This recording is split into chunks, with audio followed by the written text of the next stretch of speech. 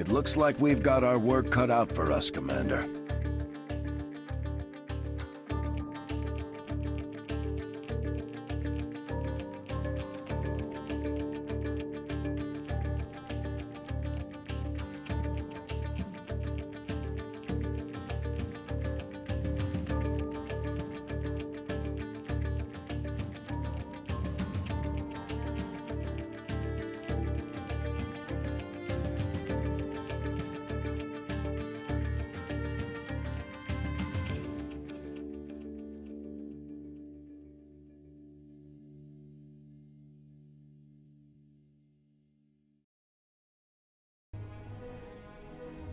Hello everybody. For a very generous raid from First Stain, I figure I can start things a minute or two early. Welcome on in, everybody. Welcome to the stream. Hope you're all having a most lovely day. Saw you were doing some butt-kicking, meme-worthy A20 decks today, First Stain. Hope you hope you had some success with at least one of them. Really enjoyed what I did see earlier. And thanks again for that very generous raid. Oh. Give First Stain a shout out here real quick. How's it going? Flannel Violin, enjoy your lurk if you're still here. Arizona EU, Mr. DNA.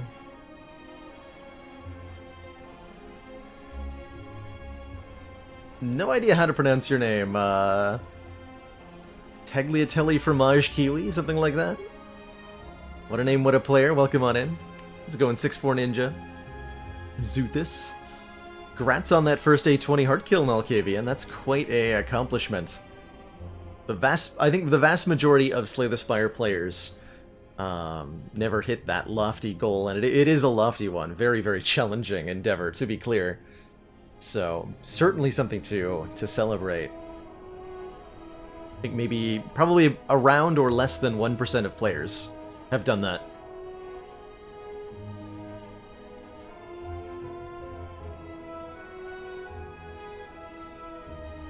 How's it going, imaginary friend? Koreyu. Video Game Despot, Qpad Pro, First Stain, and folks. Opponent 21. Hell's Razor. Yeah, we have a new start screen for the stream, which First Stain did cut short there a little bit. But this piece of artwork... Oh, the timer's still going. Hilarious. This piece of artwork that was very wonderfully commissioned by a fellow by the name of Sir the Otis, who did some fan art for the stream about a month or two ago. And I had to seize the opportunity to get something official made. Hey, Red Winds. Glad to hear you're excited. Watcher is OP, thanks. Definitely, I like Watcher, I like her Act 1 consistency. I think gives her quite a bit of leg up over everybody else. Did we succeed in the full forward ladder? We did! We totally did! The ladder streak commands got a link to the VODs of the original. And it'll get up on YouTube eventually as well. I can update the link then. But yeah, the forward ladder streak was a success. And a glorious one at that. We hit that a week or two ago?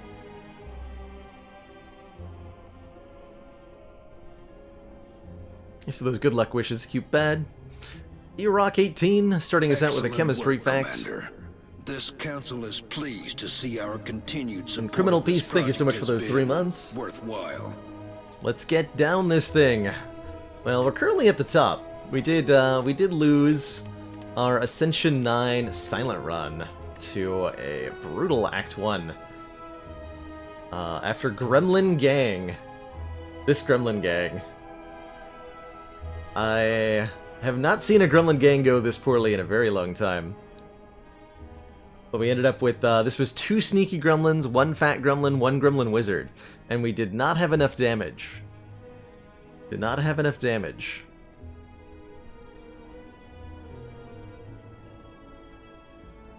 to get through without taking a Wizard Blast. Unfortunately. Okay, sorry. So, Iraq. One chem fact about our element today is osmium, which was discovered by a fellow by the name of Smithson Tennant, who upon discovering osmium described the, quote, pungent and penetrating smell as one of the new element's most distinguishing characteristics. So he called it osmium, osma being the Greek word for odor. He wasn't wrong either. As a powder, even at room temperature, osmium gives off large amounts of osmium tetroxide, which is so corrosively pungent that it can damage the eyes, lungs, and skin.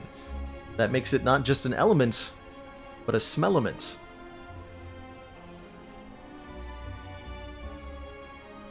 And a dad joke for Vandal Hurt's birthday, I can certainly do that.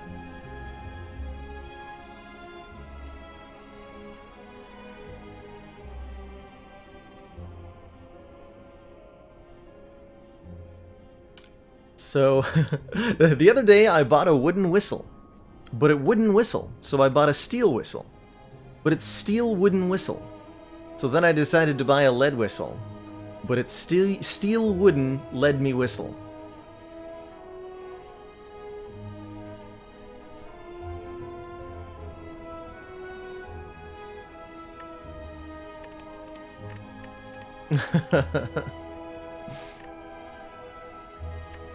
Yeah, that Lagavulin draw on this one, a lot of things went wrong at the same time in this run. When was our first potion drop?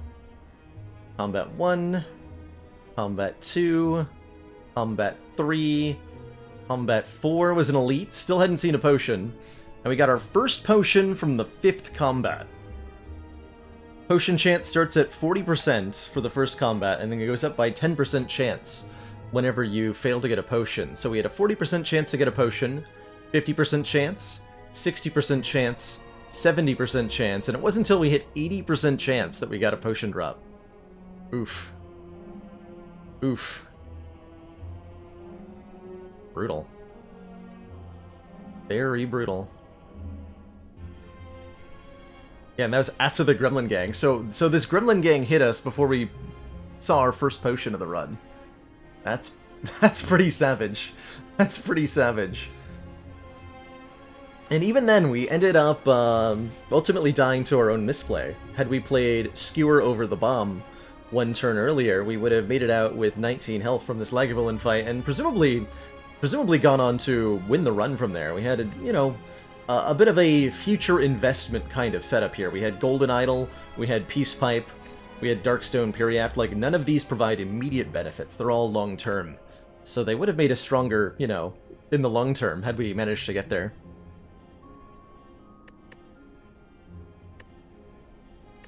The Wraith form was pretty unfortunate, too. We drew Wraith form on turn 1, and we did not see it again in this 6-turn fight. It was one draw away from getting into our hands. So that was also rough. Just like a lot of different things going wrong at the same time. And that's ultimately what will be a threat to a ladder streak.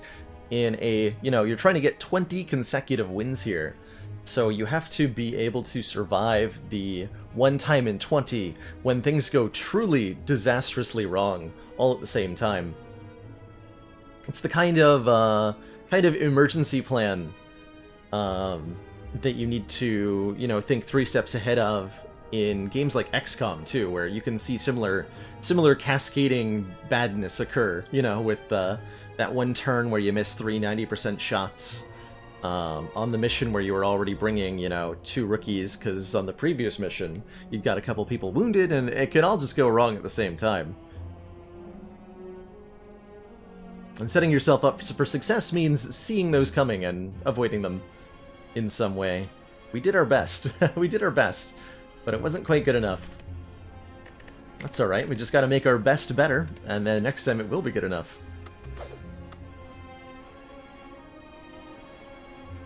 How's it going, Heligonian?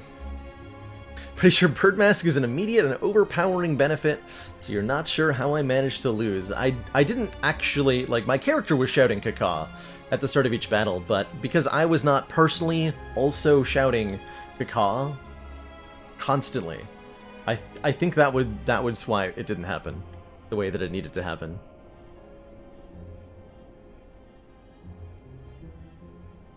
Yeah, exactly. Trying to climb the ladder requires a different mindset from A20 where you want to take more risks. What you'll also find, though, and this is where it gets really hard, is that because we're doing heart runs, we have to take the risks, or we'll die to the heart when we get there with not enough relics. And there's a very, very delicate line that has to be walked, which is what makes this ladder challenge so insidiously difficult, is you must play risky to beat heart, but you must play cautious to be consistent. It's really something that no one, can do perfectly every time. I'm kind of on the pushing the edge, trying to, by showing people that there is a way, a difficult way, but a way to get consistent heart wins. It's the best relic to carry a run on its own.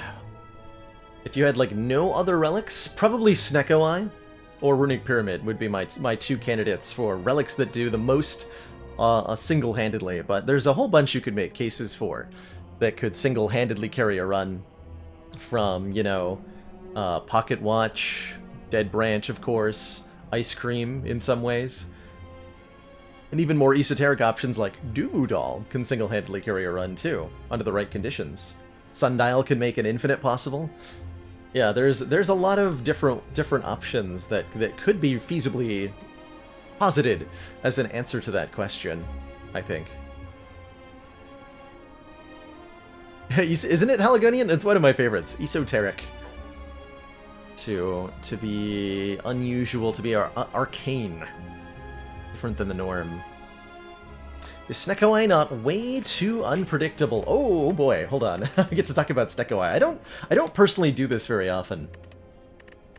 And I think we even have a link to Sneaky Teak's video on this. Is my bot off? Oh, there it is. So for a longer breakdown, Sneaky Teak has said it pretty well in that little video that I linked there, but let's talk for a brief moment about the consistency of the relic Snecko Eye, because it's an important one to talk about. Snecko Eye has 2 bits of text on it. At the start of your turn, draw 2 additional cards. Start each combat confused. An upside and a downside, just like an energy relic has. First one is the good thing. Second one is the bad thing. And what Snecko Eye is doing that's really, really strong is drawing you 2 additional cards every turn. The confusion part of it is a downside, but it's also sometimes an upside. And the most successful Snecko strategies are ones that turn the downside into an additional upside, so that you just have a relic that's 2 upsides, and that's way too good. But even if the confusion is a downside, and it often is, creating, unpredictability. You don't know what cards you're going to be allowed to play on your turn. You don't know how many cards you're going to be allowed to play on your turn, because you don't know what they're going to cost. That does add some inconsistency in it. But because we're drawing 2 more cards per turn, we're seeing more consistency in other ways. More cards drawn means you have more options on every turn. You're going to see your upgraded cards more often. You're cycling your deck more frequently. So, for example, in a 15-card deck, you're seeing any given card every 2 turns instead of every 3 turns. And if you've got something... As soon as you have, like, 1 good card, like a Flame Barrier Plus, a Bludgeon, a Leg Sweep, even just an upgraded common attack, you'll be able to play that more often with a Snecko Eye than you would be with any other boss relic, even an energy relic, because an energy relic's not letting you draw back to that 1 card more often. The random cost also has the side effect that the more card draw you have, the more cards you get to play on average, even with any given amount of energy, just because you'll naturally see more and more zero-cost cards in your hand as you draw more and more cards. So if you've got stuff like acrobatics or, you know, wheel kicks or anything that's letting you draw, say, a lot of extra cards per turn, I don't know, like Pocket Watch, for example, these will help turn that downside of the Snekawai, that confusion effect, into an upside.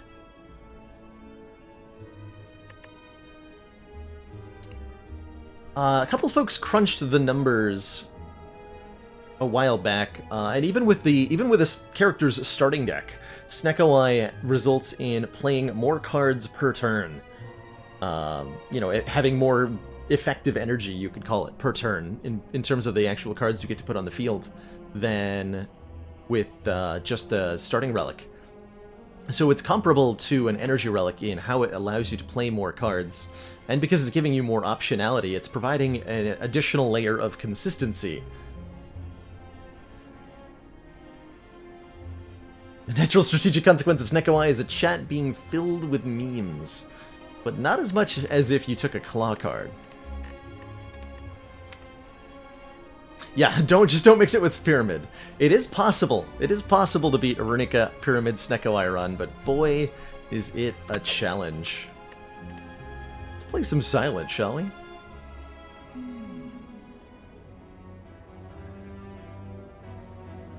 So, yeah, we didn't make it to the boss last time.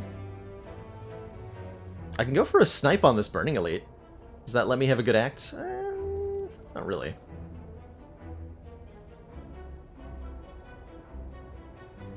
Let's see here. I'd like a couple upgrades and a couple of elites, ideally. If we go for the Burning Elite snipe, I'm realistically only getting 2 fires. Or I'm getting 4, but I'm only getting 1 elite. If I want to get 2 elites and a bunch of campfires, I don't know where people are getting wanna, like, those snipe damn this guy. Advent burgers, but if I find another rapper stuffed under one of these command consoles, there's gonna be hell to pay. Hrithgar, thank you so much for that full heckin' year of support.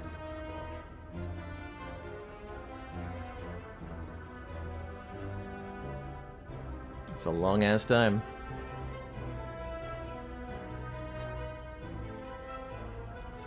Oh, is the new sub badge going? I just uploaded right before the stream started, because I forgot to before then. I just uploaded 1 new emote and a new sub badge for the 18-month sub. Let me refresh my chat, see if it's live for me.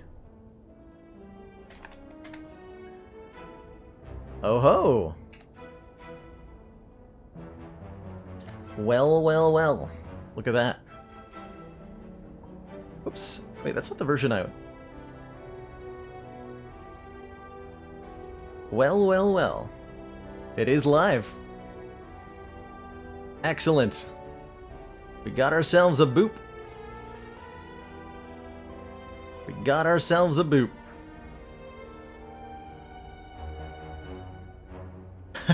Just wait till we see the 5 key badge. What color's the last key?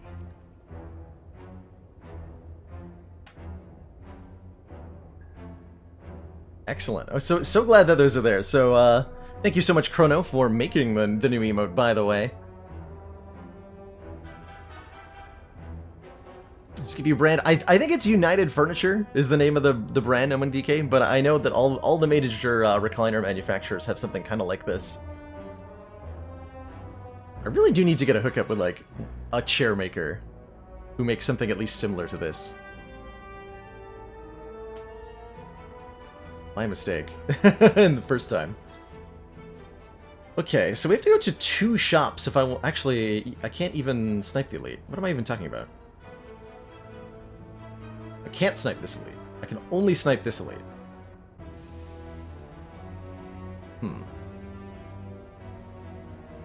Maybe just go for the max health.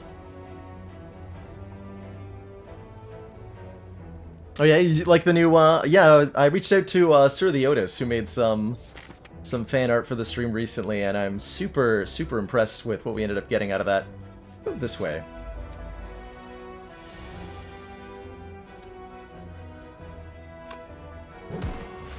try a full block strat here, which I don't think is going to work out. Oop. Not really. Block 13, take 5.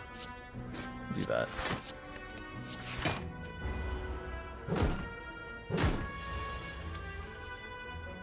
Okay, this works out a bit better.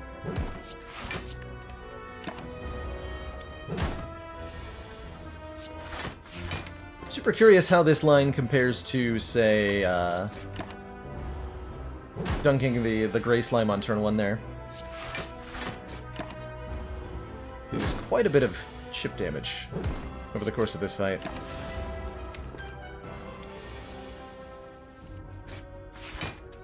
Oh, I had a kill. Going a little too fast for my own good there. Do have V-Sync on this time, though. Good. Alright, give me a decent damage card. Bouncing Flask is better than a decent damage card. It's an excellent damage card, at least when it comes to single targets. Applying 9 poison for 2 energy is super worth it most of the time. In fact, I'm even willing to take a little bit of damage to Jawworm just to ensure that it's the only damage we take this fight. That poison will make very short work of them.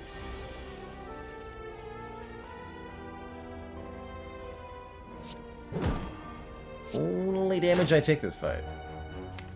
Uh-huh. Yep. Only damage I take.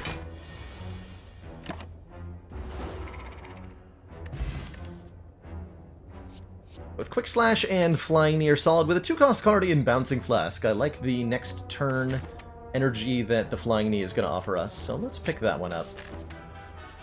Still no potion drop. We're up to, it's what, 60% chance on your third fight to get a potion, if you haven't found one yet.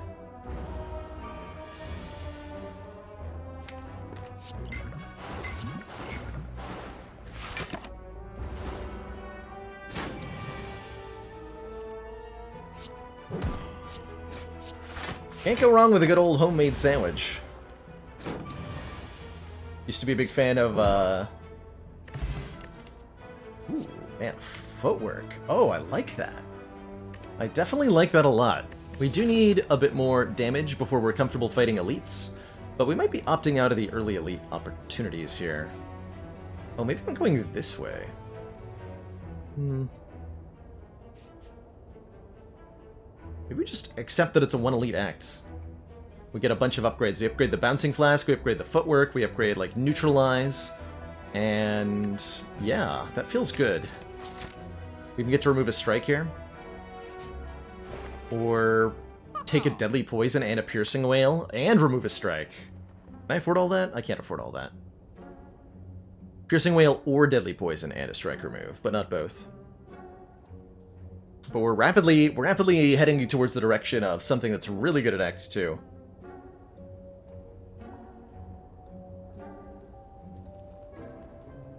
Hey, Brozog, we have not yet completed the reverse ladder. We just fell up the ladder on our last stream, in fact. Unfortunately, perishing on our Ascension 9 silent run. Though we did make it most of the way down that one.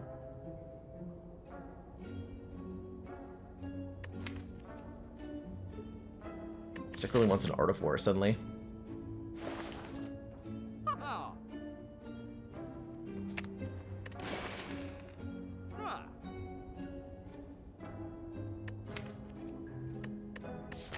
How much am I going to regret not buying Piercing Wail? Let's find out. Let us find out together. Okay, don't need any of your stinky curses, Mr. Serpent. I would, in fact, like to upgrade my Bouncing Flask, I think.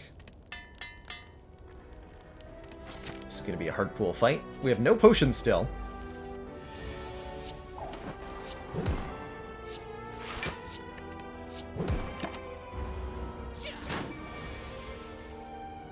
Good Bouncing Flask for all there.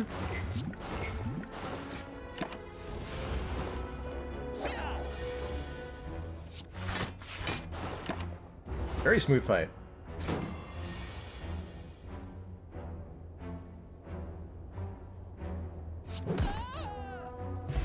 Do finally get our potion, speed potion.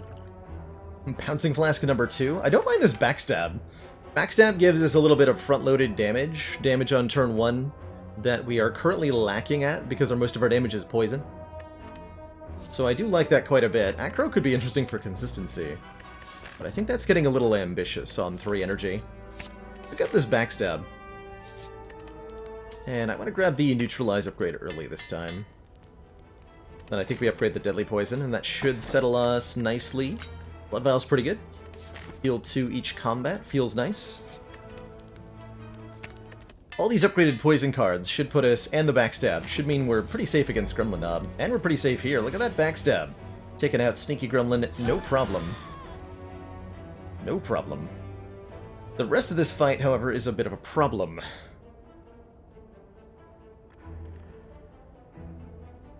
Isn't it? This looks like Bouncing Flask Survivor. Next turn we're going to be frail and weakened for 2 turns. So this is going to get spicy. And I was worried we might not hit the wizard for much. This is going to get very spicy.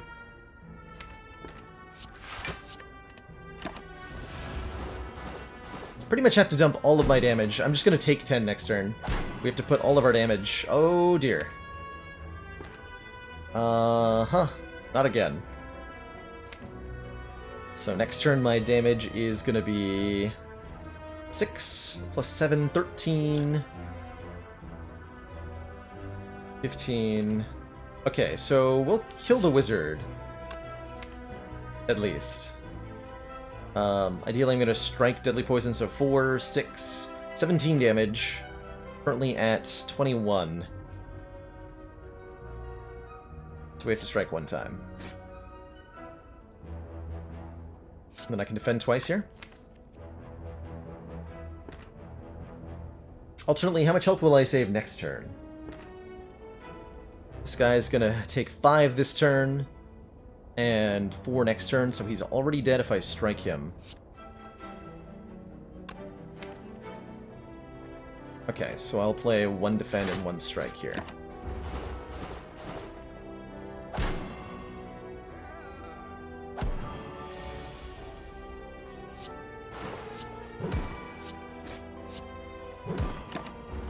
We only take 3 on this turn.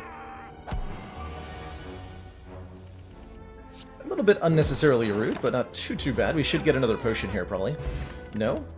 Well, we'll definitely get one on the next floor. Love this Deflect. Going into Guardian, and we have a Footwork. A free block card seems like a pretty good addition. Goes well with this Speed Potion as well. And we get lucky with Sentries here. I think lucky is the right word, right? Let's call it lucky.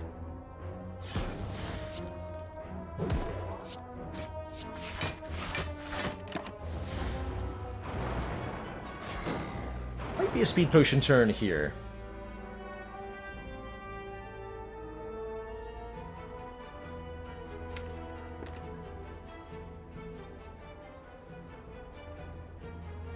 Kind of want to play both poison cards. I don't think that's feasible, unfortunately. So we're currently blocking, if I go Deadly, Survivor, Defend, we can block 13. So we're only healing 7 off the Speed Potion. That's probably the best we're going to get out of it for a while. Maybe I go Bouncing Flask, Survivor? It seems unlikely to work out very well.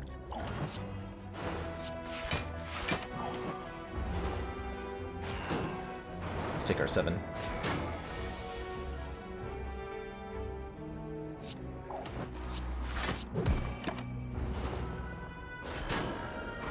With Footwork in play, as long as we can draw semi-decently, which is a big if. We can get through this without losing too much health.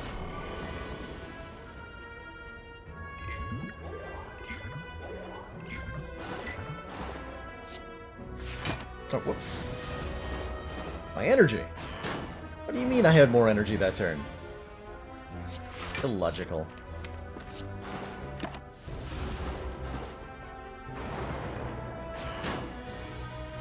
We didn't miss the kill because of it, so I don't think it matters too much.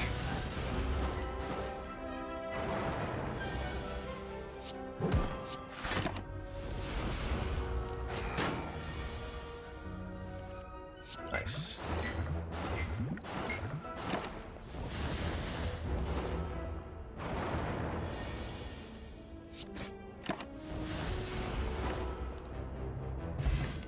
Potion belt. More potions. Or more slots for potions and a glass knife to fix our front load problem. Oh, beautiful. I think if I upgrade this glass knife, we can probably take on Guardian without resting. Serrated and chopped would be a Lagavulin immediately awake. That might kill me, unfortunately. I think we could take on Nub. I think we could take on another Sentries. I don't know that I can beat Lagavulin. My name, is it based on the Greater Demon in D&D? It sure is, Biggleby. It sure is. Take the risk because it is A20 is a solid argument, honestly. We have footwork, we have a Essence of Steel, and we might just get a free relic here. We did get 30 gold. Now do we leave? I think I click one more time. Okay, gotta do a fight. Do get 2 health. We did draw Bouncing Flask, Flying Knee on turn 1. That bodes really well. That bodes extremely well.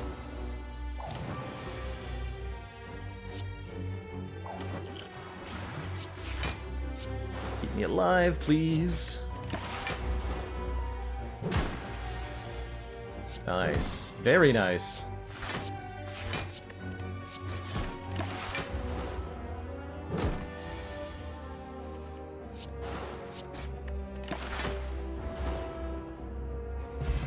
All that for the boot. Perfect.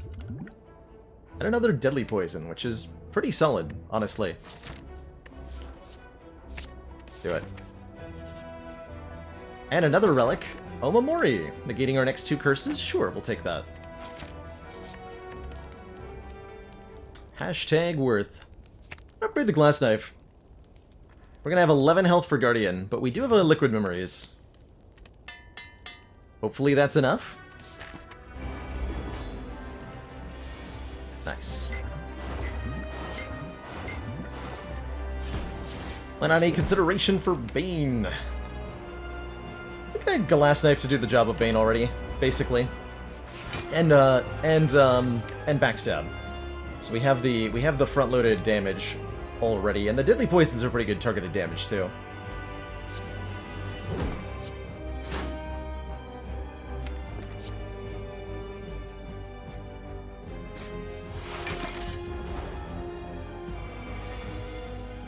Perfect-ish.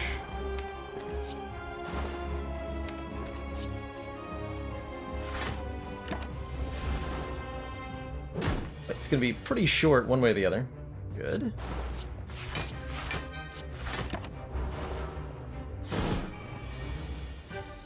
Very good.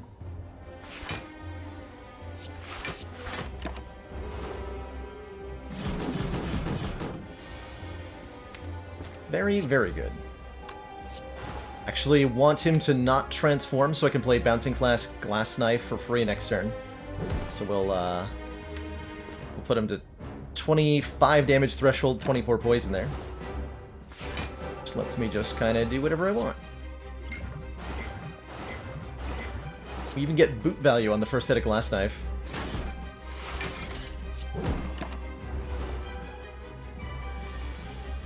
The boot value. There, no problem. Get through with the upgrades. Didn't even have to use our potion.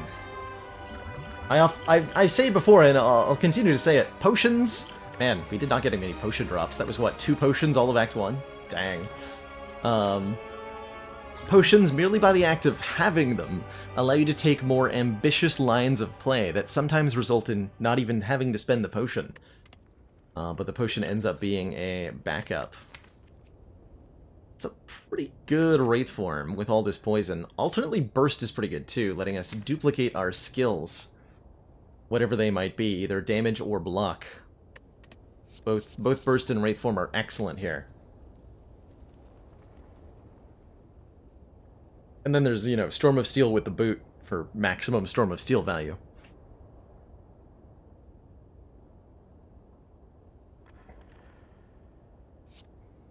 I'm leaning more towards Burst. Burst is going to be excellent once upgraded with just everything in the deck, really.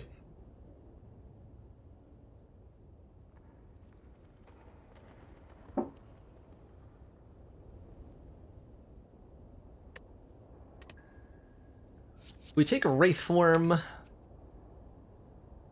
How heavily incentivized are we to Energy Relic? Pretty heavily. Like I wouldn't take a Sozu over, say, Calling Bell or Tiny House or something.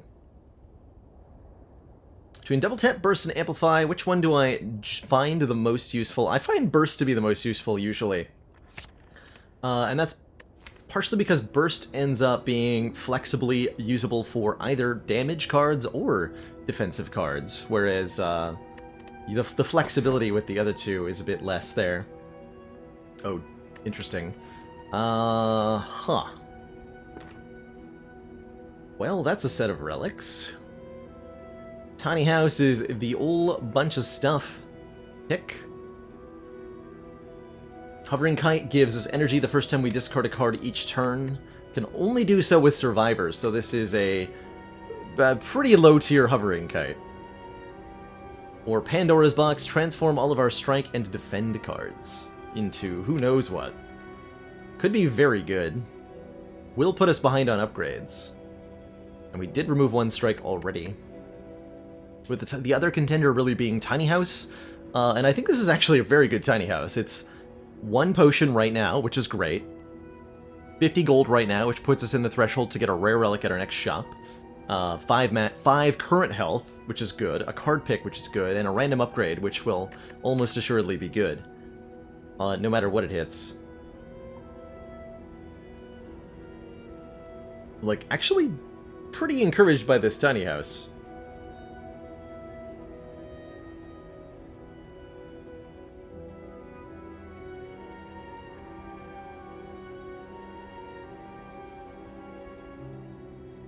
Pandora's is more likely to let us operate our deck effectively on 3 energy. As no matter what the cards that we get are, they're almost assuredly going to be more efficient at either blocking or damaging.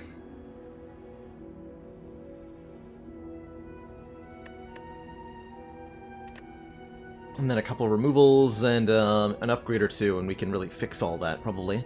But we will need to fix our deck a little bit if we take the Pandoras. Transforming 9 cards is going to give us something. And we don't know exactly how functional that something will be immediately, but it won't be too far off functional. How bad is it if there's no block? If we get no block from the Pandoras, we got 9 cards that do other things than block. And presumably those are helping. You know, we're getting scaling or damage. And we should be able to make it through encounters using those tools instead of blocking. You don't need block if you've got enough other stuff, and presumably Pandora's Box is giving us something good. It's true, we do have the Blood Vial, so bites might be a serious consideration in Act 2. And we have Omomori, so we already do like events quite a bit.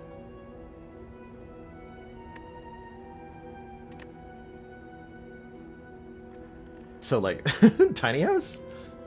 I'm actually curious. Honestly, I'll take this just because I want to see what an 820 intentional Tiny House pick looks like. We get ourselves a Footwork, 50 gold, a Skill Potion, and a frickin' Dodge and Roll to go with our Footwork Plus that we just got and our Burst that we just got. Okay. I'm pretty okay with that Tiny House. And we have a shop immediately to spend some of this money. But we do have to figure out how to survive an elite in the intermediate future here. Maybe the shop can help with that?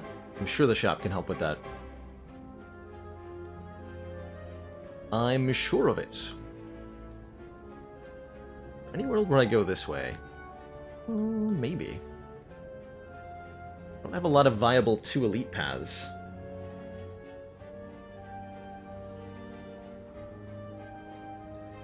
Wondering if I go this way, maybe? We can take the 2 fights. Can't go this way recently, because I have to hit one of these 2 shops, so we go here. Okay. So we gotta survive the thieves. Happy to use a potion here. Very happy to use a potion here. I think that the first fight in Act 2 is almost always hitting when you're not quite prepared for everything that the Act 2 is going to throw at you. So let's pop the skill potion and see what we get here. A blur? Blur is great. Blur is a little bit more block here. Carry over the excess to next turn. Letting me go like footwork, blur, defend. I kind of want a flying knee. Get one more energy next turn. That feels pretty important. And let's go for the front guy here. Take a little bit of damage. Don't think we're ever getting out of this scot-free. That's imperative that I... Yeah, pretty grateful for that extra energy here. Imperative that I get them both before they flee.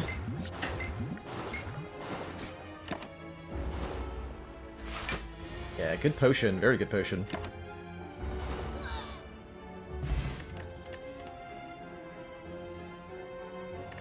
Draw cards until we have 7 in hand, says Expertise Plus. Dang. I normally wouldn't consider Expertise too thoroughly, but when it's coming in upgraded for free, it's a really powerful card draw card. And will let us pick up something like a Concentration, or just even more zero-cost cards in general. Another Deflect, even. It switches between Burning Lagavulin or Event Lagavulin. Ooh. Burning Lagavulin with plus max health is a very brutal thing. Or one that's got Regeneration or Metallicize. I think that has the potential to. Isn't necessarily worse than, but has the potential to be worse than.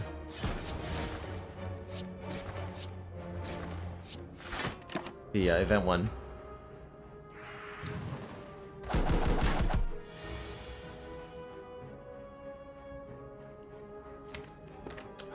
Okay. We'll do it like this. Unfortunate to use our very good potion here, but I am unwilling to take all of that damage.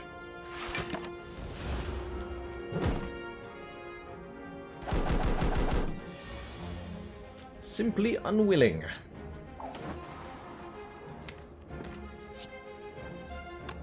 You have strength, so you need to die.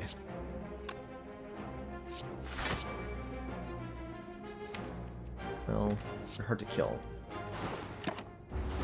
The one that's actually going to be in the air. Hey, we picked the right one, magically. Good job, us.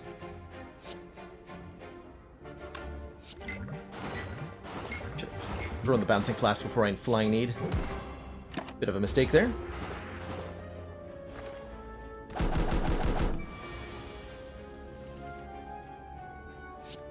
That's okay. Get booted.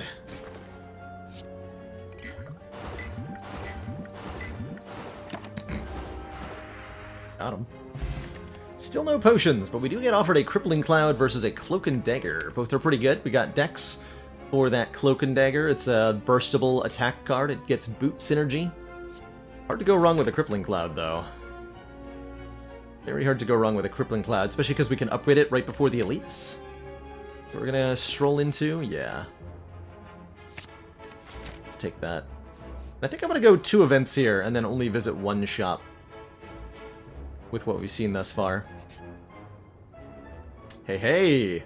275 gold for a curse? Don't mind if I do.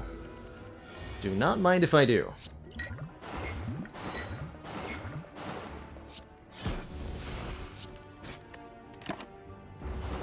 Perseus! What's a dad joke? What do you call a Russian tree? Dmitri. Didn't miss any other dad jokes or Kim facts, did I? Don't think so.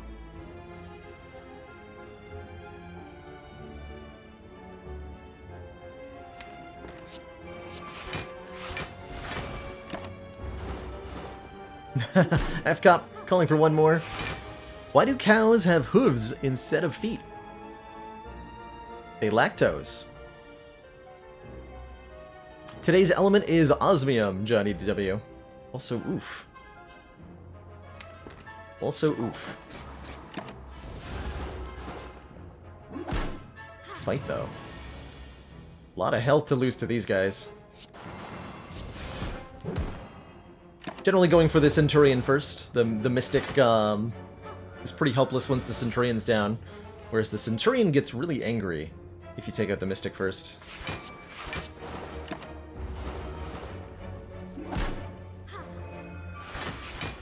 By the Wizard of Osmium. Oh dear. Oh dear. Also, yikes.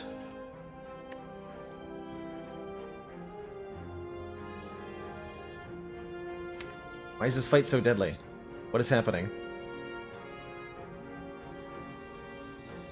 You got 35? I cannot do 35.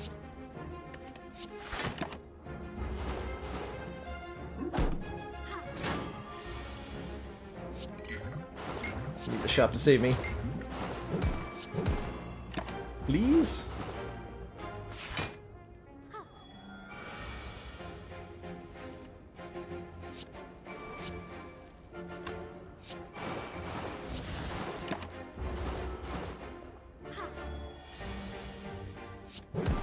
Please. This guy. Speaking of osmium, osmium is pretty much the densest substance on the periodic table, with a density almost twice that of lead, and significantly higher than gold and platinum. It has kind of a tie going on with the next element on the periodic table, iridium, when it comes to density, though. So it's difficult to name a particular element as densest, because it turns out it depends on how you measure it.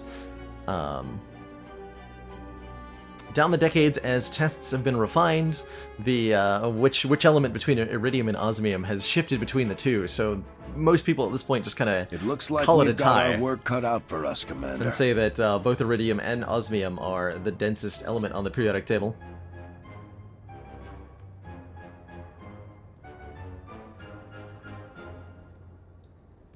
Slash, thank you so much for the generous host. Welcome on in, everybody, from Slash's stream.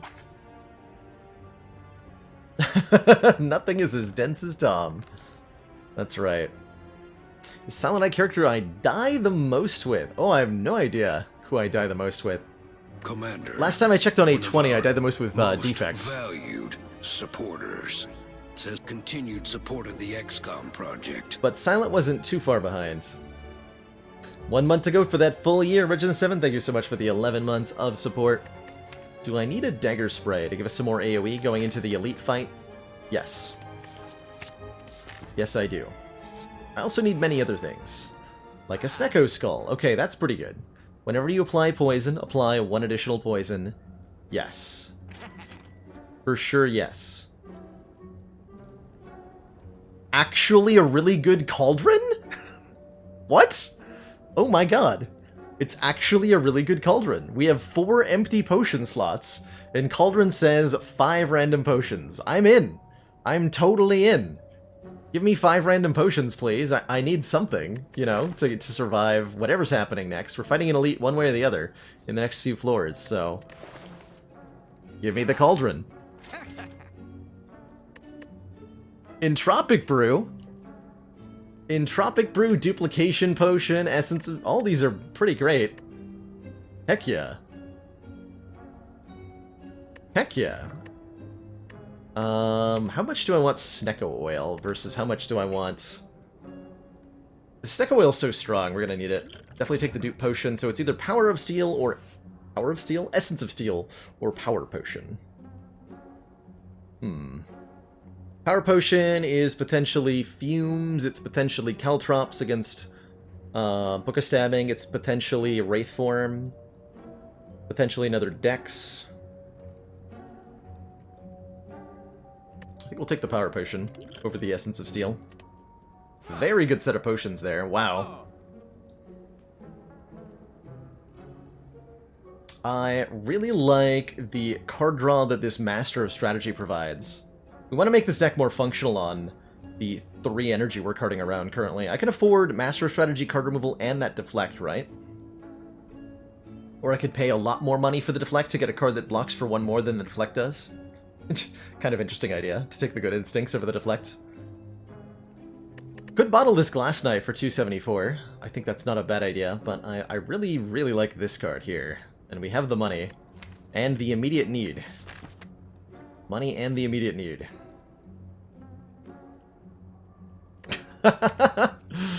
Uggs. Love it. I love it. Cauldron go blub blub blub. Sure does. Okay, so we managed to spend all of that money in one store and got a meaningful amount of power out of all of it. I think what we're going to do here is upgrade our Crippling Cloud at this fire. We have 35 health going into this elite and lots of potions. So there should be no way, even though it's a Burning Act 2 elite and we have 3 energy, with these potions there should be no way that we die.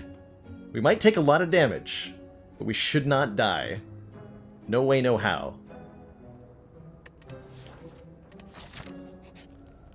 Famous last words. Yeah.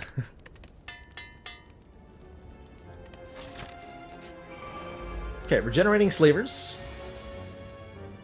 I respect.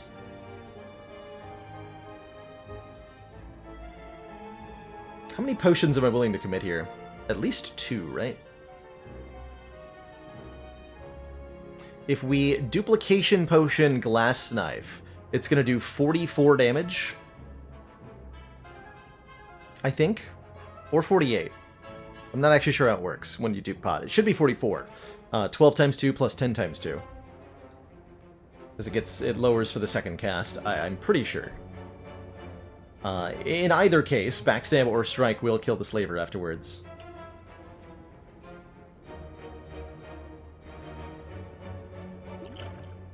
Let's power potion first, though. Be like an Envenom. Oh man, a Wraith form? Sure. That means I don't even have to block. Heal.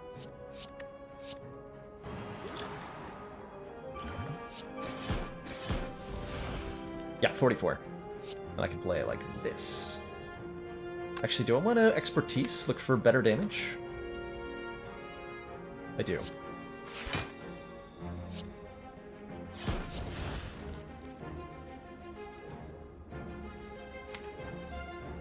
It's fine. Okay.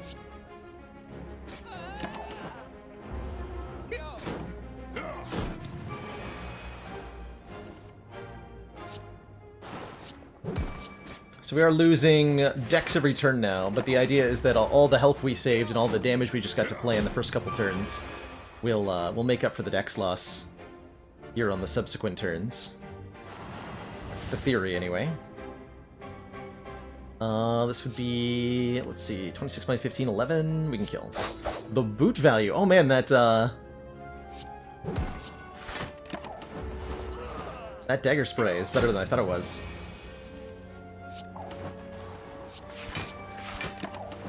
Just need to draw more poison.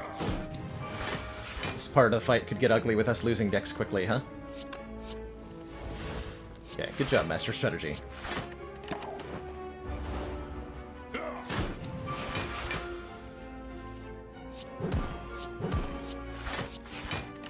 Okay, poison cards any day now. Good.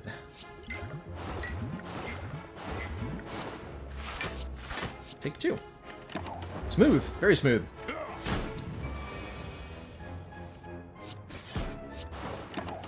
Secretly a bad relic appreciation run. You bet it is. You bet it is. Ceramic Fish is here to join the party. Welcome aboard, top tier relic.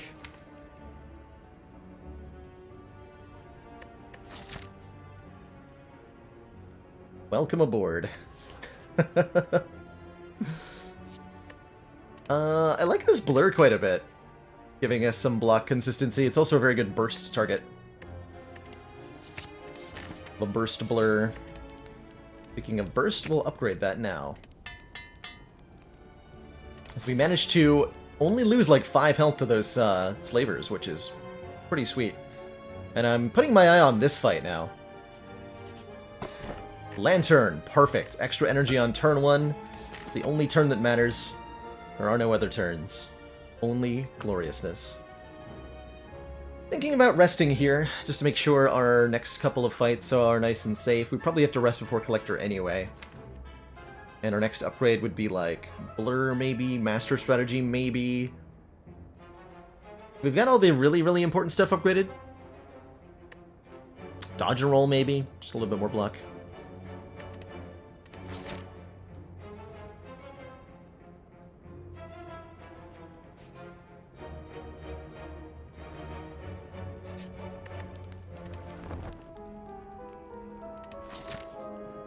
Thwack?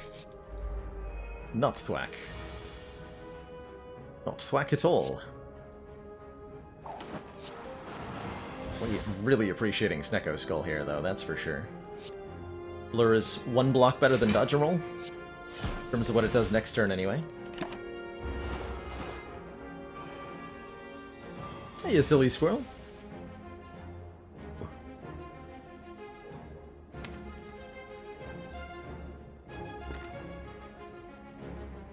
Feels like this might have to be our Snicker Whale.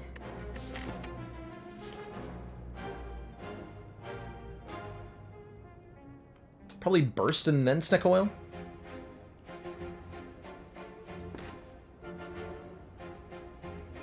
I think Burst and then Snicker Whale.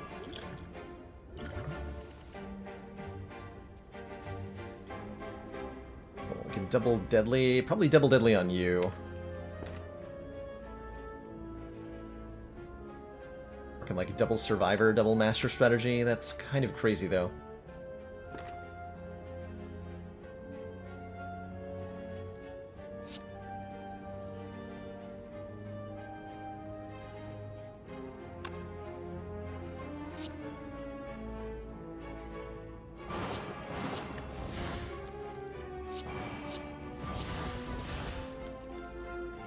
Damn. That may have made things worse. Admittedly.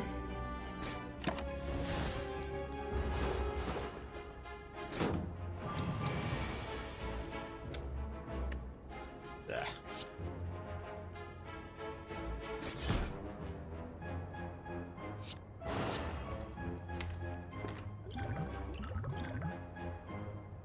Blah.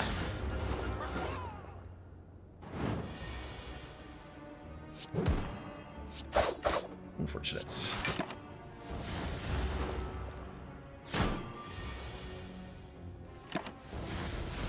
Not a whole lot we could have done with the way that the card order ended up in that one. Don't think I want to Caltrops.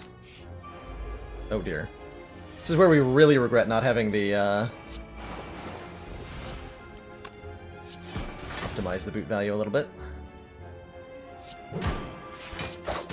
This is where we really, really regret not having the, Piercing Whale that we saw in Act 1.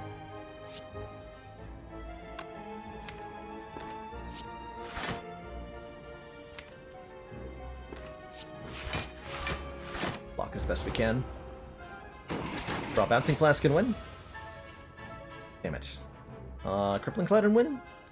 This would be 8 plus 5, 13. Yes, that's enough. Okay, still alive. Blessing of the Forge is very good. Distraction might be a desperation play that we need. Random skills, huh? I think we'll pass. We will take this fight, though, because I think it's going to be just as dangerous to go for these two combats.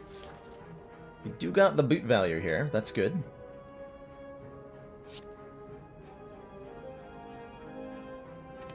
Might be our energy potion. Definitely want to use a potion. Possibly multiple here. We upgrade the dagger spray. It kills the sneaky gremlin for us. And then we can full block with just this Blessing of the Forge. Okay. Let's use the Blessing of the Forge then.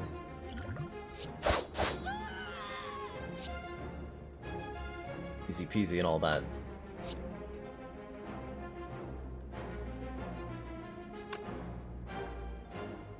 What the boot value? Get 2 here.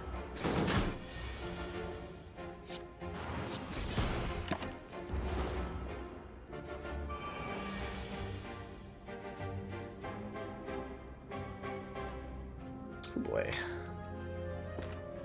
I have no way to kill a gremlin this turn, which, actually, no, I can. If I deadly the shield gremlin will perish because of, Snecko Skull.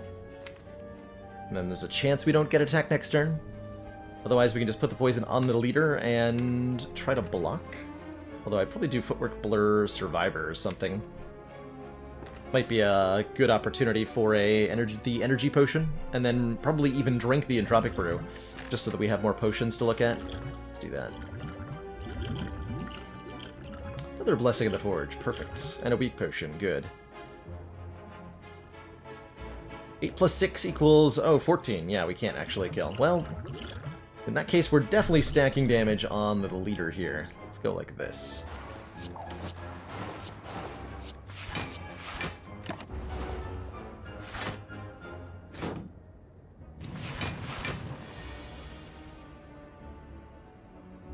Easy.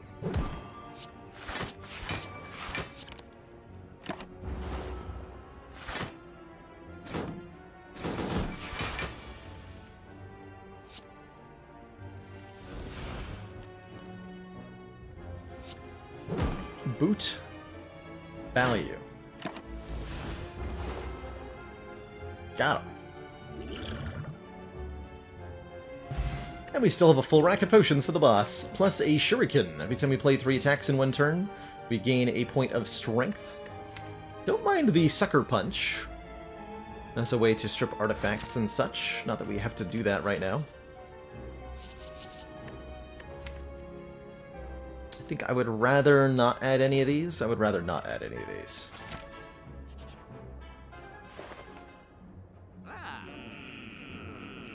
Okay, well that's unfortunate, but this is pretty sweet. Piercing Wail. All enemies lose 6 strength for the turn. Very good.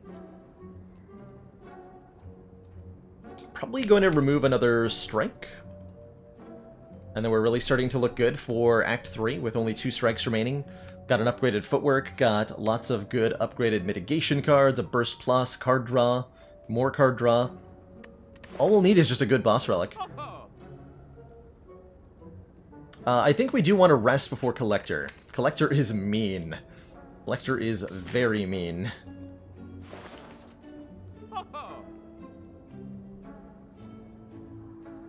Some thought to panic button, too. Just go ahead and rest here.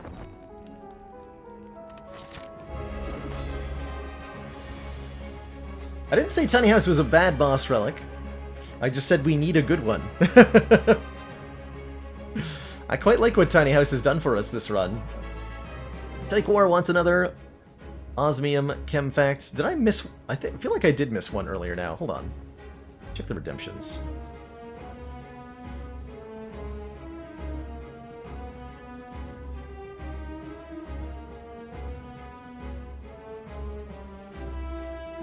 Anyway, one more Chem Fact about Osmium. Osmium ended up getting a lot of use, or a little bit of use, rather, in the lighting industry early on.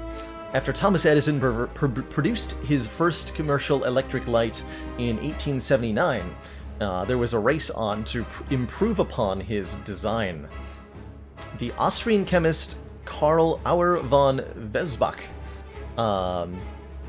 landed upon 2 elements as candidates for light bulb filaments: osmium and tungsten, which ended up having even higher, both choosable because of their extremely high melting points. Tungsten ended up being the more popular of the two, but back in 1906, when a German lighting company was first starting up, they decided to make their name a fusion of the 2 elements. So, Oz from osmium, and since tungsten was known as wolfram in Germany, Ram from wolfram to make Osram, which is today one of the world's largest lighting companies.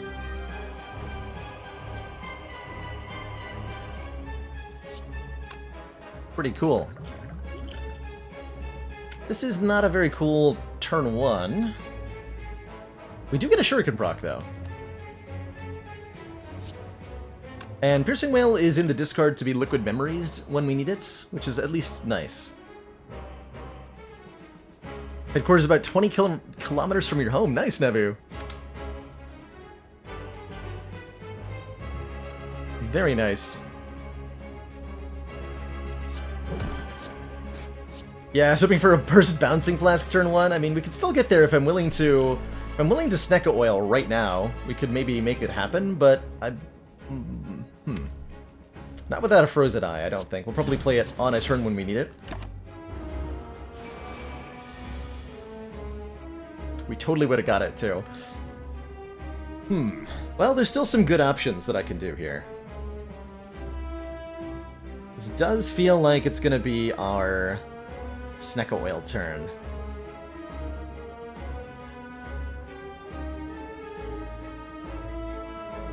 How do I feel about Bill Nye the Science Guy? I was a fan of his content back when I was in high school. I thought it was I liked what he did. But I don't know if what he's been up to lately. Will these be organic chem packs? Not sure what we'll do when we hit the end of the periodic table. But there's certainly no shortage of things to talk about in chemistry. Speaking of, Abel wants our last chem fact of the day.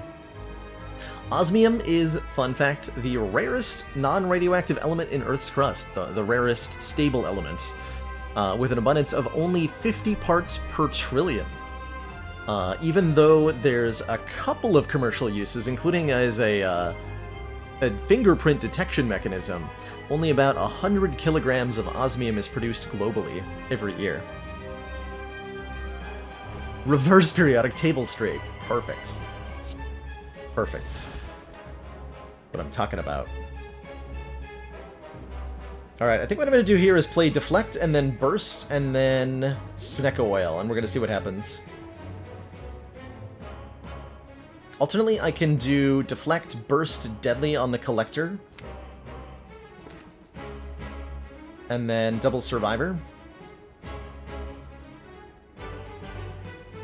But I think I'm better off maybe getting the Bursted Crippling Cloud.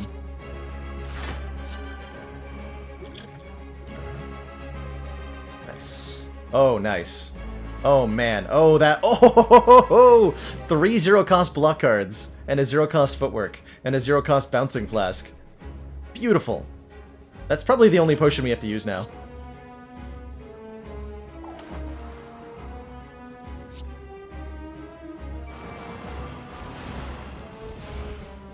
Enjoy your poison, nerds. So we're getting another 20-something, so we can double this, too.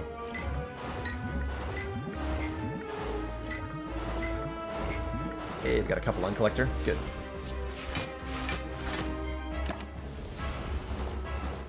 Look at that damage.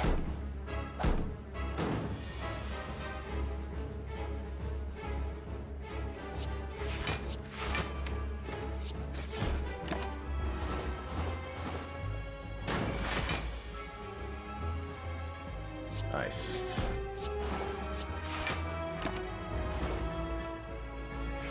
Beautiful.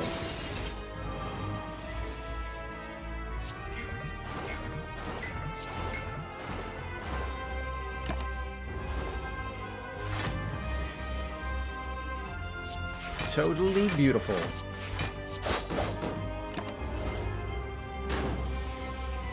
GG. That was pretty much all we needed, was that one good potion. Just a smooth fight from there. Wow. Oh, corpse explosion? Corpse explosion with Snecko Skull? I mean, hard to say no to that, right? Hard to say no to that.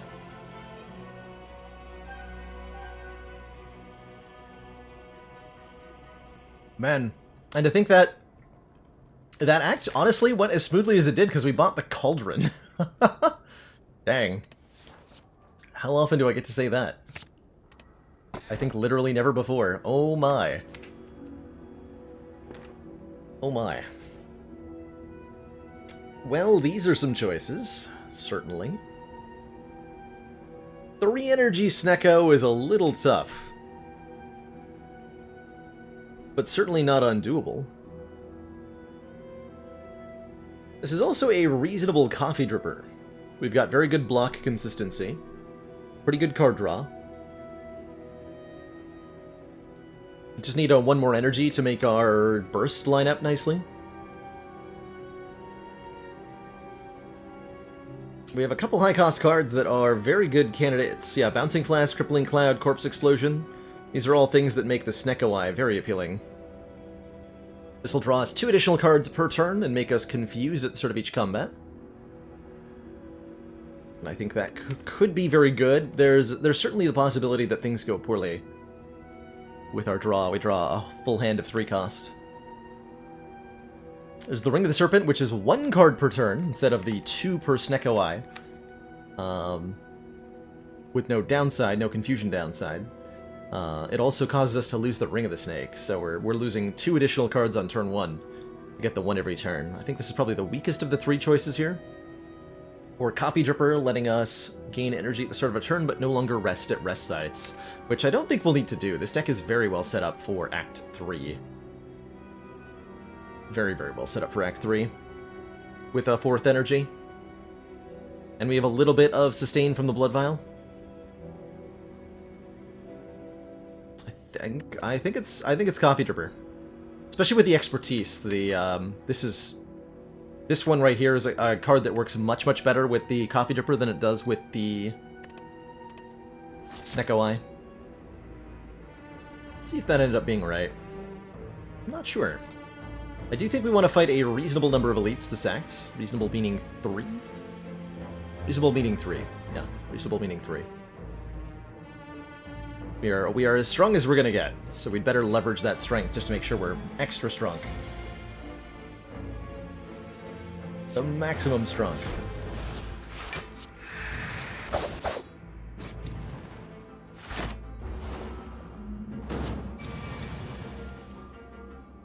Super strong. Dead moments before taking, like, way too much damage.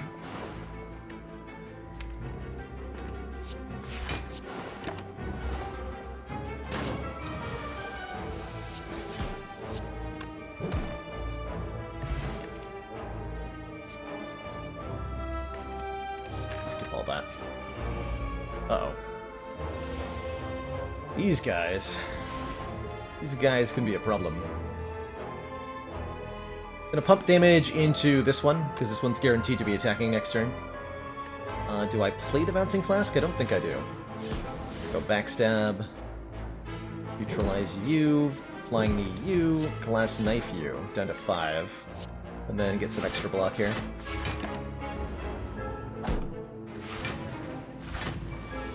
Play KO. Oh yeah, with Corpse Explosion, which I forgot we had. Good job, mate.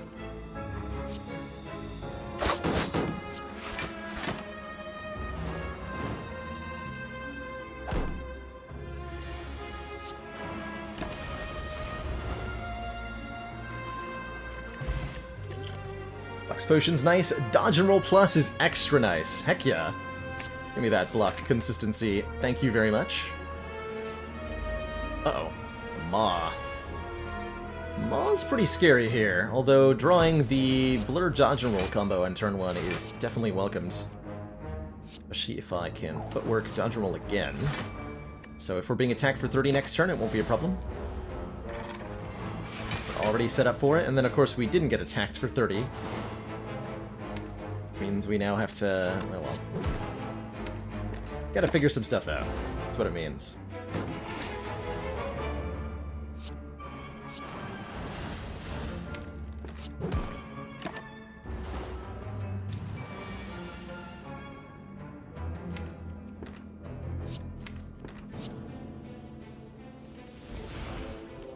Okay, this might end up being where the Liquid Memory is. To help block a lot of damage. The Liquid Memories are in general going to be very good. We could return Burst and gain an additional 11 block here. So it's at minimum 11 health we're saving if I use it. Not a bad Blessing of the Forge, would give us extra little bit of block as well.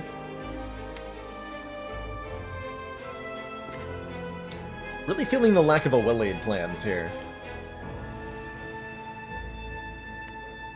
That's our current biggest weakness. Use it.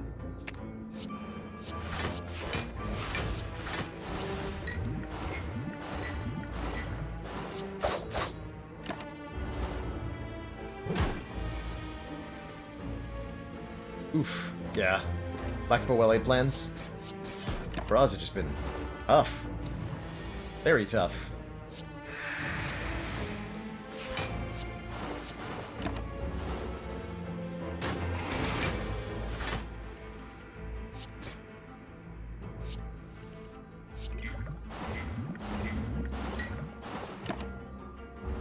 Yeah, one well-laid plans, one catalyst, and the deck is complete indeed. How about another bouncing flask? With the Snecko Skull, I have to say yes. I'm also going to say yes to to 3 colorless cards here. We might end up dodging an Elite later in this act, but I think this is a trade worth making for another Master Strategy, or an Apotheosis, perhaps. Good Instincts is pretty good, another free block card. Not really impressed with any of this. No, not particularly impressed with what we ended up with, but I'll take the Flash of Steel and the Good Instincts, I suppose. And that should finally be enough block cards. For now. Hopefully forever. Boot. Value. Where's the calipers at? Huh? Where are the Yikes. Hello? So we'll do 5 plus 12 is 17. Yikes. 17 plus 12, 29, plus 8, 37.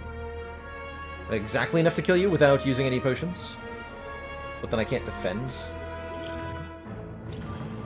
This. Is that enough to kill you then? Yes.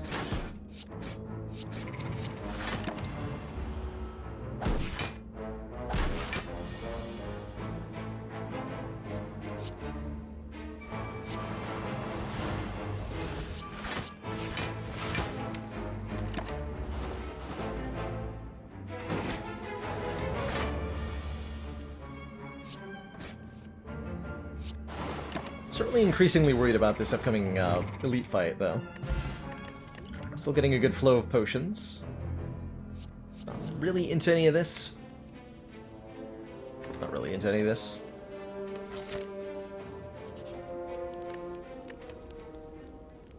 Be nice to have like a sustain relic or something. Getting a little bit more block feels really important as well. Even a piercing whale upgrade potentially. Master strategy upgrade, potentially.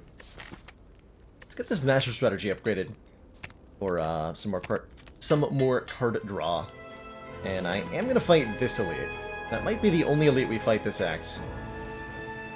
See how we end up feeling. Nemesis is pretty random, but I gotta say I definitely like drawing double Bouncing Flask on turn 1. In terms of how it affects our odds in this fight. We also have the boot, so we're doing a minimum of 5 damage no matter what. Hey, Pearly Whirly. I see we're one of those nemesis. Unfortunate. Very unfortunate.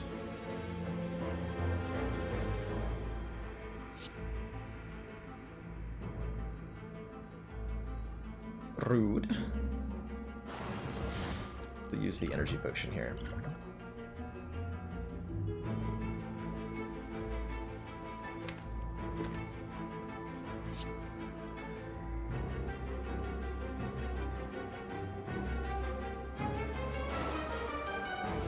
We'll draw 2.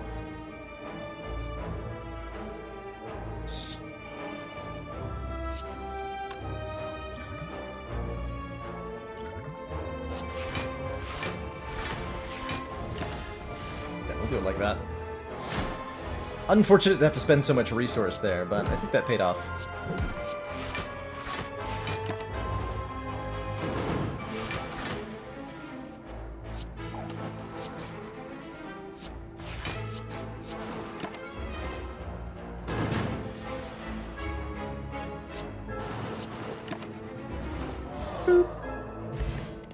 Hey, Pantograph! And that's why we fight the elite. That's why we do it. Because now we're getting 25 health at the start of boss combats, and that is gonna more than make up for what we lost. And there's the well-laid plans, although both Alchemize and Footwork are also very good. Can I take all three, please? Would very much like to.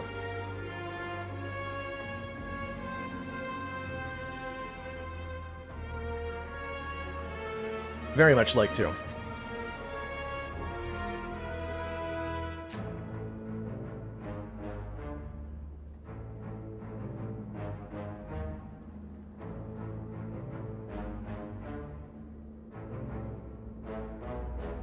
Switch ladders harder so far. The starting out on A20 is pretty brutal, I gotta say. And the Alchemize, though. We have to take the plans and upgrade the plans. It's too strong.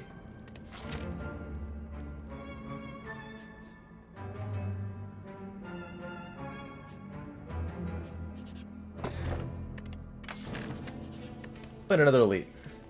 We got this. We got this.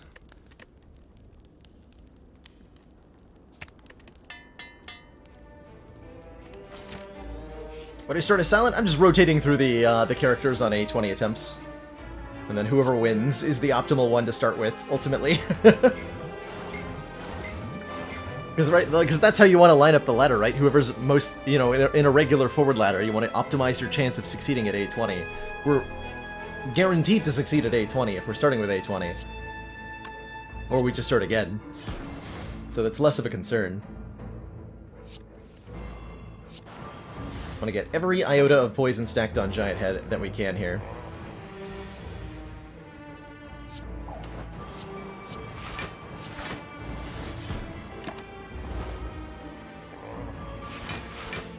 Want to draw our well-laid plans. Nope. Because that's illegal.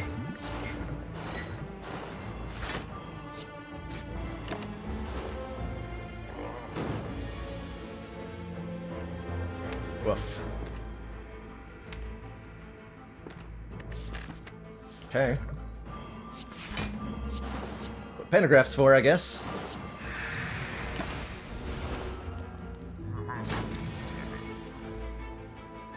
I suppose.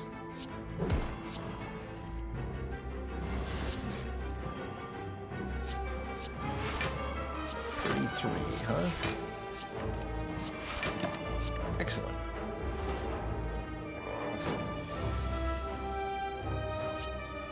Terrifying. It's gonna not make it here. Be really unfortunate. That'd be really unfortunate. Yup. Die. Dang. Thought we had a bit of a better matchup against Giant Head than this. But we would have died here from full health.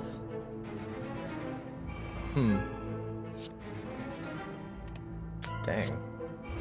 Well, that's not quite true. No, that's not quite true. We only needed a little bit more. 20 more to survive here? Still, GG. GG.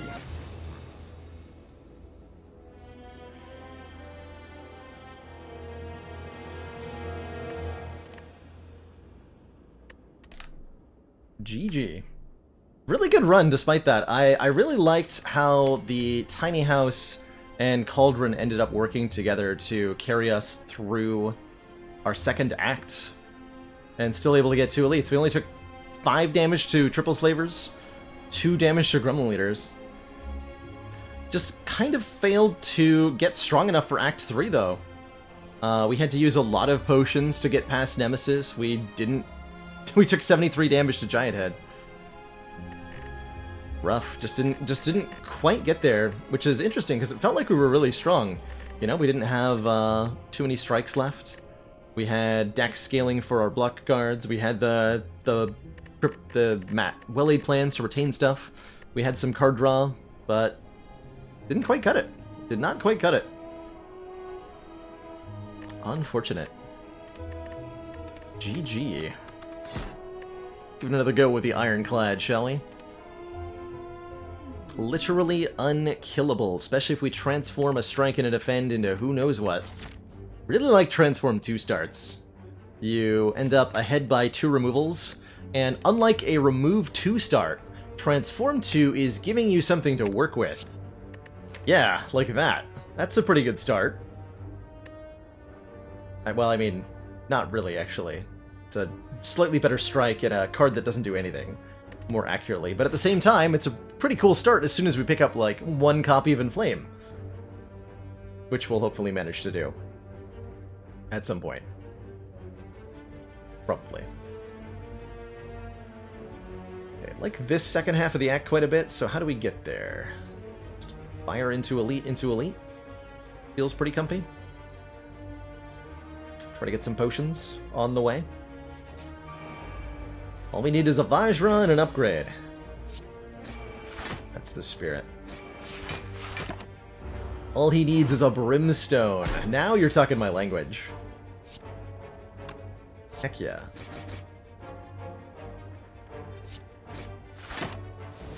Heck yeah.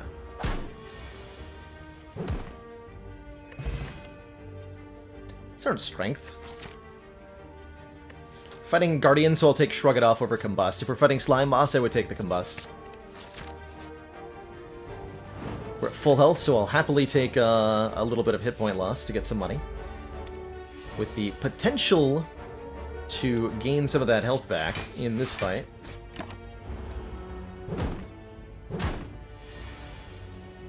The potential.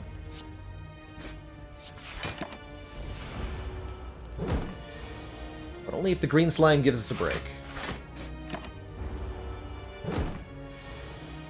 Nope. Dang it. Dang it. Hey, there's the strength gain. Perfect. Totally perfect.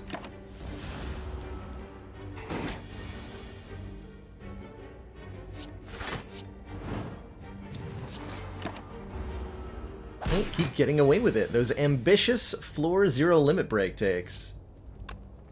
How does he do it?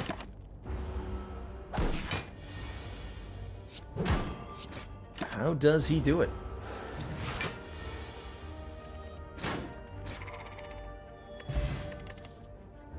With a Shockwave? Or with an Anger? Both very good pickups here.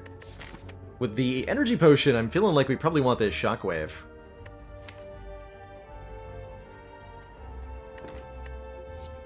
3 weak and 3 vuln. And I'm gonna upgrade, I think, the Inflame? Yeah, the Inflame. I was gonna say Shockwave. No, it's the Inflame. We upgrade the Inflame. Do we go for a double upgrade here, or do I transform another card? Getting Inflame and Boomerang upgraded feels really important right now. Upgrading Boomerang feels really important right now.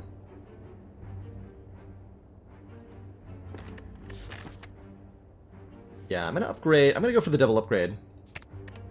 Inflame, Boomerang. Those work together, so those upgrades are multiplicatively stacking with each other, giving us more strength and hitting additional times. Good stuff. A very good turn 1 draw. Not the best. Best would have been Inflame, Limit Break, and like Shockwave or something.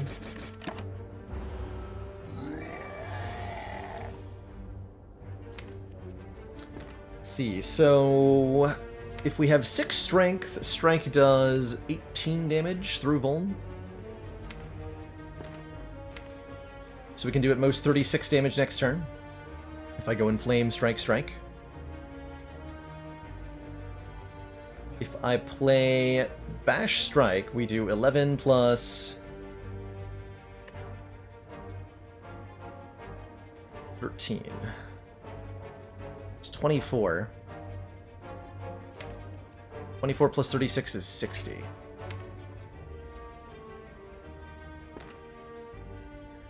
We get a guaranteed kill next turn if I use the Energy Potion.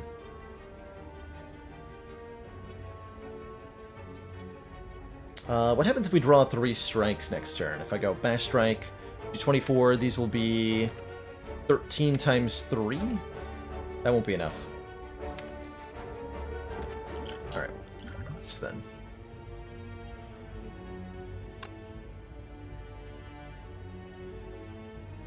Really doesn't matter if I play the Shockwave. No.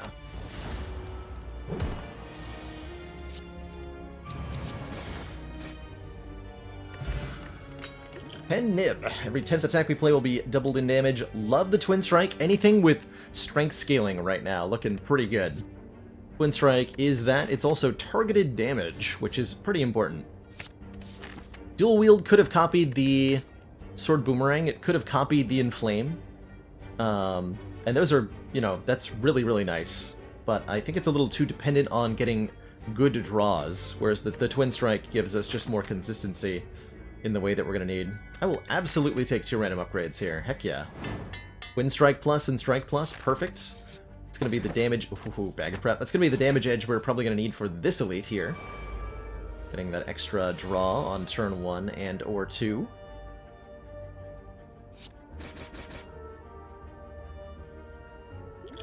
Sense of Steel doesn't really work that well here, but will probably still be worth using.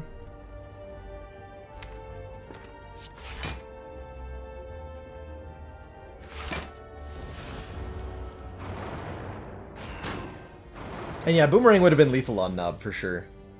For surezies.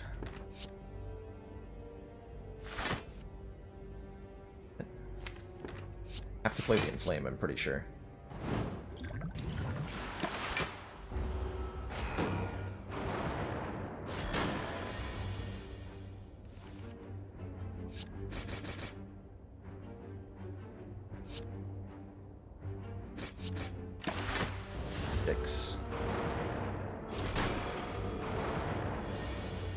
Oh, very yikes. Damn.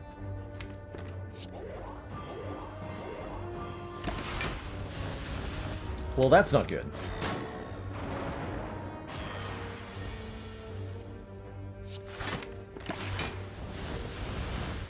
Well, that's not good at all.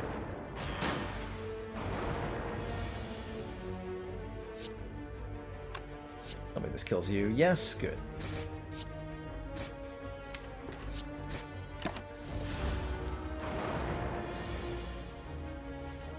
Damn it.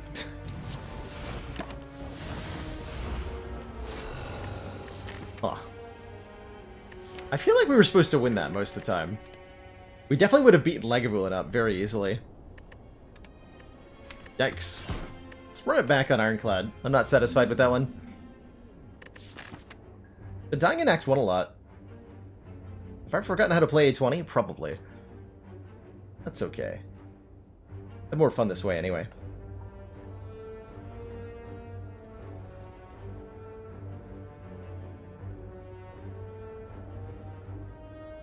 No good snipes available, so I guess we're just taking the max health. This is kind of a stinky act layout, huh?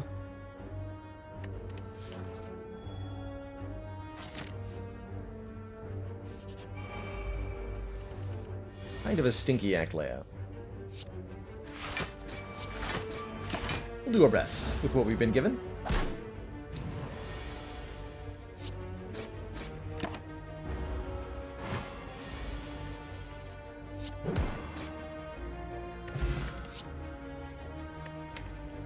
Definitely always happy with a Twin Strike on floor 1. One of Ironclad's more reliable common attacks. That's good immediately when you pick it up, but also good with strength scaling in a really effective way.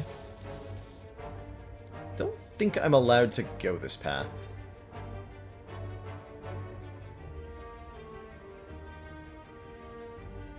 Feels a little YOLO-y.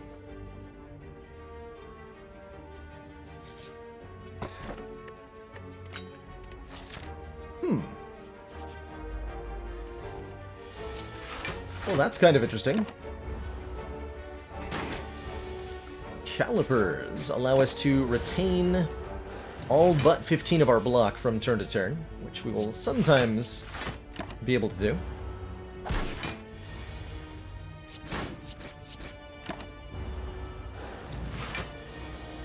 Though we're going to need some better block cards first.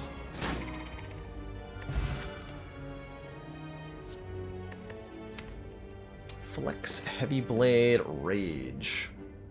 It's illegal to restart on Ironclad? I wasn't happy with my Act 1 failure. I gotta redeem it. Gotta redeem it.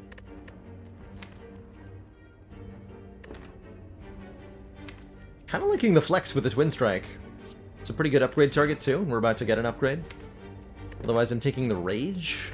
Going into... well, it is Guardian. But I'm gonna take a Flex. I'm gonna take a Flex here in Act 1. And we're gonna see how that goes for us.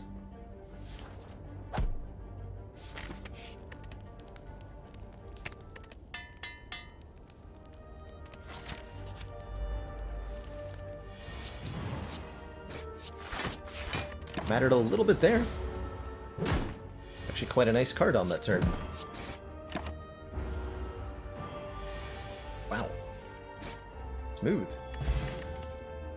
Another Twin Strike with the Flex? Absolutely. We'll take a second Twin Strike.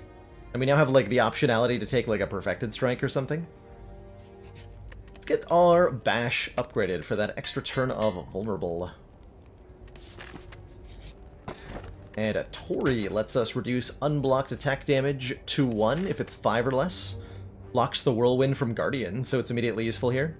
I'm feeling good enough to take a Burning Elite here. If we get Sentries, though, it'll probably go ugly again. Oh my. Well, well, well. What have we here? Shopperino.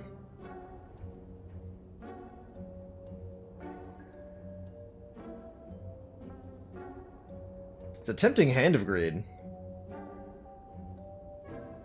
I do still have 5 strikes. Just 20 wins in a row, DJ McMahon. Not a full 80. We rotate characters at every Ascension, so if I win on A20, I go down to Ascension 19 on the Watcher. Evolve can help us in our Sentries matchup, that's true. I feel like I'm not picking Evolve up often enough.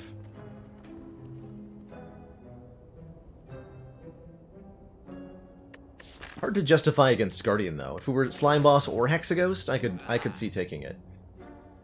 But knowing that it does nothing against our boss is pretty hard to justify.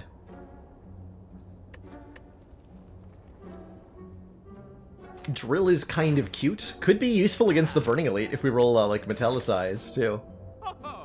Should be extra funny. But I'd probably rather take the bag of marbles. And no, we don't have the bag of prep. That was last run. Damn it.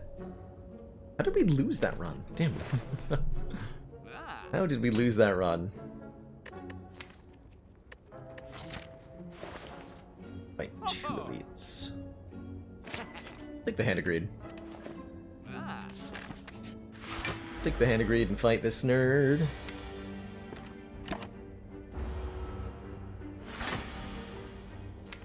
Nice. Draw next turn.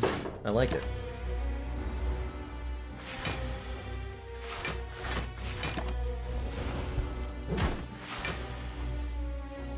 Optimal.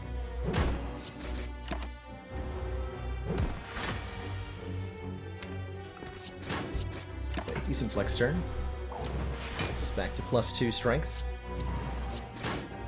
Does 33. I think we gotta go for the kill next turn. Take a lot of our health here, but we prevail? We prevail.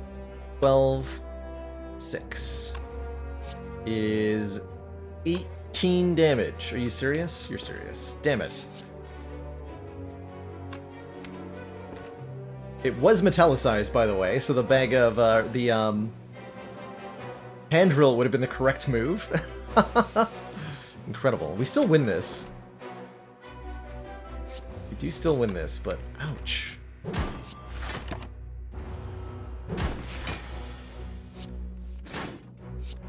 least we got the Hand of Greed value. Tungsten. Ooh, ooh. Hold on. Hold on. Only good relics run. Tori, Tungsten Rod, and we're offered a Perfected Strike now that we have 7 strike cards in the deck. Greed is good. So we're actually just immune to Guardian's Whirlwind attack. That's pretty cool. That's pretty cool. It's hard not to take this Perfected Strike, I'm not gonna lie. Do it. I'm doing it. Uh-oh, they all do one too much damage. That is deeply unfortunate, actually. Do this, though.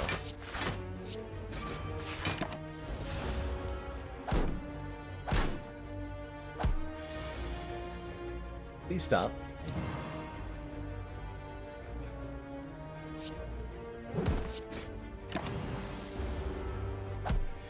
I need those hit points. I need those hit points for later. And by later, I mean right now. I need them right now. I would also like some strength. Wait, pretty tempting, too. It's gonna have to be this Inflame, though. With 2 Twin Strikes in the deck. This is only lose 6 health, but I really would like to fight this elite. We have 2 good potions. We should be able to do it. Take the money. Right now, though. Bring it on.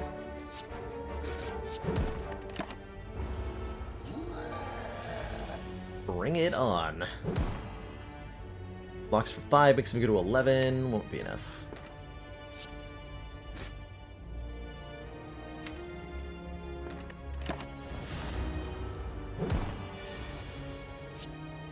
Easy. Strike dummy. Oh my. Well, that's awfully convenient. Welcome to the next strike dummy.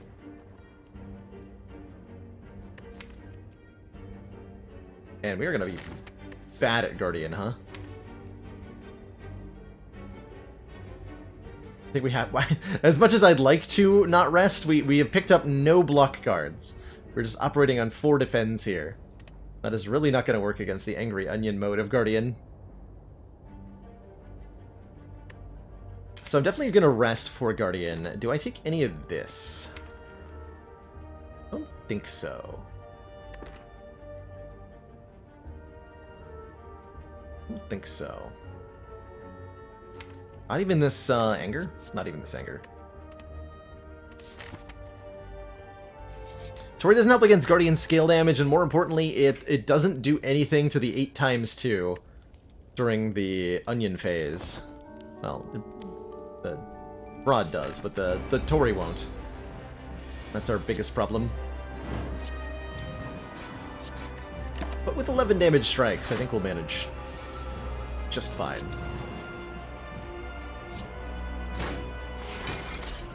Chunk. So I could have done more with, like, a slightly different order there. I'm going to play Bash, taking 3, then play Defend and take 0.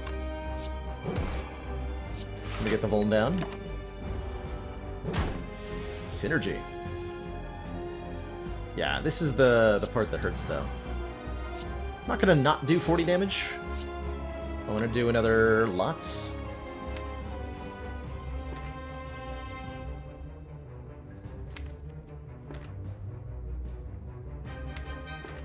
Might even be our Distilled Chaos turn.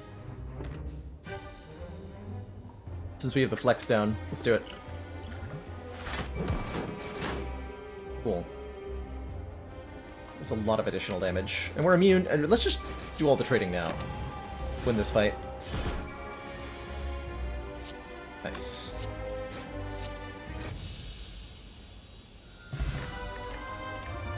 Ourselves a flex pot. I am so taking this Reaper. Kidding me? Absolutely, I'm taking Reaper. Deal 4 damage to all enemies, heal health equal to the unblocked damage. The lack of greed is real. Coffee Dripper? With Reaper? Maybe.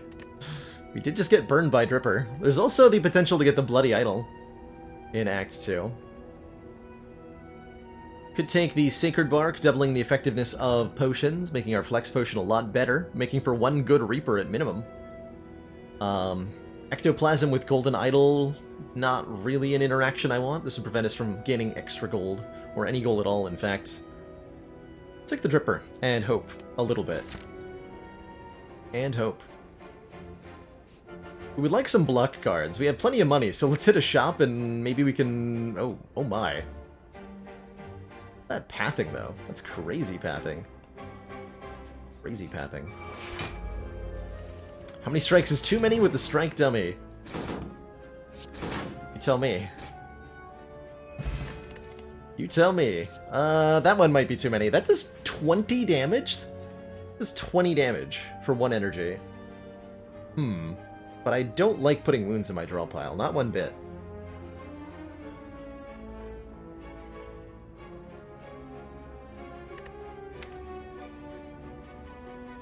Not one bit.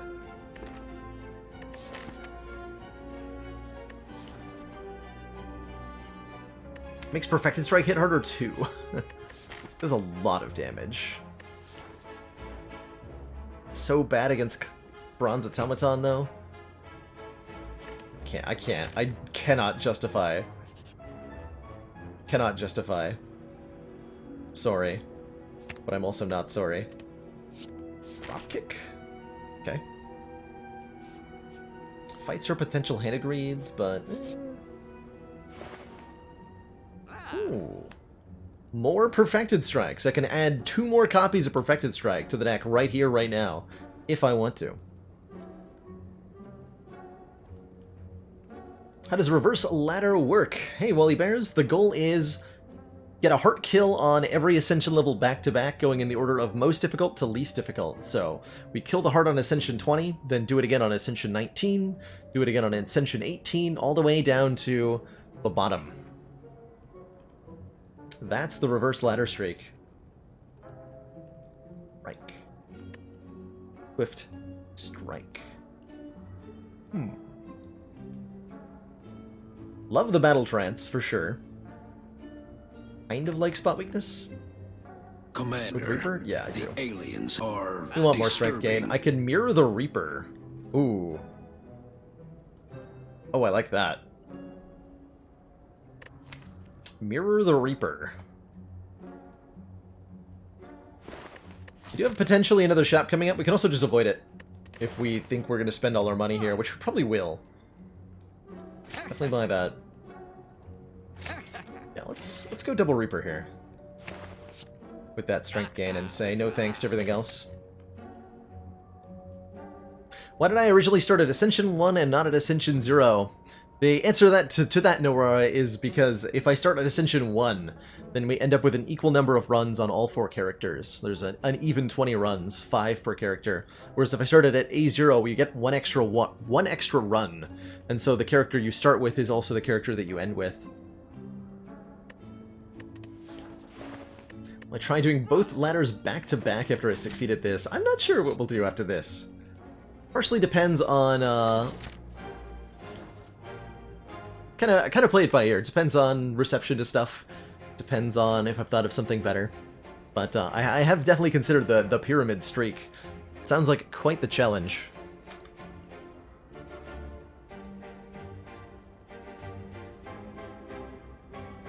So the book with Tungsten Rod here is pretty cool. I'll read this book. Lose 1 health? No, lose 0 health. Lose 2 health? No, lose 1 health. Let me only lose 2 here, and then finally lose 1 less for obtaining the book. So instead of 21 health, this is costing us 17 health, and we do get Necronomicon. Oh my. Now that's Blurse. If ever I've seen it. I think that does mean we go this path. This path for sure.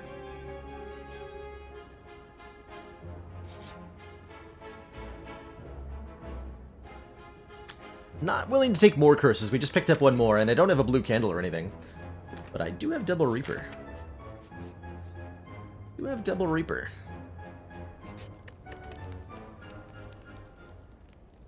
So the Necronomicon will double cast the first 2-cost attack we play each turn.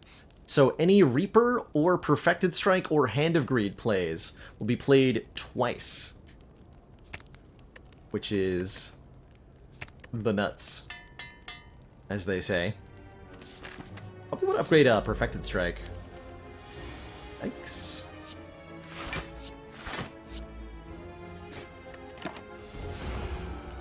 actually taking that much, thanks to the Torii Tungsten Rod here, but still kind of yikes, you know? Rough turn 1, but trust me when I say it's not gonna matter too much. You're dead.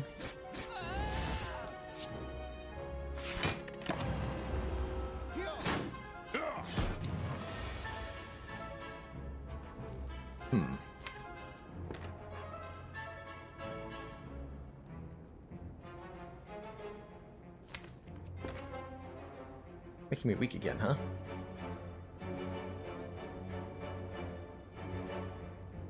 ×2. Right way to do this. We can get a Hand of Greed kill, I think. By spot weakness strike, Hand of Greed. I'd like to get off a double Reaper.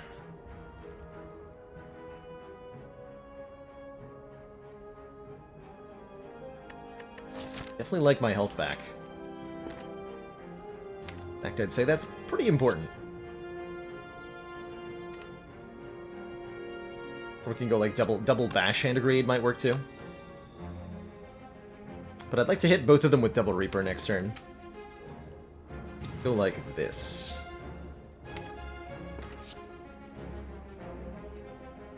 Reaper's gonna do base of 10. We're gonna be weakened, so it should be 7 times 2 to both of them.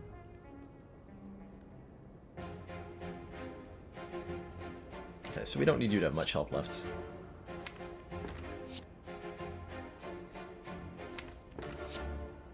For you, though.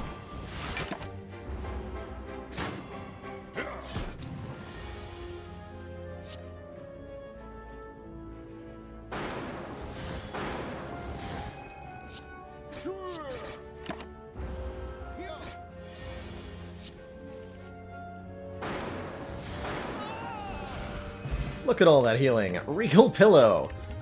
Thanks. Feel No Pain looks pretty good. Well, does it? No, it doesn't, actually. But it might look good in the future? Question mark?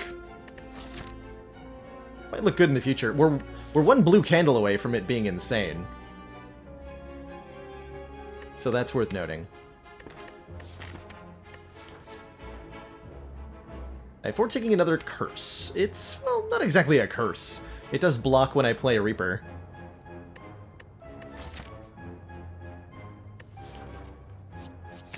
I think we want it. I am going to upgrade our Perfected Strike now, because this needs to hit real hard for me. The Red in Needles, pretty good. 4-plated armor is going to make our Torii Tungsten Rod go a little bit further. Especially in fights like this one. Especially in fights like this one. Do I Flex Potion and / or Ancient Potion here?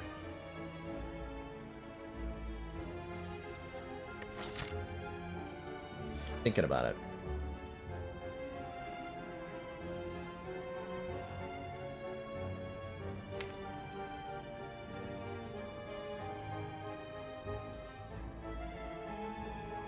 We don't necessarily need the combo of the two, because I just have the Flex Potion.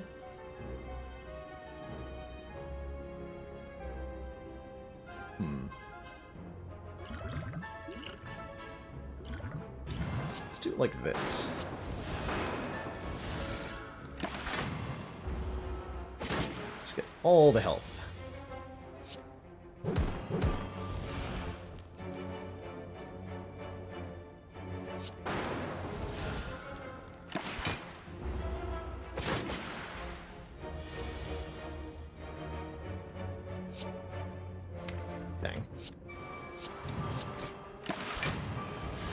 Regretting the Feel No Pain on that turn. It's alright. Dead Branch. Clothesline's pretty good too, with the Necronomicon to double it.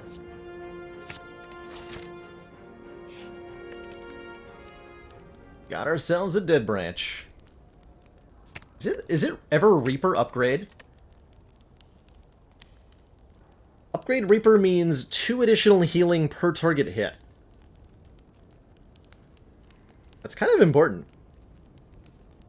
Hand of Greed upgrade's pretty good too. We get 2 more upgrades. We'll get this one upgraded. Spot weakness does the same thing. That's true.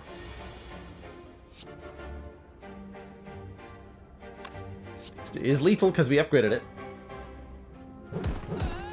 I like it. I like it a lot.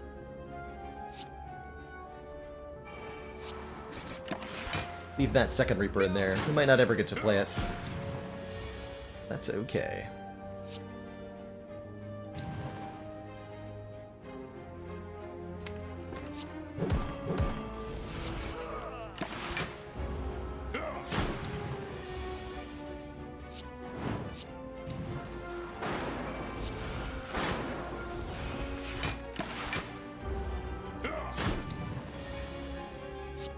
But yeah. Red Skull, when we're at or below half health, we have additional strength, exhume and intimidate, and seeing red. Oh my god. Wow. All of them? All of them. Just all of these, please.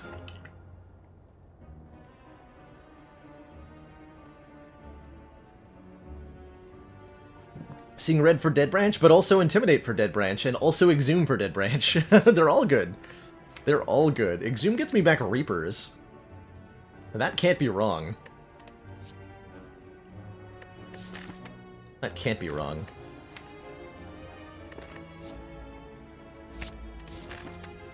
Just give up blocking with anything but face?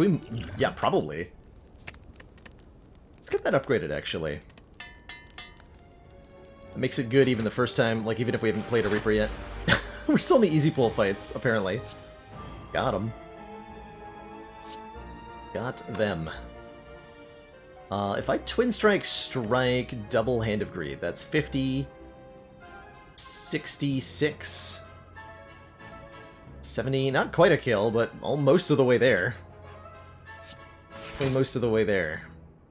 What this gives. Could have made a difference.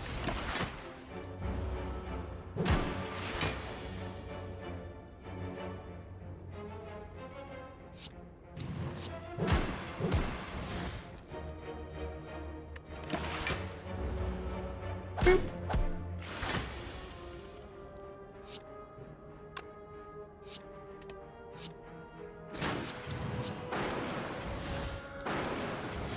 Delicious.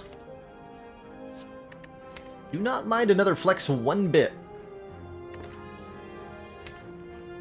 Not in this deck.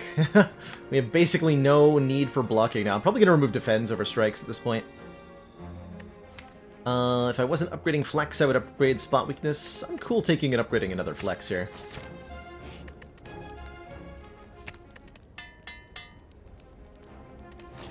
Again, especially with the Ancient Potion. This is unfortunate that we missed the spot weakness, but is sweet to do this much damage. Got him. I'll probably use this during this fight. Yeah. Let's do this. Let's do that.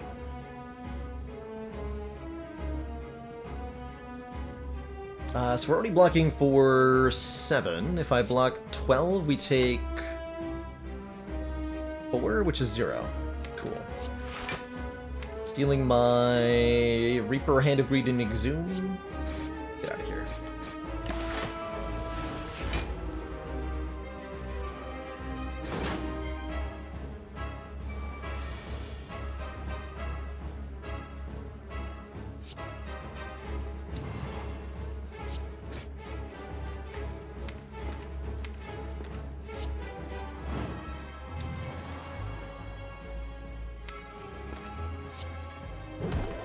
Strip through that artifact. Which leaves it open to be bashed next turn, which means I can play Dropkick. Flawless Plaid.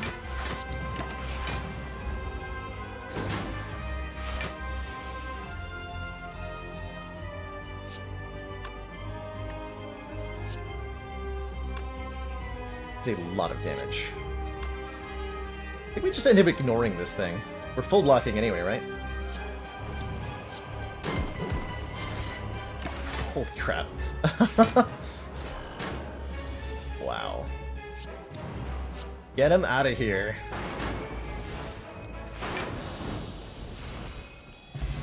GG.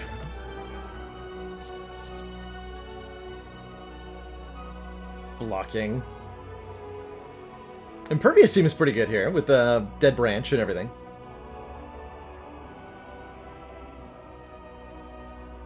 So good.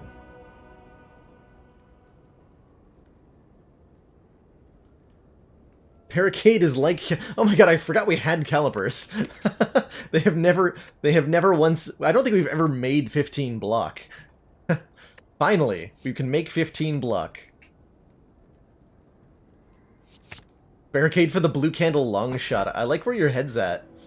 I like where your head's at a lot. Is this an acceptable... Actually, no, this is an acceptable, Philosopher's Stone. We can totally take Philosopher's Stone here. The most dangerous aspect of the Philo Stone is that it makes the heart do more damage, but the additional damage the heart does on its multi-attacks is exactly negated by Tori here. The first attack will be 4 times 15, the second attack will be 5 times 15, and both end up completely negated by Tori Tungsten Rod. Everything else gets 1 more strength, and that will be relevant, and that'll sometimes end up with scary outcomes, but I really like that Philo Stone. Other options were Sozu preventing potions, and Curse Key giving me a curse when I open my next chest. No thanks to both of those. Oh, 4 elites, let's go. I got all the sustain in the world. Can't stop me. You can't stop me.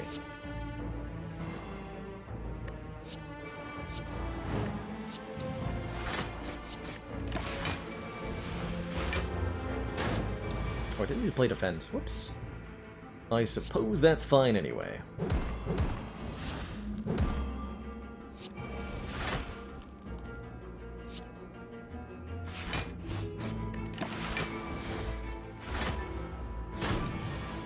And Brutality is a good card.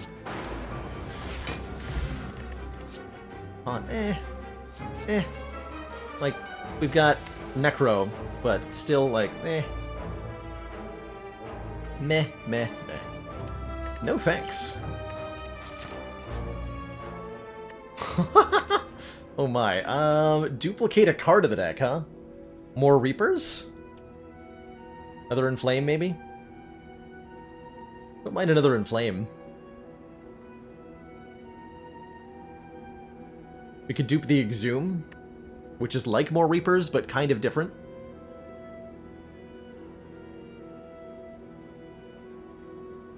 It's crazy is what it is.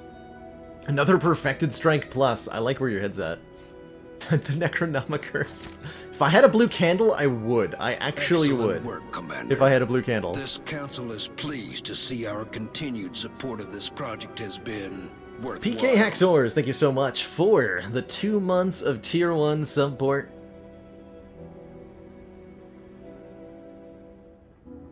Just want a second Inflame. Fighting Awaken one. Oh, we are. Second Battle Trance? Second Exhume is Commander, good. we've just received the Another support Exhume. of another council member. Loaded a Hoon, thank you so much for the Twitch Prime sub. Welcome to the council. Something emotes, community, etc.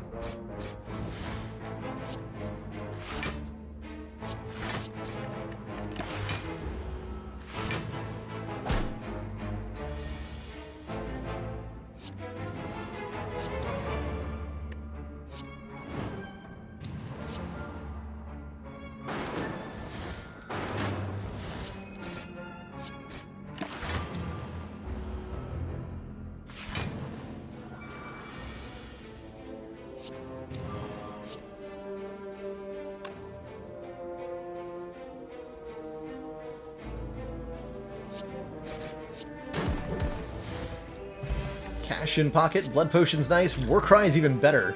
Draw 2 cards, put a card on top of your deck, exhaust. So it's like draw 3 cards and put 1 on top. Perfect. Take the Blood Potion over the Regen Potion, it's just more convenient healing. This fellow could be pretty nasty.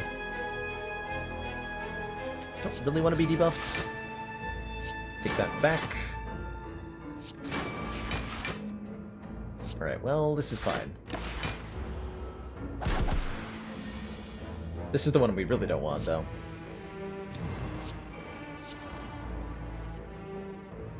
That one right there, officer.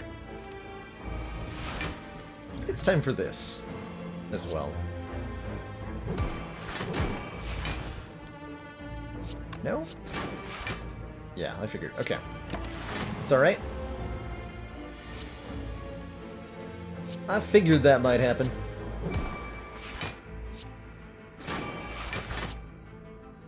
Oh, damn it. Math. Math? Armaments plus?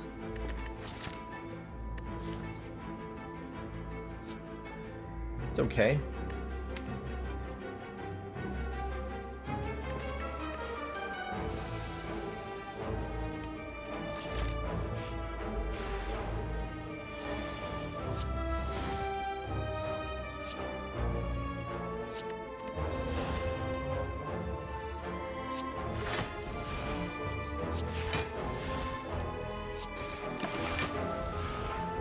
Here. For what it's worth.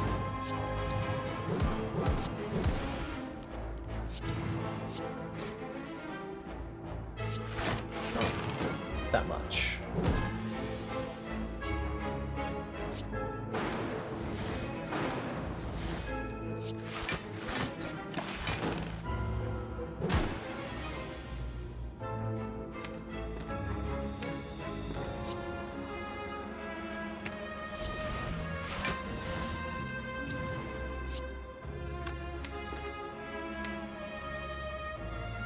No Reapers remaining. It's fine then. Get our Hand of Greed healing.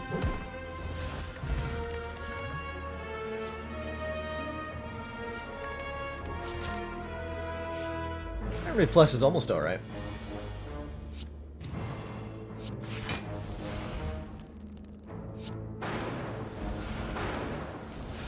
Take the health, thank you very much. Barricade, my favorite. I am actually going to play it here, too. That way we get to keep 4 block to this turn. Amazing. Incredible, even. It's happening! Unfortunately, we don't have any skills in the deck, so it's not actually that good. But, you know, it's happening. Or something. It's trying to happen. Anyway.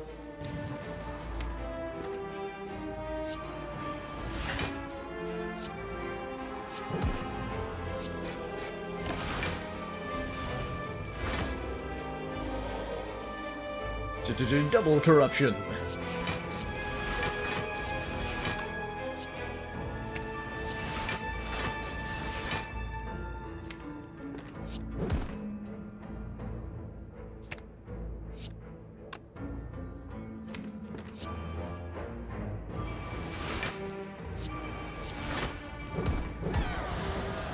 Perfect. Get ourselves a lantern for energy on turn 1. Love this Intimidate. It applies 1 week and then, you know, generates a new card. Which is great. Perfect. Perfected Strike not bad either, to be clear. But I'm gonna work on our block... Oh my. Work on our block game here. Apotheosis, Potion Belt, Shrug It Off, Disarm. Everything here is great. So is this Pendant, making every 10th attack do double damage. If we play that on Reaper, for example, it makes for really fun times. Also gets incremented twice by our doubled Necronomicon attacks. Can't afford everything. I would like to remove, you know, the curse. How good is this Apotheosis? Very good. Very, very good. Very, very good. Partially because of the Dead Branch generating cards. Let's see. So, the things that I want. 75. Definitely taking Disarm for 77. Definitely taking Shrug for 26. Plus 194 for Apotheosis. Plus 169. Is 541. No, I cannot buy things that I want. We would have to leave one thingy out of the equation there.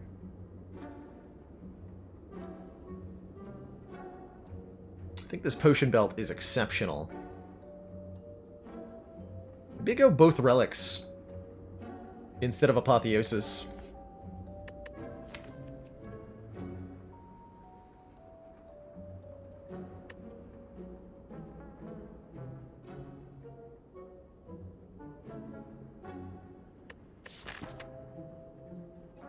Commander, the aliens are disturbing. Polar Pain, thank you so much for 5 months, for just one more till that half year. So I did die at a A10 or lower. I did. Just goes to show this is still really challenging to do on any Ascension level, to beat the heart consistently. 20 times in a row? Yikes. That's tough. That's tough. You're gone for 5 minutes, and what happened here? Nonsense. Sheer nonsense. Pretty much what happens. Although we're still crucially missing that blue candle. Not a bunch of chances left to get it, though.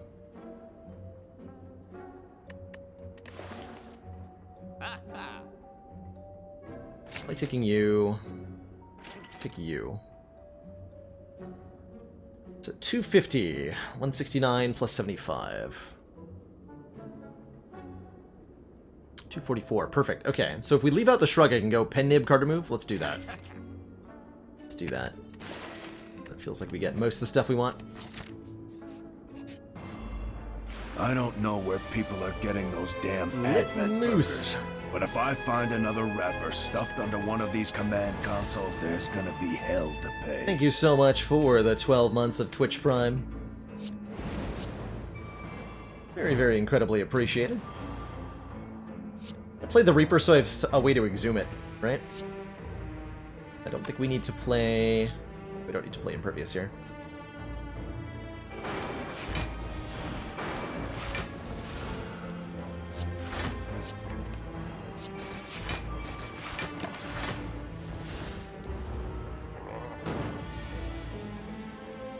Why are you still here?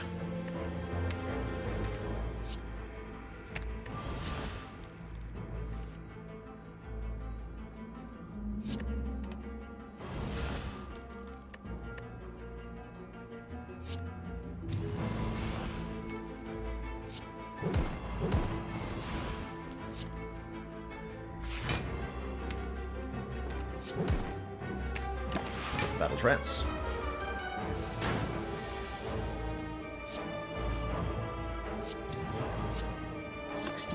Times 2, perfect. Make it even more than that. 166 plus 88. Heck yeah.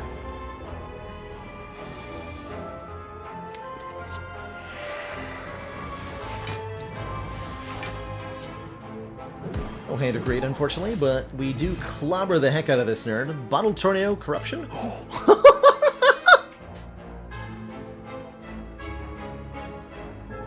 Yes. Yes, indeed. Outstanding. Outstanding outcome. Welcome to the deck.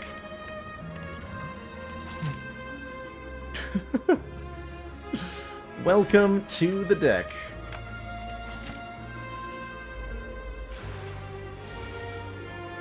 Pre-recorded, they said. Holy moly. Amazing. Just generate lots of stuff here.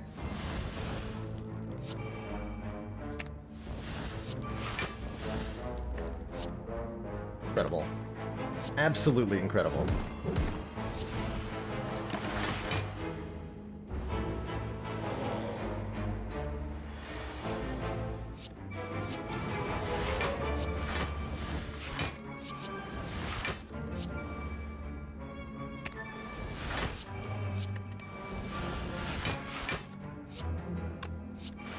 And away we go.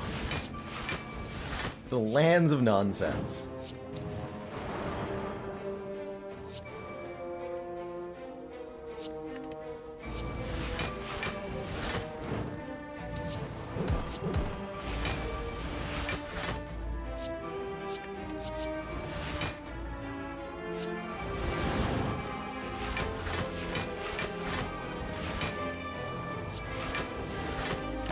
Already have the calipers to support this nonsense, too.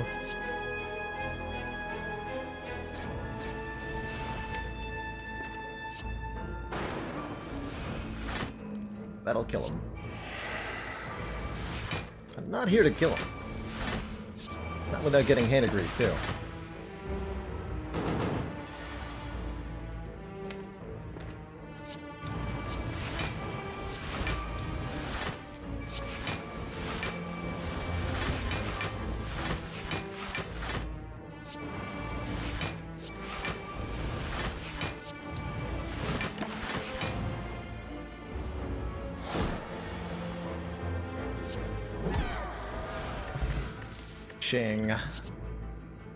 Other perfected strike. Bottled Flame would let us have an attack in the opening hands.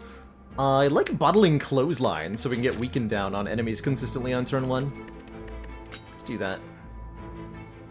And we can afford to play it alongside our Corruption, too. Which is amazing. Gives me valid reason to upgrade it. Let's, upgrade probably Disarm first. Although, wait, what do I need Disarm for? Why did I even add that? Who needs this thing? That's what I'm here to know.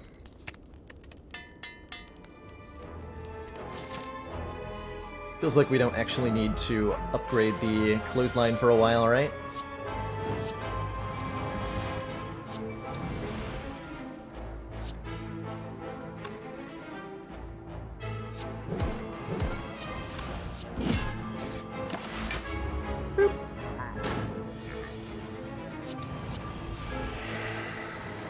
So need something else to exhume. That's a good answer.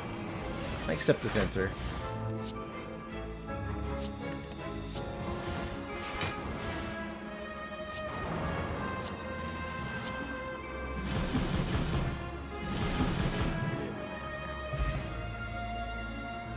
Kind of forgot that was going to happen, actually.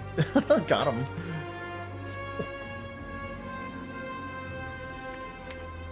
Man, we really want a whirlwind in this, huh? Dang. Hummel Strike? Power Through Plus. With a... Yeah, we're not getting to the discard pile. Although we might run into hand size issues, right?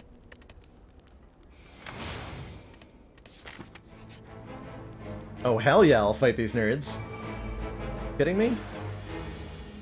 You better believe it.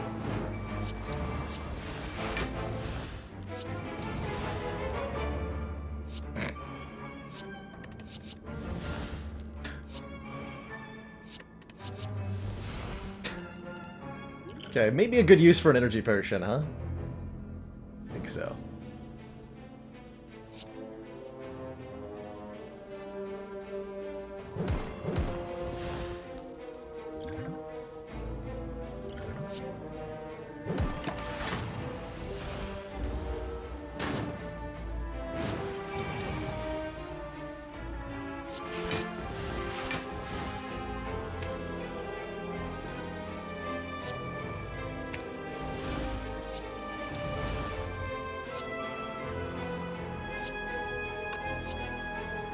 My 7 times 2 will kill you. Let's just do that then.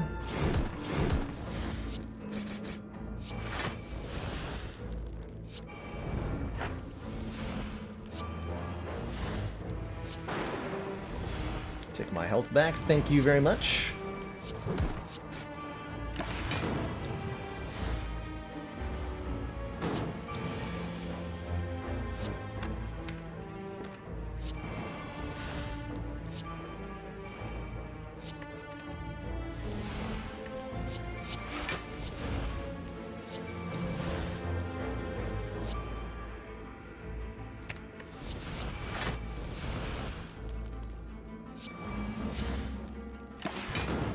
Just trying to get hand agreed here.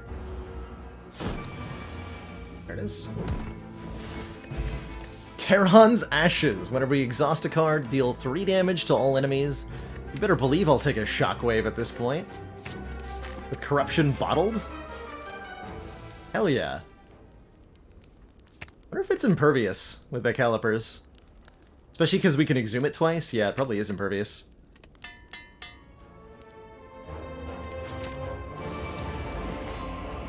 $500 gold for that last shot.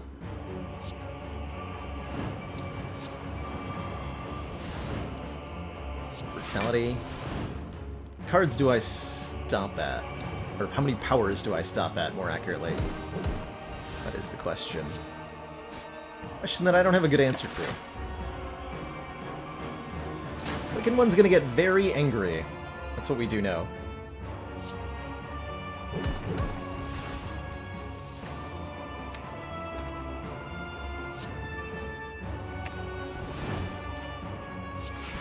I think I don't play this in Flame, though.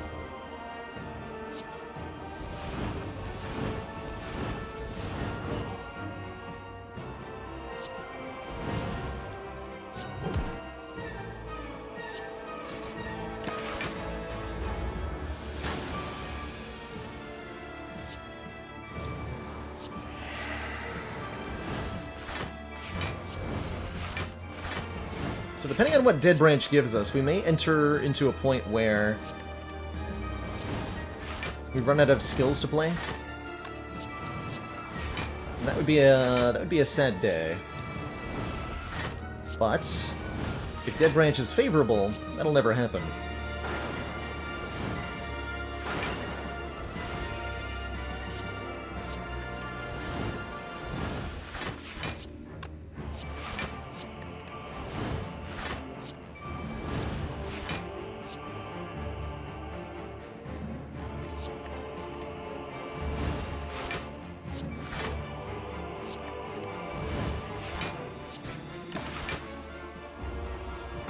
Ever killed Woke Bird before killing the minions? Yep, done that a few times. It's always fun. It's definitely always fun. Disarm you again? We don't have Impervious yet.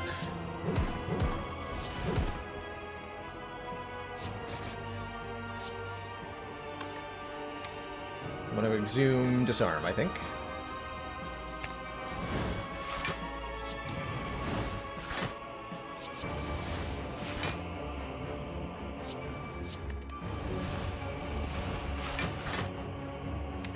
Getting more of them.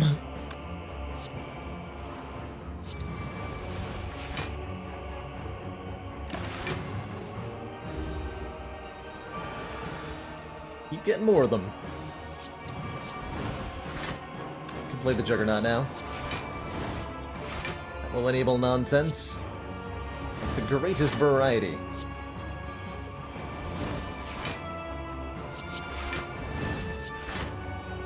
Boop.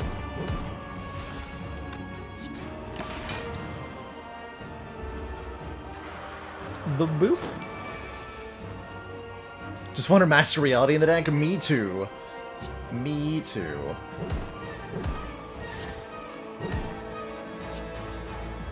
Nice. GG. Calipers is be good here. But will it be good enough to beat the Time Slug? With Dead Branch Corruption. I mean, probably. Real talk, probably, yeah? What about double corruption? Hey. It's a really good exhume target. Let's play 3 more.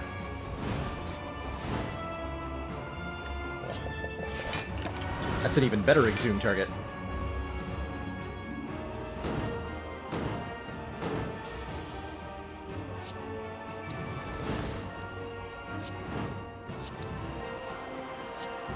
Chunk.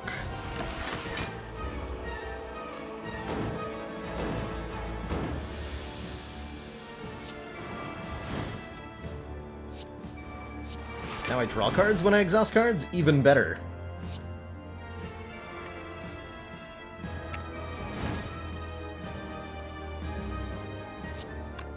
Even better.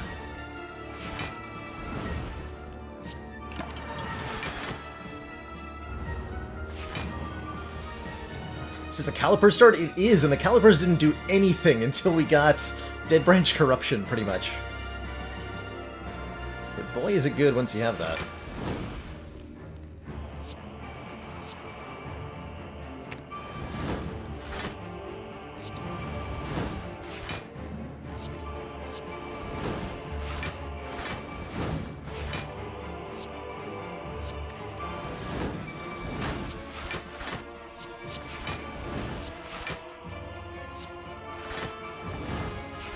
That enough damage yet?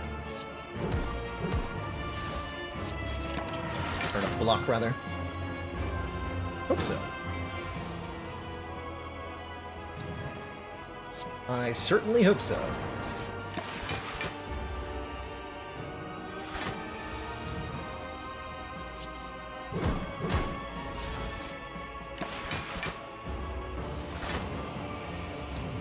Okay, we get extra points if we can line up Pendib for the Elites fight.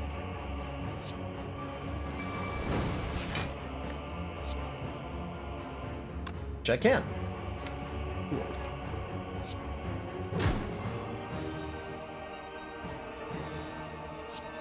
I'm not sure how this works with the Necronomicon. I'm going to play it now.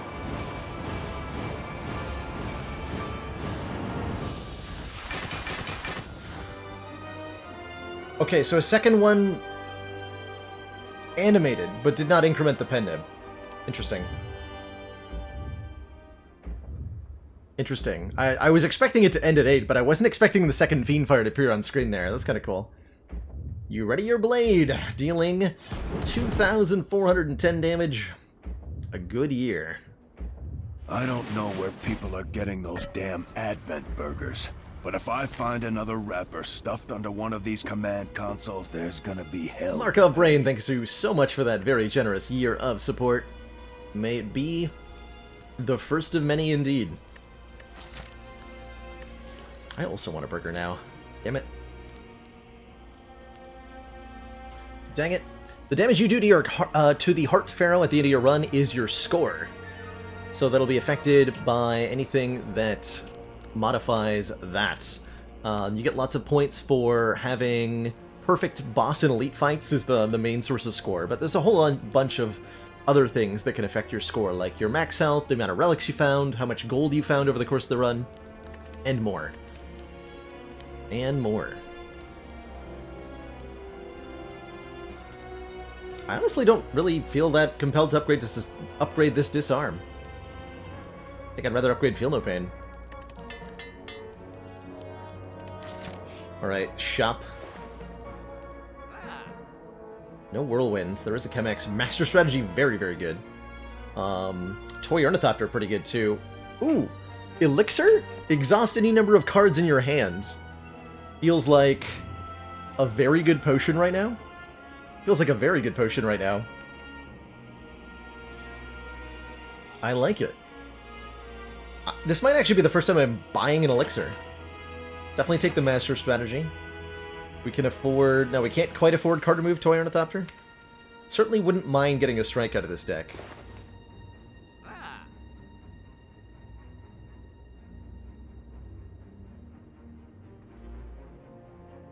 Really hoped I'd get the blue candle, me too. We still have one chance to find it. We still have one chance to find it.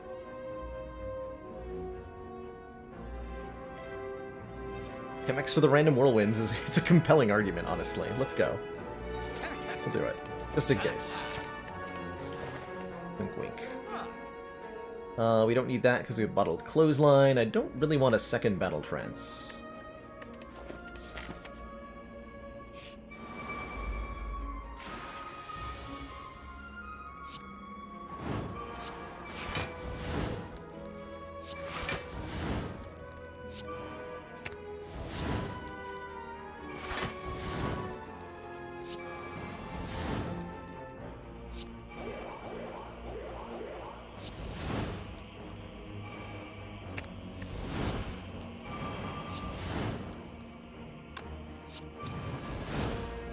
Nice.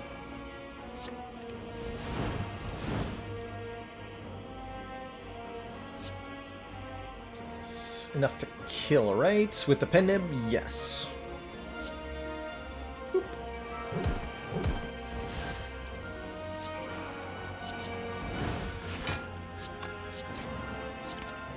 Just to keep the chain going.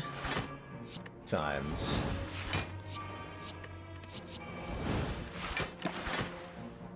Okay, solid turn one. Think I like that one.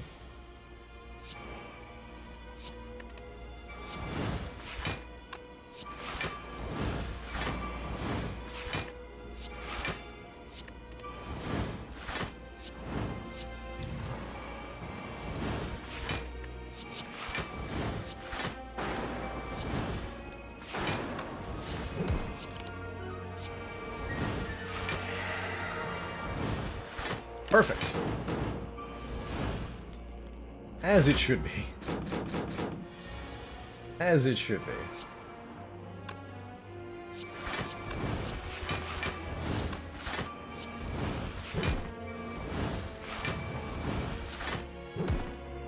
Plop. Unceasing top. Probably will never do anything, but you never know. Did not get the blue candle. Someday we'll assemble that combo. Someday.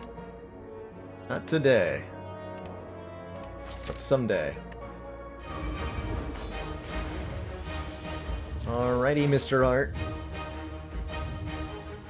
Hope you're ready for a beating.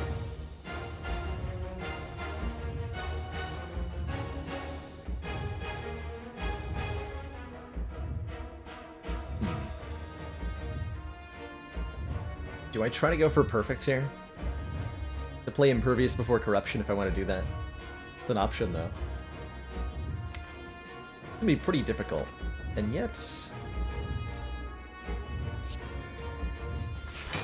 let's try it. Hey. Stuff. Oh my god. Okay. Yes! Keep it coming. Perfect. Totally perfect.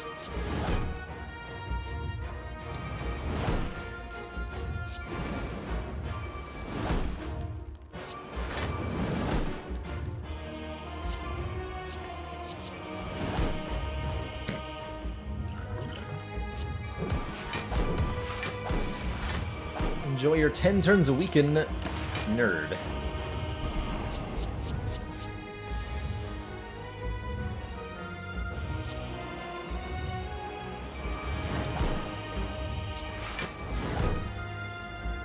Yeah. Here we go. Yes! Perfect. Now we're talking. Now this is ideal.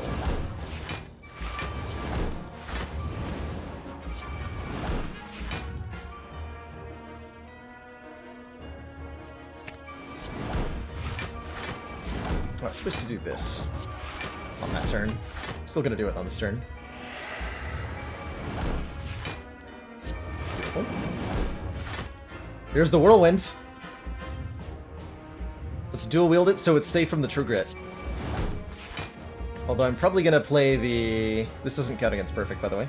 Probably gonna play the Fiend Fire here, rather than the Whirlwinds, any of them. Sad but true. This turn is gonna get extra spicy.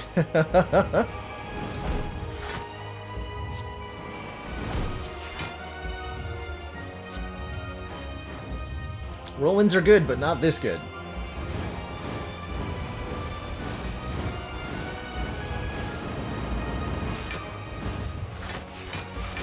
Not as good as generate 20 cards. And 80 block.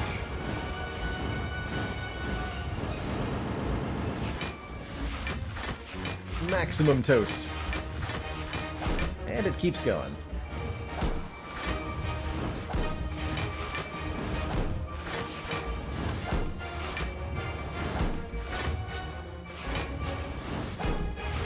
Can't draw, right?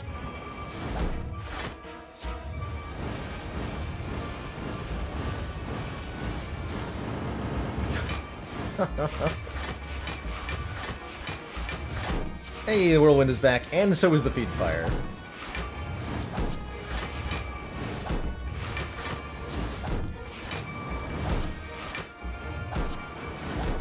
Stop, he's already dead.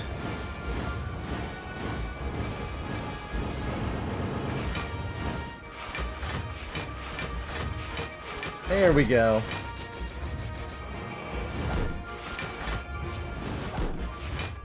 $999 block. Plus an entrench. Or plus a evolve, rather. I'll take it.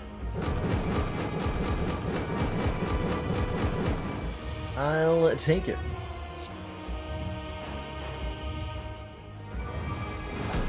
The unceasing top is made of zirconium?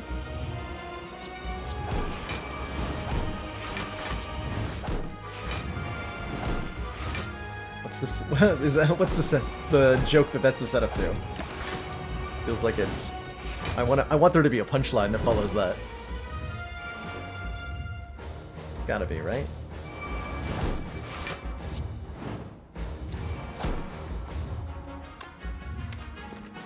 Hello. There we go.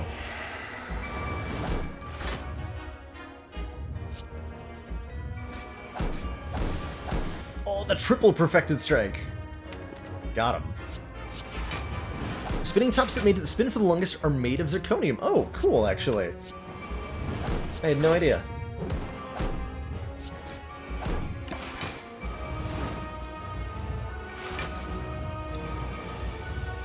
But how does this deck beat the heart?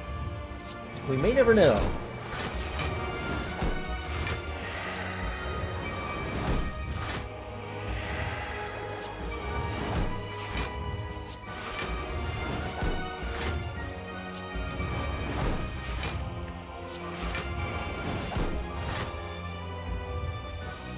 By ending its turn is how.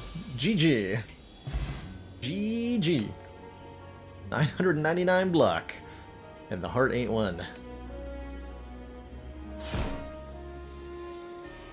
Ah, dang, was that a spicy run?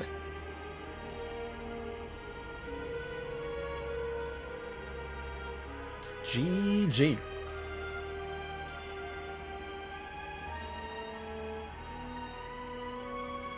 GG. Remember this deck was really excited to get a strike dummy? I remember.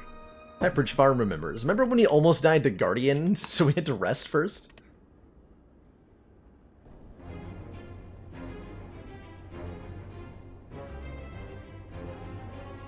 Now just do that 19 more times. Exactly. It's that simple. All you have to do is get lucky forever. Anybody can do that, right? Easy peasy. Amazing. Amazing run there. See you later if you're headed to bed, Nam and DK. I will definitely be highlighting that one, that's for sure.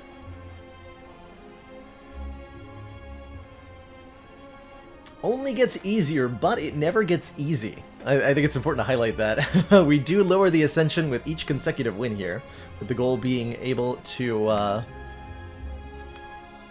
get a win on every Ascension level back-to-back, but it never stops being a difficult task. Real TV, do I have a favorite character? Ironclad, and for the exact reason of what you just saw on screen. I like Ironclad because only Ironclad gets that kind of nonsensical with some of his synergies. Ooh, I like the 12 max here. So, Watcher on High Ascension.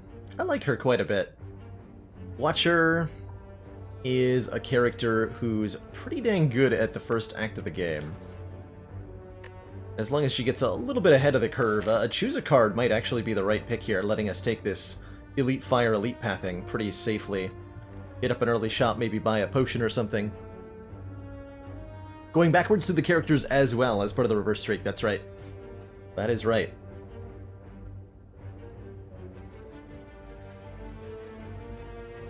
That is right. I could see take 18 to gain 12 max. That would put us at 80 max health, which is a lot. We could try potentially sniping the Burning Elite, but it requires us to get 5 events with no combats. That's pretty scary. And we could snipe this Elite much more reliably. Much more reliably. But still not guaranteed. By any means.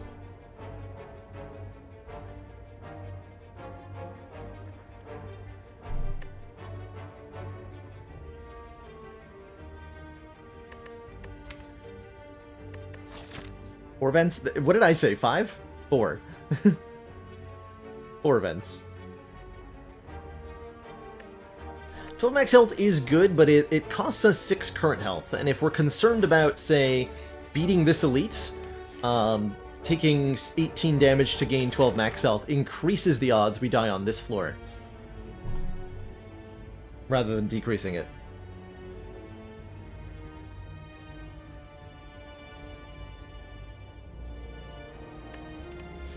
This ensures that we either have 3 card picks before the elite, or we have a 1 hit point elite. Let's take the snipe. Take the snipe and go this way. Also prevents any early awkward draws. Love a first pick cut through fate. Still 7 damage scry 2. It's a reliable consistency increaser, and it's an attack card, which Watcher wants. We are going into Guardians, so something like Empty Body does end up being pretty good. I'm gonna lose a... We picked up a cut through fate. Lose a defend here. Gotta have lots of damage for these early elites.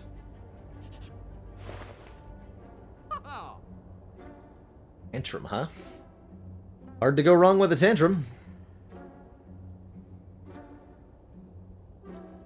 We are unfortunately 4 gold short of buying Tantrum and the Rushdown, which I would really like to have.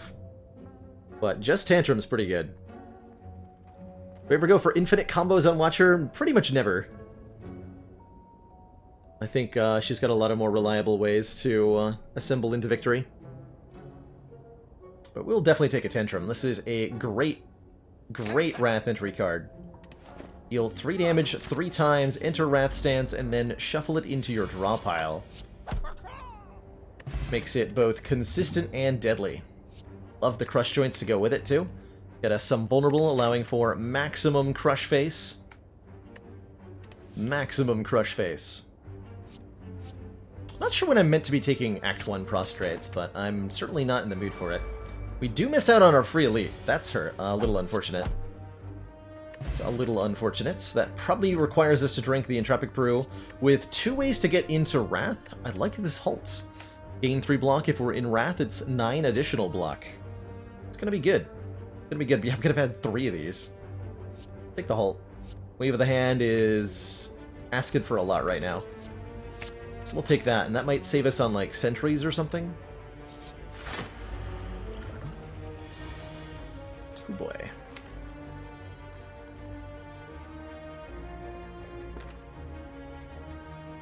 You start a prostrate counter? You may. You absolutely may. Okay, Stance Potion's gonna be really good. Stance Potion's gonna be extra good.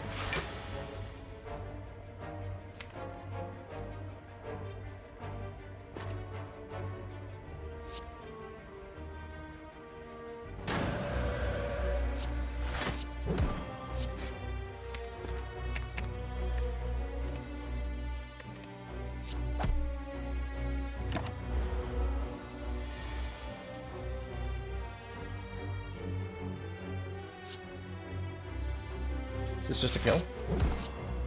Not quite. Swift Potion might get us there, though. Beautiful. Beautiful. Yeah, so we failed our snipe and we perfected the elite anyway. Probably should have taken the 12 max health. It's alright. Are you following me?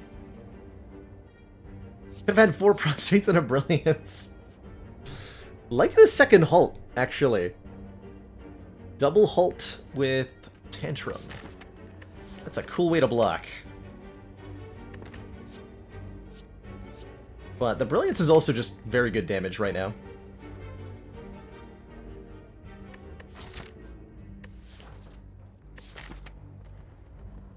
fighting Guardian? I'm gonna take another halt.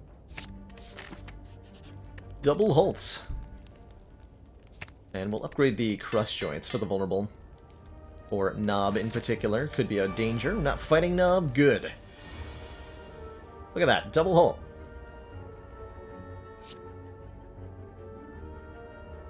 We can leave with Stance Potion next turn.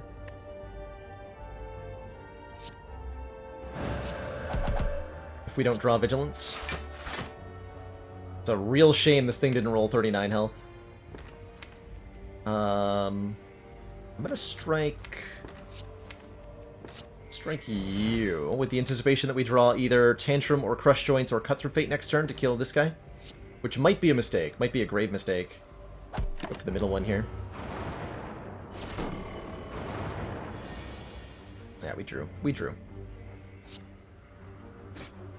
Perfect.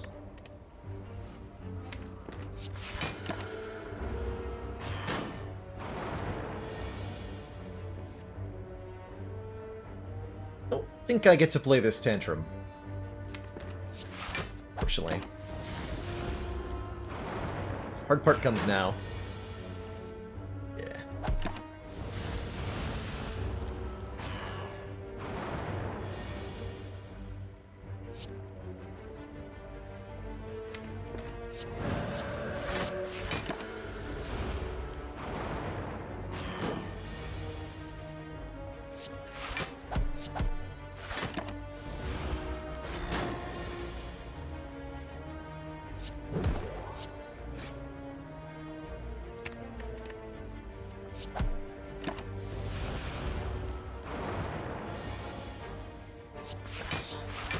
Actually pretty smooth, all things considered.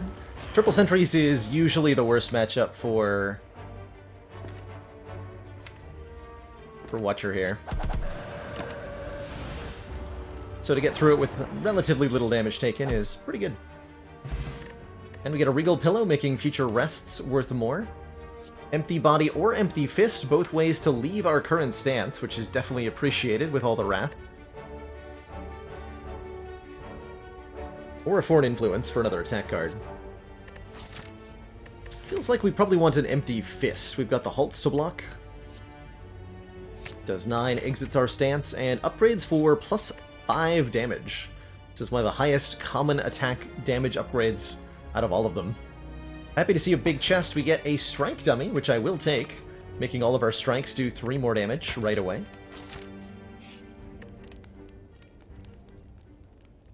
Lots of good upgrade options. I like the extra hit on Tantrum.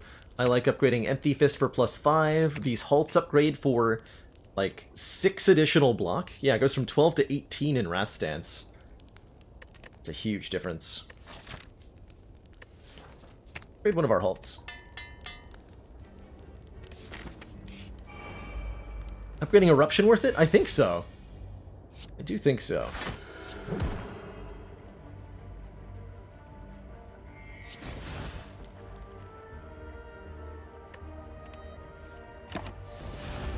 Plus, yeah, if you're counting the Wrath, then yeah, +10 is an accurate statement of how much Empty Fist it does a lot of the time. Indeed.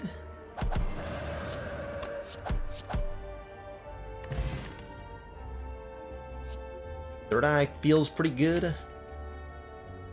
Help us line up our turns. Could take an Empty Mind for some card draw, which is appreciated with 2 zero-cost cards.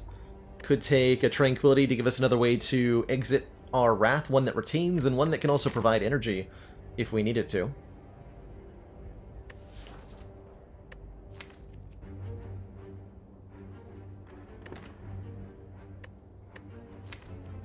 I really like that Empty... Well, Empty Mind with halts is not that good because we won't be in our stance anymore.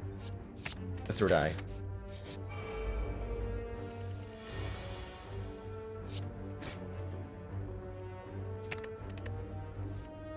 Getting attacked again for 11 next turn, or are we?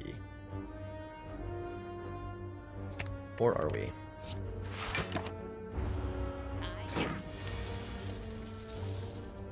We are.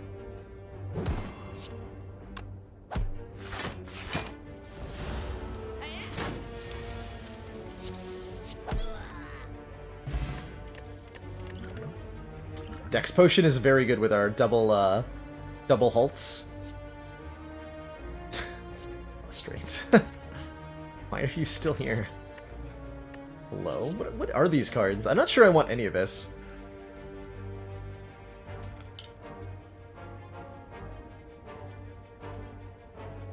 Prostrate counter at 5. That would finally be enough to go Divine on the first cycle. All 5 of them. Amazing. I'm unsure whether Crescendo or Tranquility is going to be actually good. Feels like we need more card draw to want them. Like a Scrawl or something. Let's say no for now. If I get an upward and upgraded one next act, though, I'll take it. Greetings, Nobe. I just Wrath Stance? I don't think so.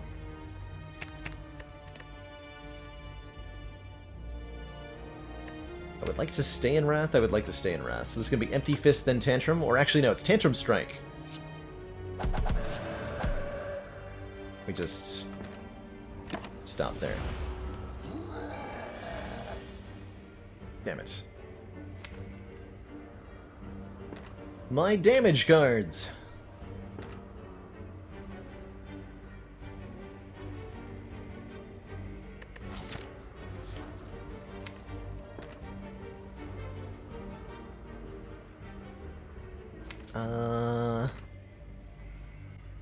Well, only Third Eye actually generates any block. It'll block for effectively 1.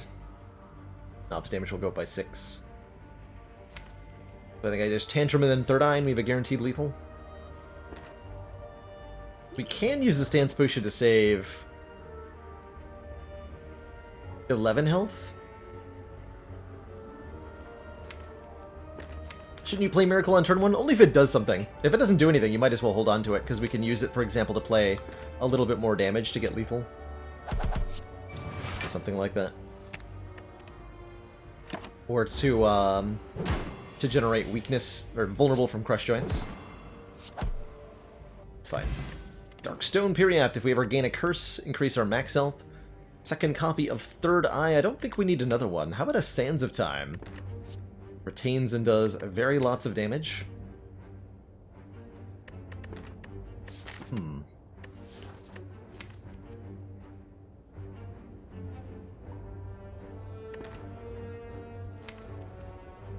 think we have enough block.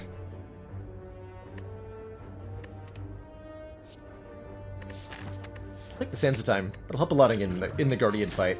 May end up using our Dex Potion in the Guardian fight. Let's see, this will be 26. This is 12, not 26. We're not blocking anyway. Currently blocking 10. Versus taking more than 3. Okay.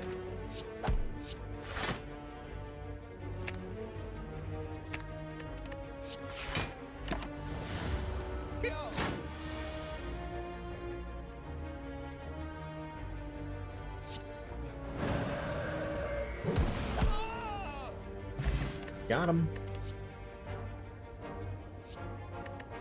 I would be all about this Battle Hymn if I didn't have the Sands of Time. As it is, I kind of like the Evaluate.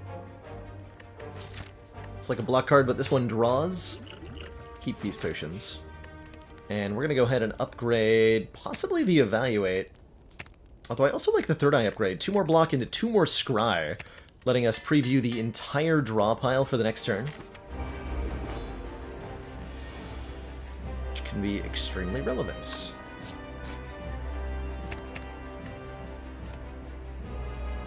Sometimes.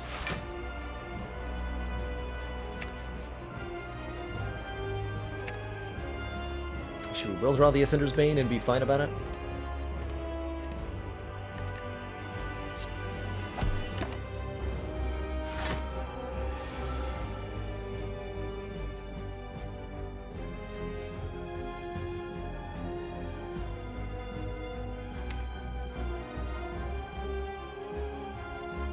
Nice.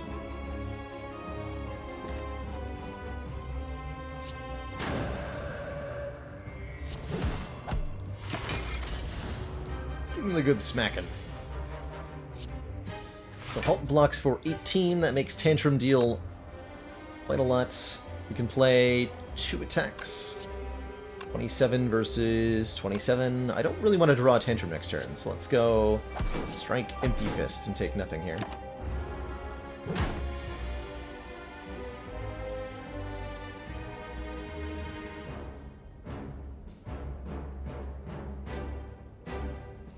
Comes 16 times 2 if I if I enter Wrath. Old Dex Potion. Block for 12.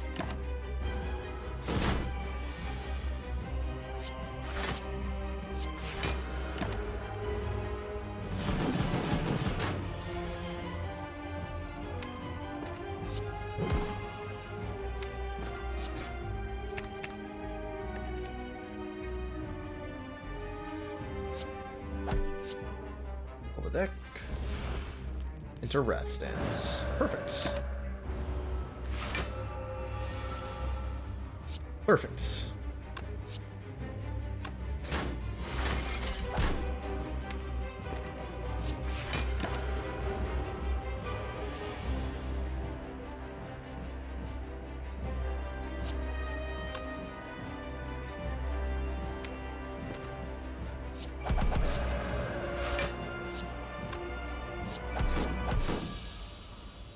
GG.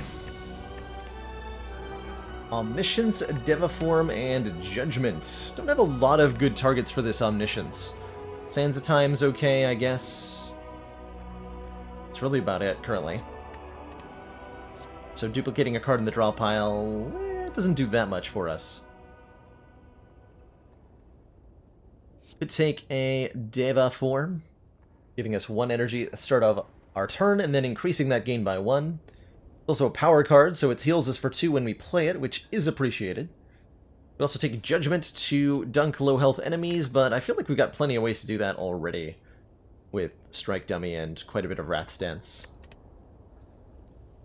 Remember the Judgment beta arts?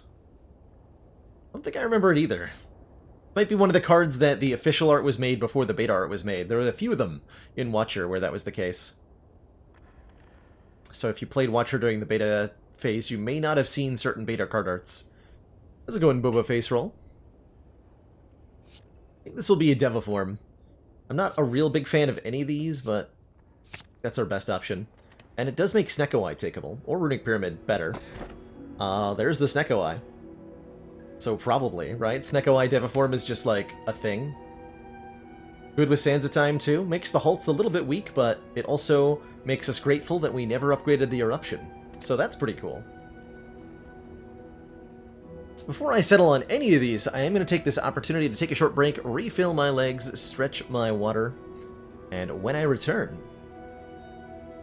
more High Ascension Slay the Spire action. Don't go anywhere, I will be right back.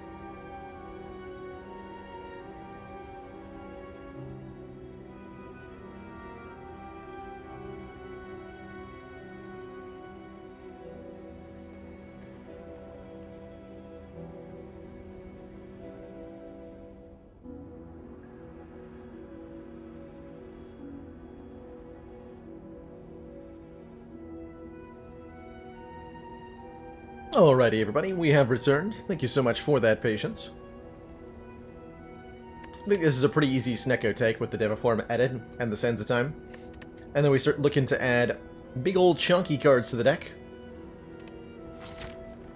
Giving us that extra 2 cards per turn is going to be some serious draw consistency, even if the random costs do end up a little bit awkward. Snecko Eye is not always the right take. Sometimes, depending on your deck or your relics, there might be a better choice, but it's rarely ever a bad pick. Unless you've got, like, a Runic Pyramid, in which case it can be pretty disastrous to take. What an interesting layout for the act here. If we want to go to an early shop, kind of married into a pretty subpar path, so I don't think we're doing that. I like going a couple of events in the early part, and then if we're feeling brave, we can do this. Otherwise, we can rest up. We do have the Regal Pillow. I do tend to find that the Snecko Eye demands tribute. Yeah, like this. Demands tribute the first time you take it. Tribute in the form of your hit points.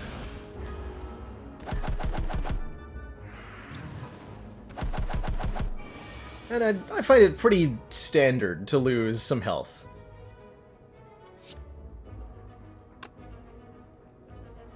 We can knock this bird out of the air with Eruption into Tantrum, and then Empty Fist. I can block with Vigilance before I do that. We take nothing.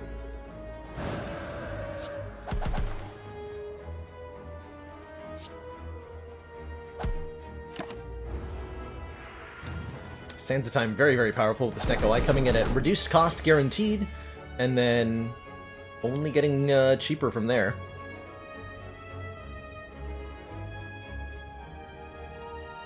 Uh-oh. A little bit of a spicy turn. We have 5 energy, though.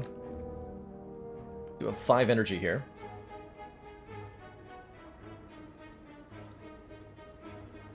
I can knock you out of the air with Tantrum Strike. I can play Defend.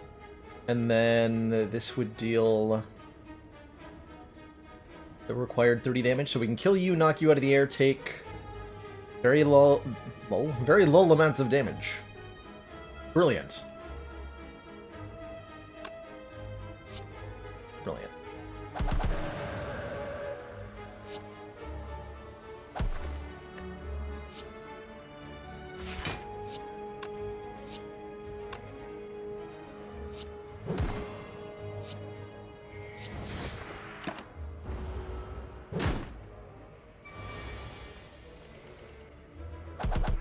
Well, a sketchy fight, but we got through.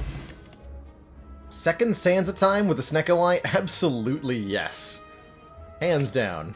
Take the 4-cost card with the Snecko Eye. Don't have to think about that one too hard.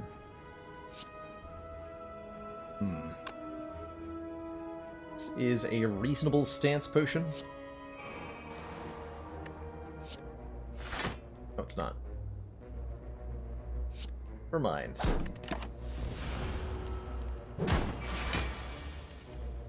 Bit of an ouch there.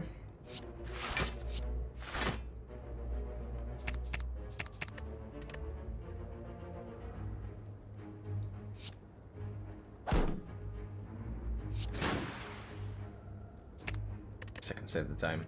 Perfect.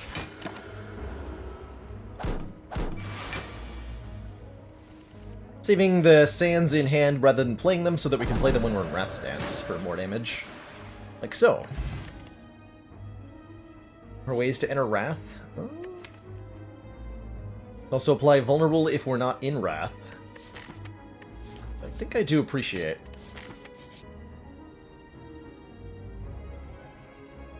Curse is 6 health. I am oddly tempted by that. Doesn't look like it, though. Pick up Bronze Scales, giving us 3 return damage when we get attacked. We're gonna go this way. Certainly not planning on taking the Burning Elite with how this first couple fights went.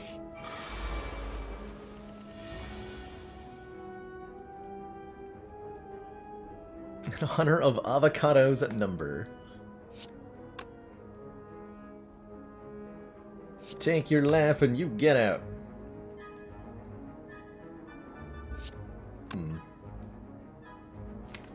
It's not the turn 1 I was looking for.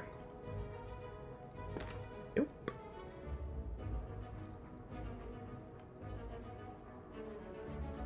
Bit of a yikes. Let's see what we're drawing. Okay, good.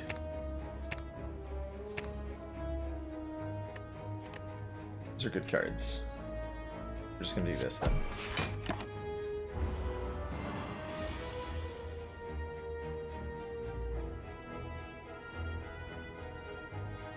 It's not gonna be enough to kill.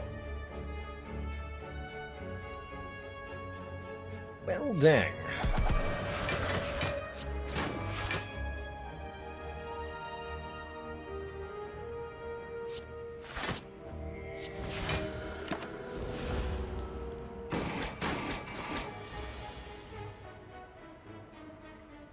Ouch. Etc. Thank goodness we have a Regal Pillow. One more Halt Plus? Honestly? Yeah. I'll take it. I like it. Bottled Sands of Time. Is not the worst thing with Snecko Eye. Feels like a pretty good opportunity to take our Sapphire Key, though. So tired. So tired. Maybe 21? Maybe. A card from our deck. Get rid of... Defend? I think defends are worse than our strikes are with the strike dummy.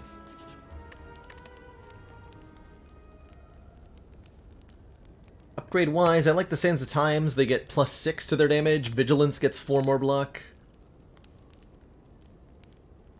Empty Fist, as aforementioned, gets 5 more damage. Let's upgrade a Sands of Time here.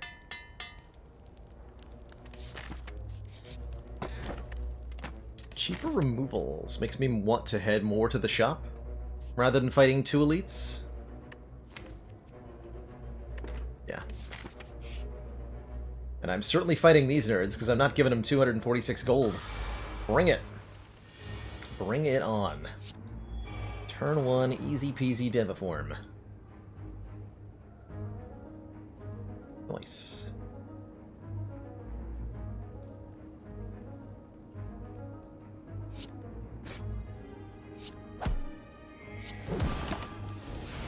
Go for Romeo second, because he makes you weak on turn 2.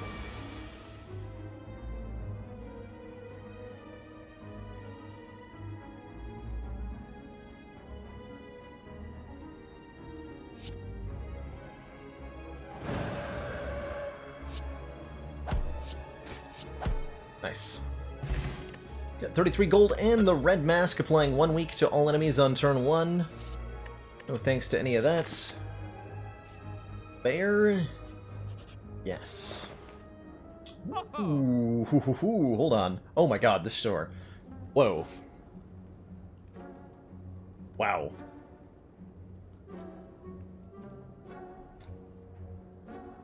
Huh.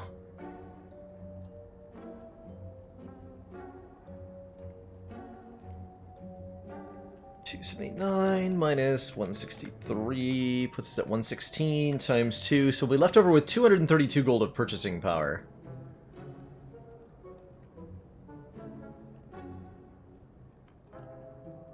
Interesting. This might actually be one of the first times I ever pass on the membership card.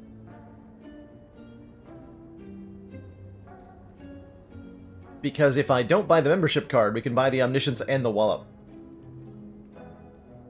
Also, the membership card doesn't make our removals cheaper because of the Smiling Mask.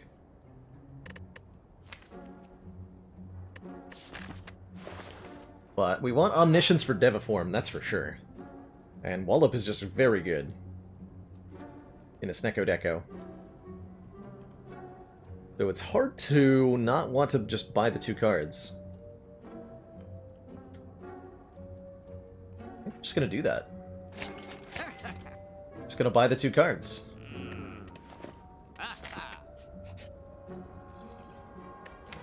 Strike Strikes, defends... yeah... I think? Yes. Upgrade all strikes and defends. Just get stronger right now. Right now. Immediately.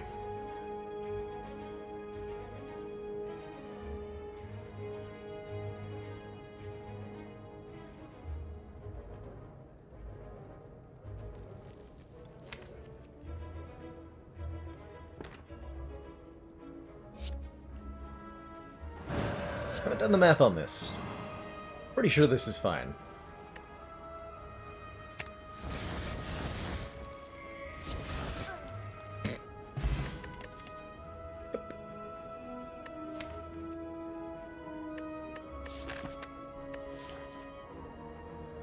Seemed like it was good. Hey, Dog Barker, just had your first Grifflin's win with an insane bleed deck. Oh, nice. I don't think I've had a good bleed deck with Sal.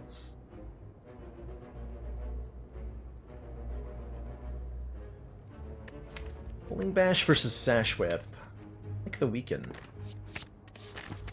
Weaken quite a bit. Turn 1, 0 cost. Get in the deck. Times. Okay, Omniscience and Eruption coming up, and Crush Joints. Be happy with that whole hand. Gonna hold on to the Sands of Time for when we are in Wrath Stance. We're not getting weakened, so... might as well keep it for the moment.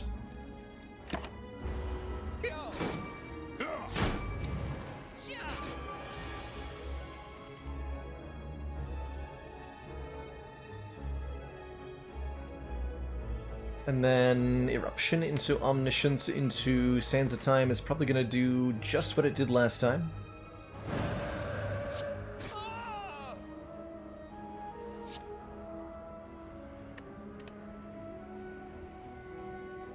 You want a double wallop? Sounds good to me.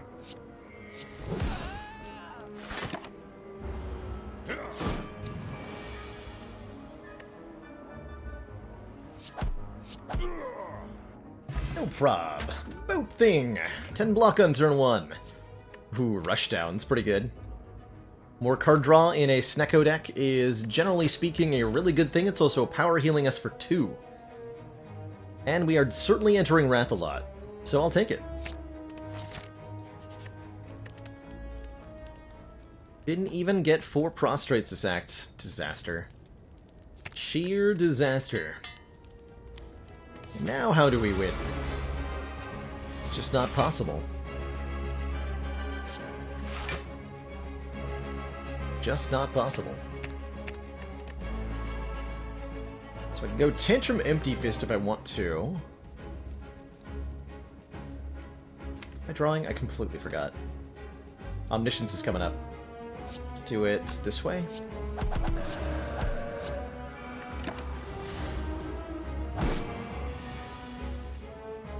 Okay, this has to get played, unfortunately.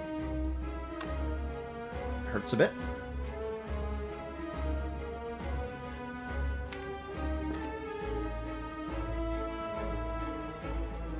Also, I totally forgot what I'd scryed that we were drawing, and I should have drawn the 2 more.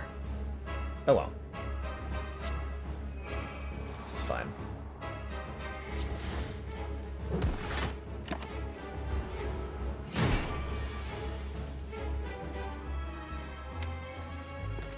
Okay, we have to be careful.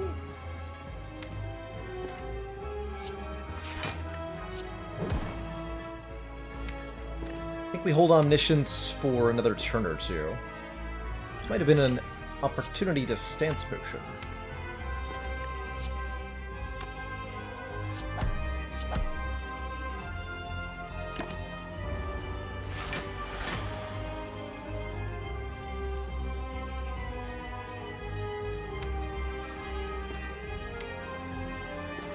So currently not weak. Do a lot of damage. Do a lot of damage.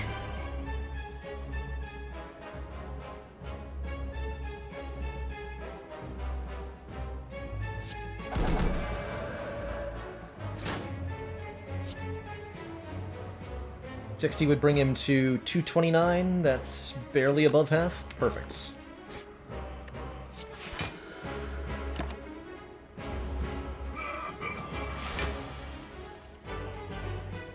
Perfect.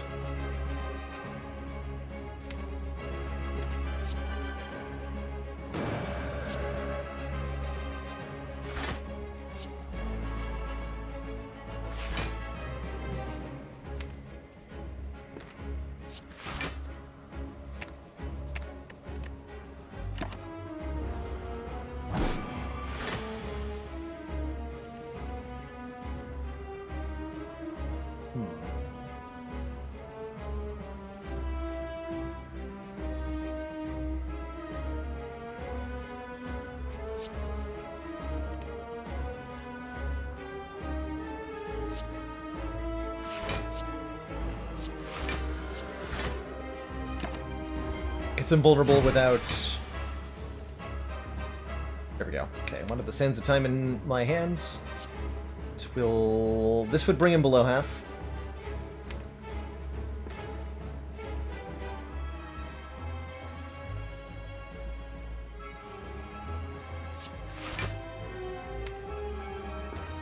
I want to draw 6 cards, including Omniscience.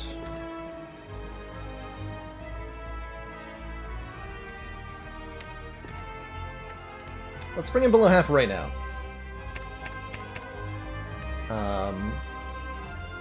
So I want to discard a couple of these. Just 2 of them. Bring us to 7. Play the Cut Through Fate, draw the Tantrum. Perfect. 5 energy.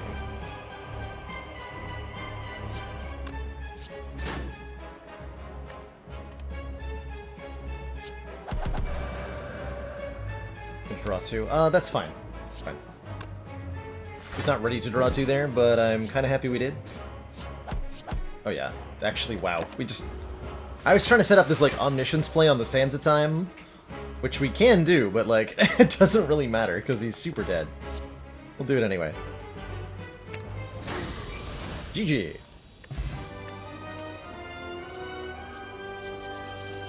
Wish and Spirit Shield, 2 very, very good cards with Snecko Eye.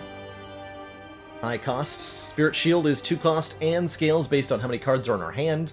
Wish is high cost and is flexible, either money, gold, or strength, all of which are pretty good. I think we need a bit more help blocking. We certainly showed that we can do damage, so let's take the Spirit Shield. All 3 of those were great, though, to be clear. Snecko Eye loves a 4th energy. We already have the blue key, so we can take the curse key without having to take any curses. We can also benefit 6 max health from the cursed key as well. There is a tiny house. Or gain an energy, but make all of our enemies stronger. Gold, money, or strength. Yep, those are your options. Plated armor. Who needs that? Who needs that? Who even needs that? Not me. That's for sure. We gotta go there. Means we can go to the shop with our not exactly massive, but pretty good amount of money. But Wish was also a very good Omniscience target. I didn't think about that so much. It's okay. This will be free next turn anyway.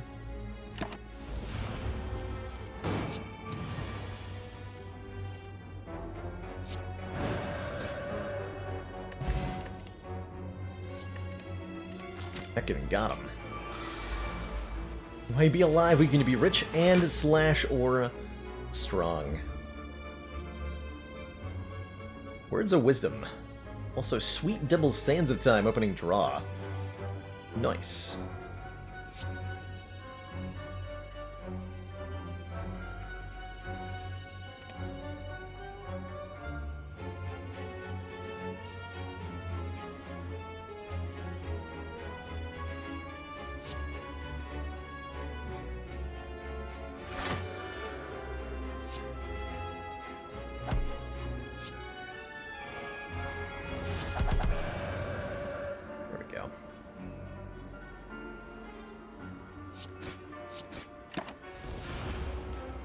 delete these entirely. Seems like it makes my life quite a bit easier.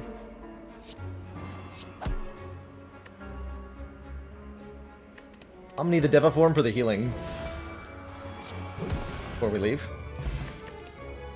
And definitely take another one, for sure. Absolutely, yes. I will take another Devaform. Hell yeah. Sign me up. Don the Red Mask. Gain 222 gold. One of many reasons to, if you can, try to take out that Red Mask gang when you see them. Stinkers. Trying to take my money. I'll show them what for.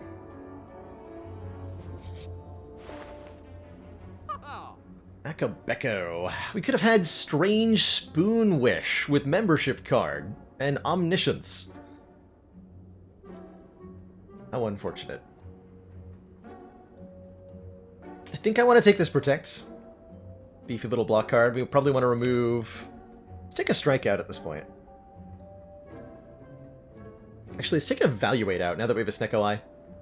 This card is a stinky. Worse than it defends. Because it adds an Insight to the draw pile, which is randomly cost and then extra stinky. What are the costs on these? I like that. Nice.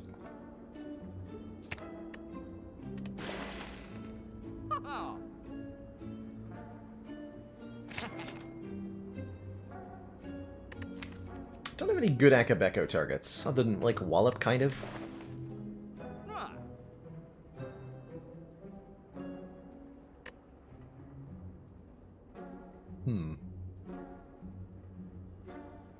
Tantrum? Oh, that's true, we have Tantrum. It's true. I don't know, these relics are all, like, kinda whatever. Strange Boon is potentially saving Omniscience, that's about it. You could take the Orichalcum as an insurance policy. I'm honestly just thinking save the money, get a better relic at the next shop. There will be more. 12 max health, you say? Well, I'm not thrilled by the idea of upgrading all the cards. Many of the important ones are upgraded, many of our upgrades do nothing. The Rushdown, any energy upgrade with Confusion is not going to have any effects. The Rushdown upgrade does nothing. The Devaform upgrades do practically nothing. The Omniscience upgrades does nothing. The Eruption upgrade does nothing. So probably not. Next shop is a ways away, so getting either of these normalities removed is pretty difficult. Let's fight a boss, get ourselves a rare relic. That sounds great. Sounds extra great. Maximum great. Also, triple Devaform. So I'm gaining how much energy? You want me to do what now?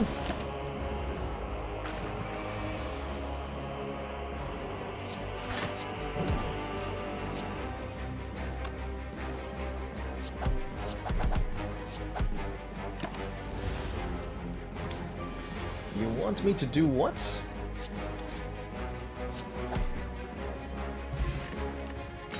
Unceasing Top. Potentially useful. With 2 Devaforms, a Cutthroat Fate is definitely useful. And we'll take this Weak Pot, because we don't have a good source of Weaken in the deck. We have a source, but not a good source. Do I want an extra... Actually, this is just... well, no. We want an extra Elite going this way? Or do we want extra Fires? I think we want the extra Elites.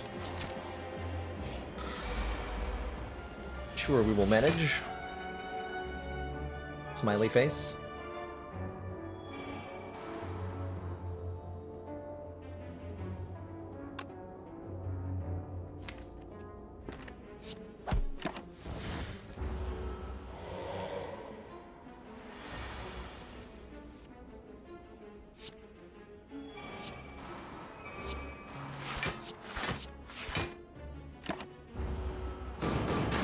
Promising. Didn't get attacked on this turn, I like it.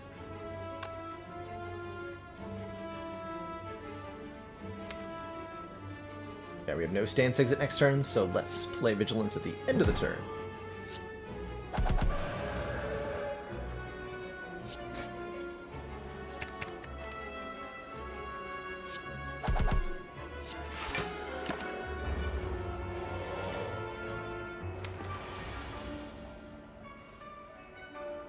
Oh no, not 45 damage. However, will I block that? Oh, alright, well, good. We did it.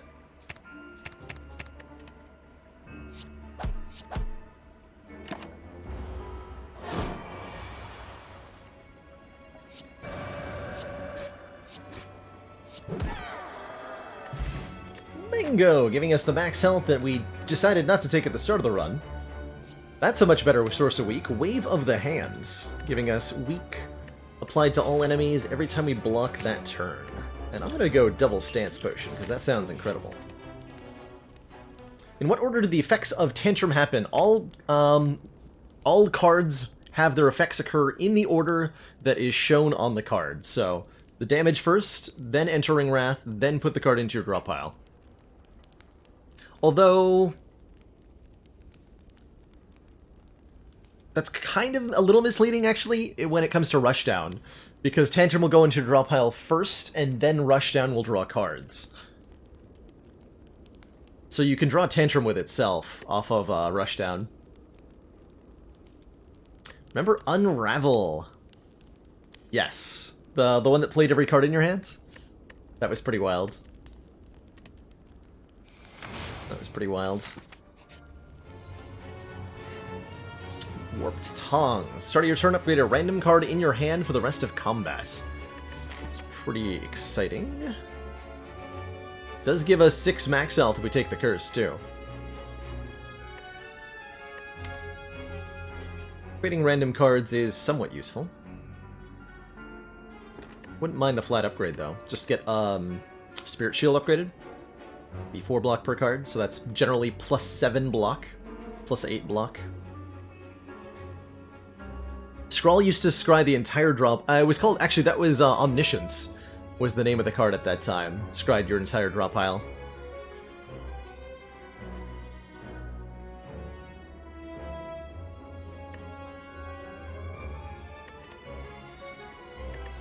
I think we're going to end up opening the chest. So I'm already going to have a curse. Get the Spirit Shield upgrade. Yeah, I'm going to crack this. Regret for meat on the bone.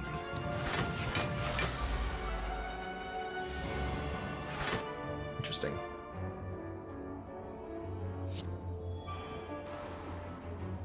Interesting.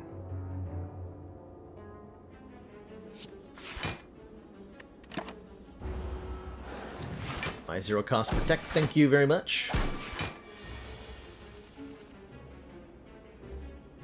Excellent.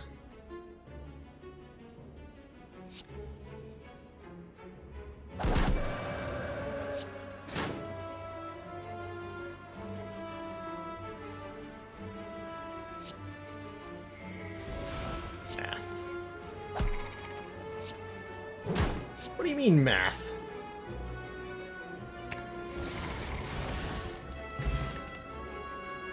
What do you mean, math? Maybe inner peace? Probably not.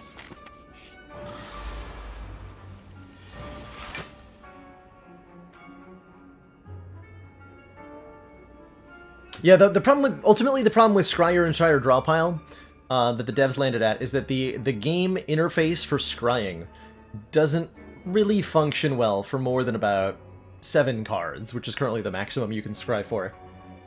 Scrying, you know, 20, 30, 40 cards, it's a visual noise mess that doesn't quite have the impact I think they were looking for.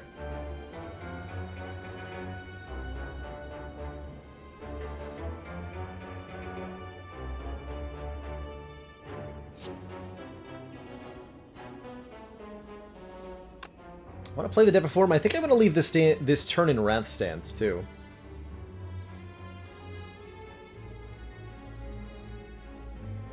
So if I go Wave, Vigilance, Eruption, I can Miracle to play Deviform. I get two additional turns of Weaken down.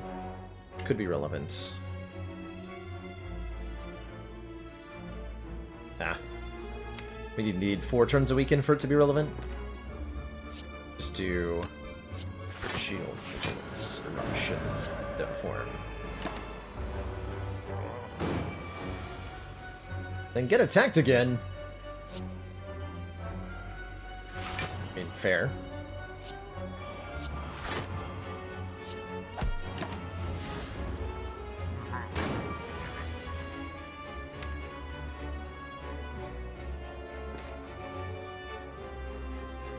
Alright, time to do some damage. Omnisciencing Rush Joints is fine. Gets the Vuln down. I might as well Miracle here. For that extra slow stack. Only applies Vulnerable one time, because the first time the Crush Joints played, the previous card played was Omniscient, so it applies Vulnerable. And then the copy plays, but the previous card played was the Crush Joints, which is not a skill, so it only applies Vulnerable the first time. Get rid of that stinky card.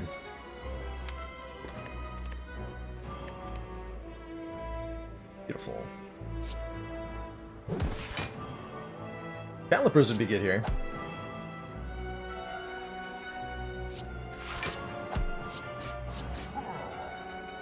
Never mind, they would not be good. They would not be good at all, as it turns out. Let's take an empty body. Exiting our stance lets us enter Wrath again, and then we're drawing 2 more cards with our Rushdown. Theoretically.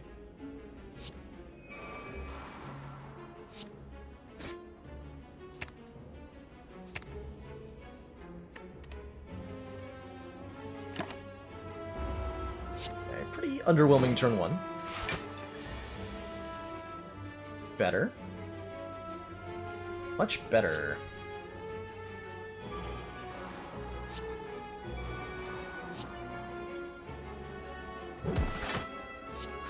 Want this one to die next turn? So with 6 days in the draw pile, that might not happen.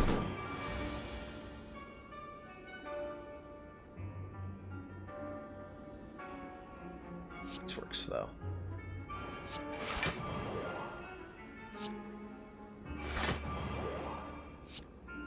Cards out of my hands. Take a little bit from the ret, but not too bad. Not too bad. By Omni Sands of Time. That could be enough damage.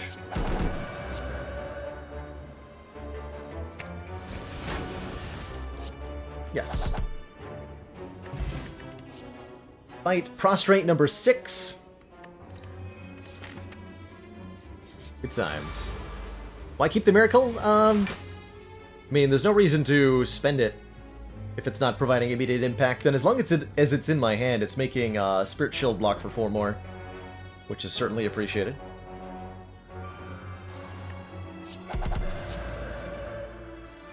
Here I'm going to play it so that I can strike and lose 2 less health.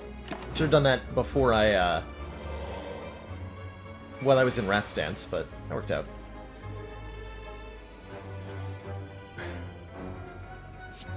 I can do Rushdown Eruption if this scries a way to exit. Did not. I mean, we have 2 stance potions. Let's do it anyway.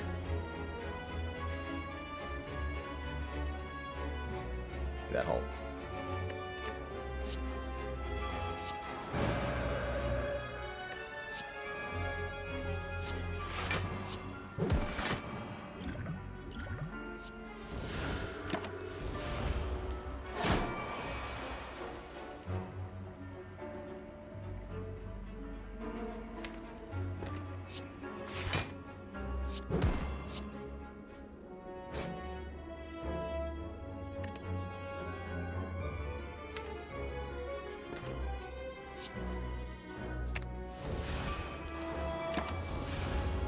some health back, and then lose it immediately. It's fine. I swear it's fine.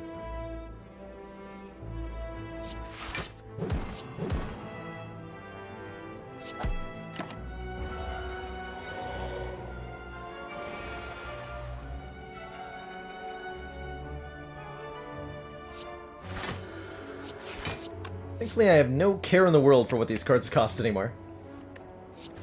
Unfortunately, not succeeding at the whole blocking thing. Or doing damage thing, either, for that matter.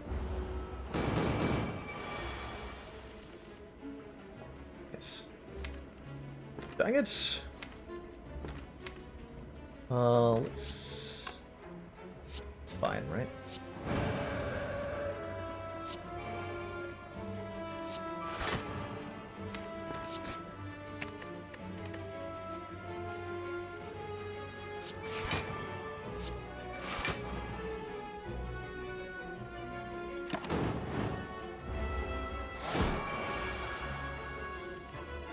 There we go.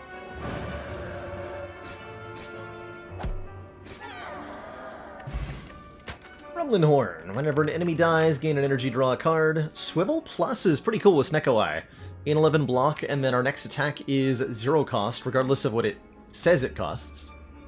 Normally. Could take Fairnoevil to get into Calm, but I think I like the upgraded 2 cost block card a little bit more. Hoping for an event. Oh well. This is totally fine. Strike.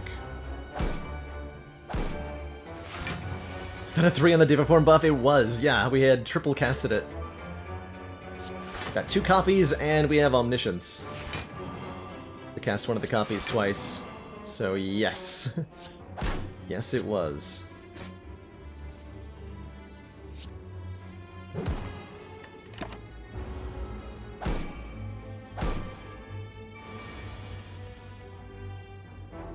Dang regret.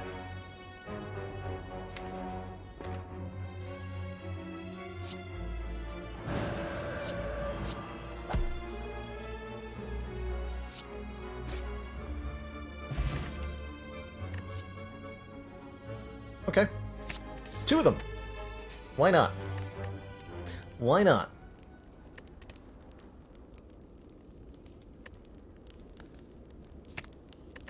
Yeah, for Donu Deca, we want to upgrade this. Rettle.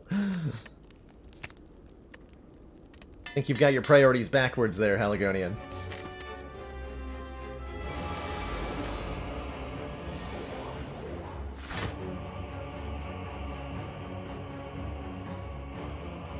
This is a cute turn 1. I could do a lot of damage this turn. Tantrum, Indignation, Sash Whip, Sands of Time, Strike. I can even play the Cutthroat Fade. Well, heck.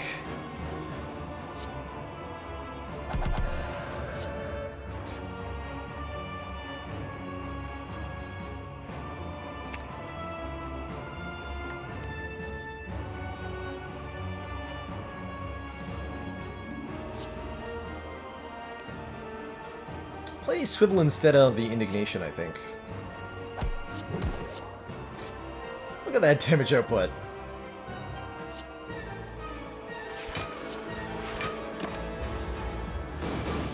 Don't understand how we do so much damage.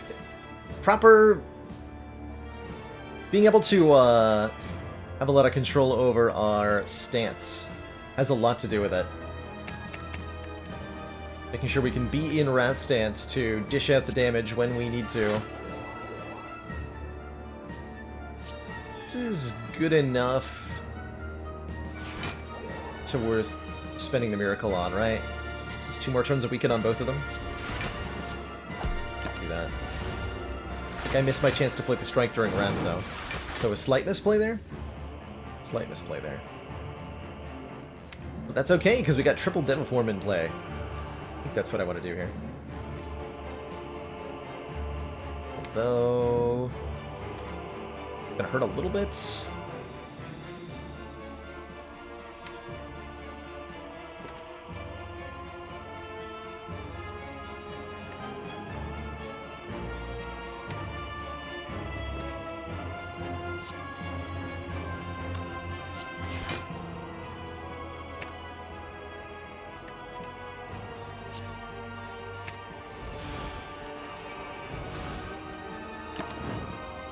Oh, there.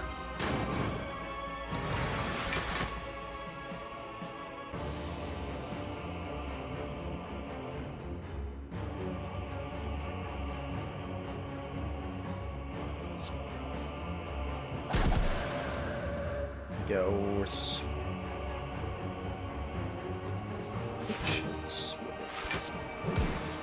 That free. Boop.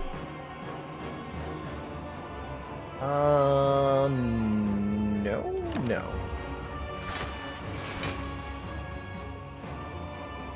Oh, I wanted it. This is fine.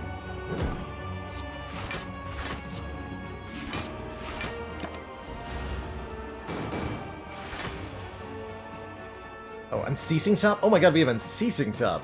And it's actually important. Incredible. Can't say I expected that. It's actually important.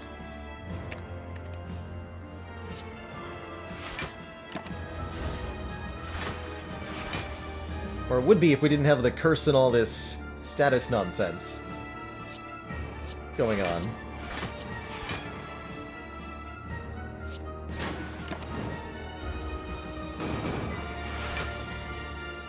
What do I think about Strange Spoon on Watcher because of the miracles? You just died recently because of Deus Ex miracles. It's, the miracles do make it a little awkward.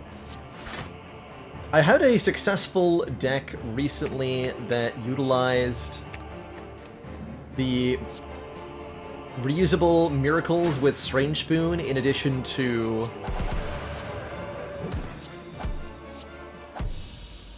reusable insights from a study. And I think we had Master Reality too, so they were all upgraded. So it was just unlimited reusable draw and upgraded miracles, and that was really cool. That was really cool. Does Tantrum draw Tantrum with top? It should. Yeah, it should. It absolutely should. Curse damage depends on the curse. If the damage is in the form of hit point loss, unblockable stuff, like regrets or pain, that does not account against you for perfects. But the damage from the decay curse does. That one you can block. It acts like a burn, and just like burns, if you take damage from the card that you don't block, it does ruin your perfect score. I like the Wallop upgrade a lot. Yeah, I like the Wallop upgrade a lot.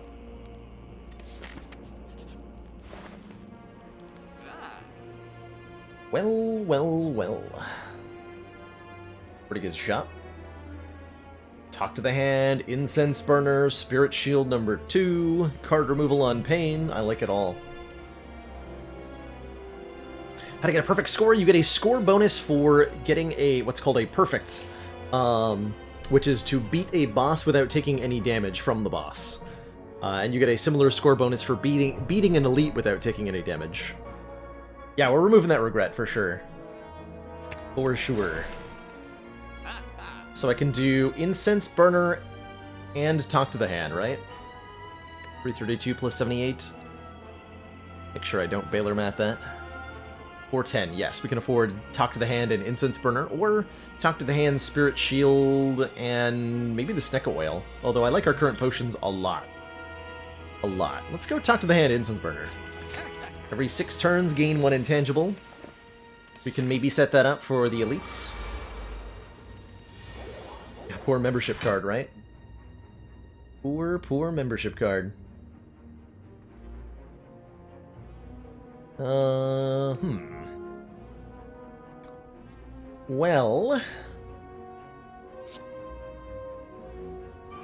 got a stance potion and I'm willing to use it, so... totally worth it.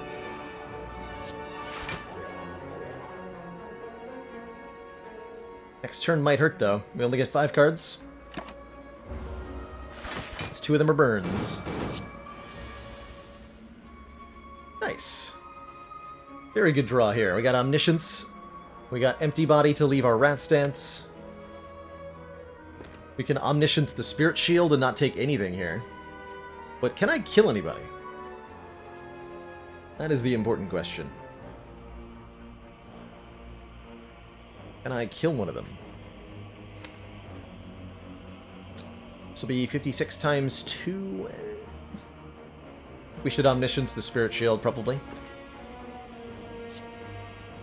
Let's do that.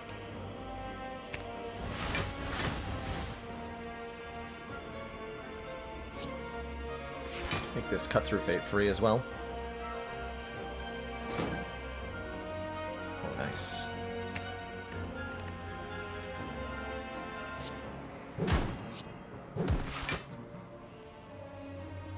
Geez, that's almost enough damage that I can just stay in Wrath. Or enough block, rather. Shame we don't have Calipers.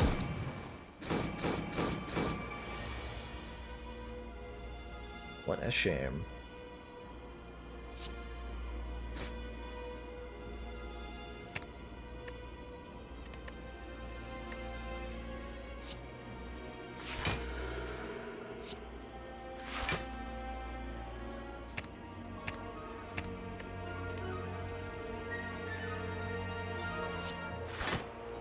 It's not a full block. Gotta turn around. Guess we're gonna hit you for the block? Sure. Take a little bit here. If possible, I'd like to kill them both on this turn. Seems pretty unlikely. We can always try.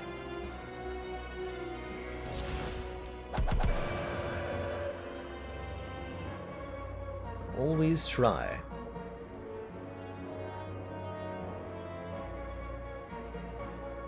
Meant to crush joints before I started doing stuff. That's ultimately still fine, though.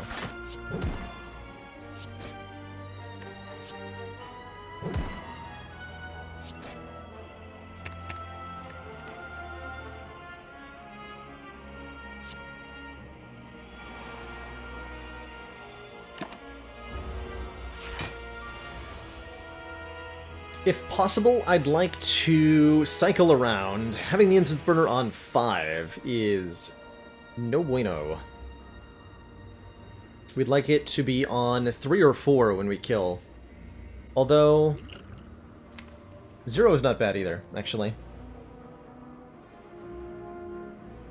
0 is pretty manageable. As we're gonna block the vulnerable anyway, right?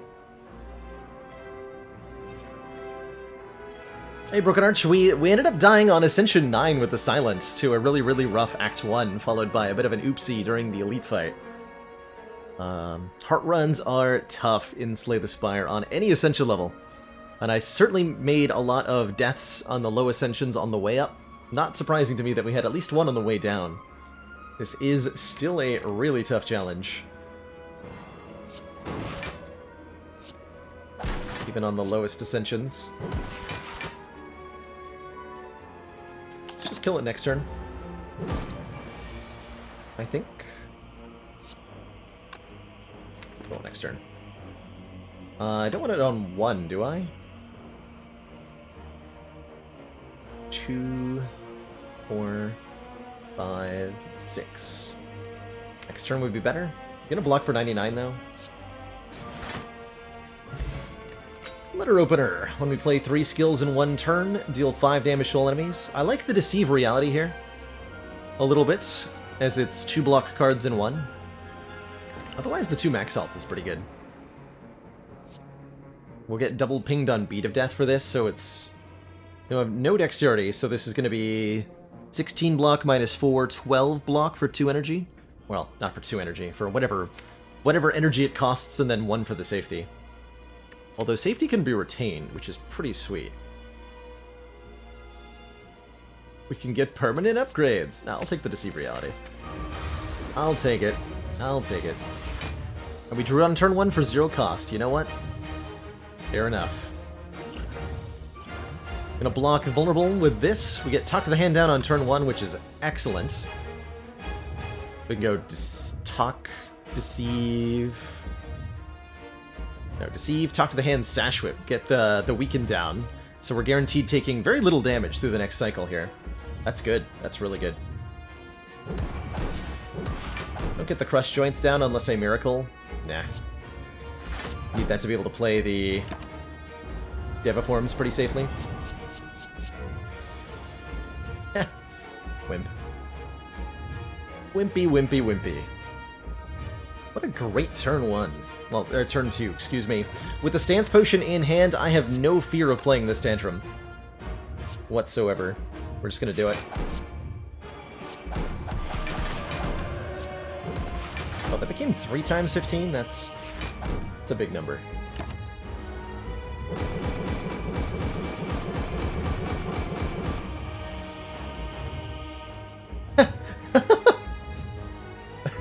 That's actually really cool. All of these modifiers affecting how much damage the heart is doing, and we come back right to the normal number of 67.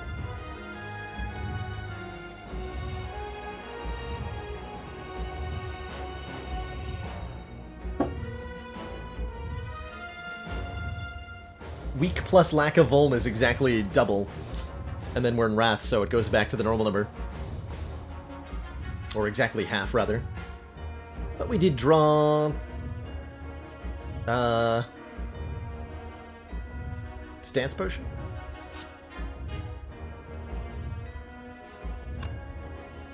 Guess I'll safety first. Alright, Indignation. That's what they say, safety first. Ooh, Omniscience. For doubling our... Honestly, Vigilance seems pretty good. 1 cost, I like that.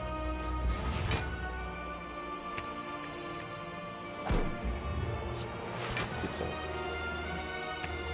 So we get our second Deviform next turn. I'd rather just spend our...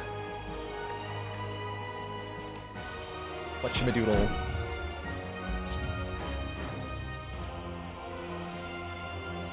I'm not getting murdered. Like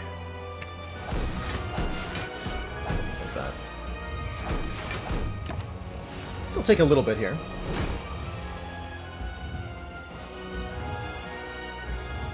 Ew. Still play this, though.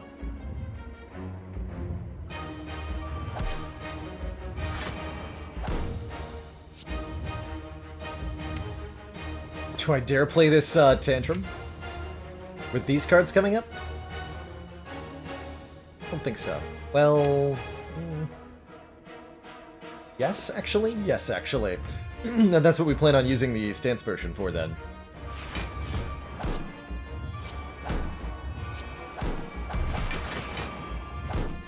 Nice. This will do just as much damage next turn, but will also provide 2 block. I won't shuffle it. It's fine.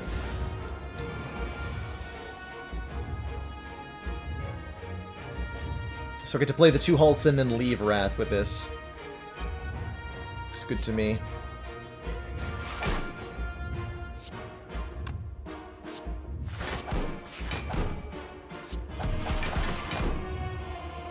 Hit it harder.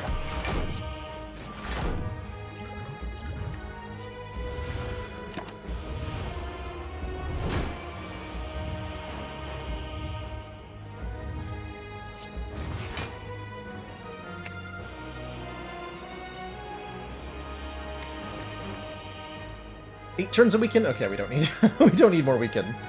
Noted. Noted that we don't need more weekend. We love a way to go into Wrath stance here. Dang it.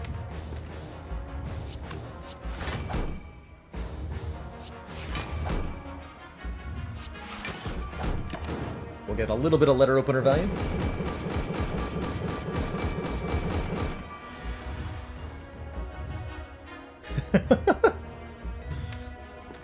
Great minds think alike in the community. As it turns out. So let's try to just get rid of Strike and Halt.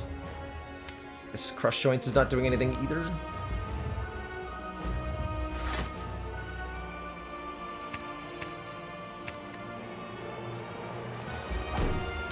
Let's draw exactly the Wrath cards.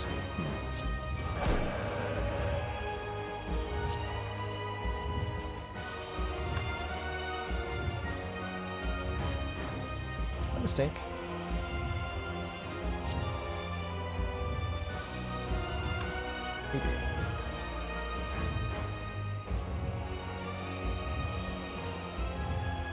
We'll be okay.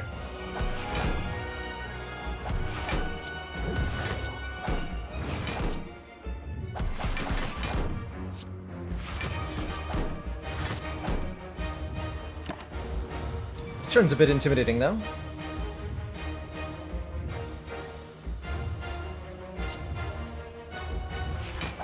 Just a little bit. When I can't... Uh-oh. No, this is fine. We live this turn and we just kill it. Next turn, right? Right? Smiley face?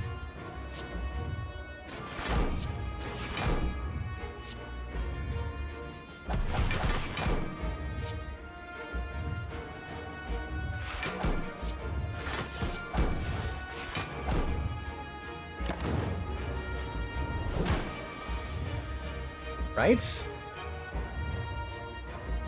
Yeah, looks like we do.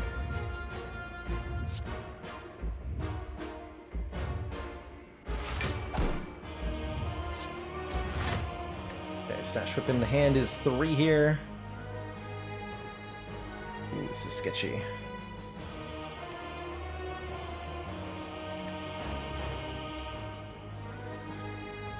You're not going to survive this without a way to leave Wrath.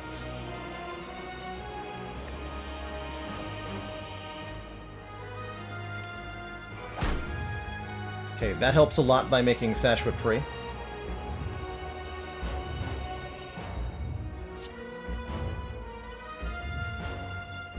Yeah, I know I've got Unceasing Top. Yep. We're playing into that here. So we want to make sure the last card we play is a skill here. Let's make it Safety.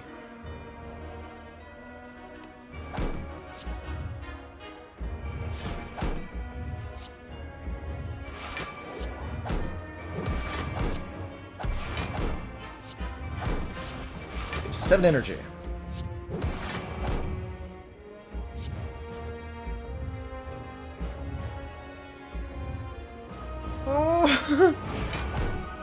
Okay. If this was 3 cost, I don't know that we make it out, but we do make it out at 2 cost. GG. Oh man, that was a little close. Just a little bit. Didn't have it.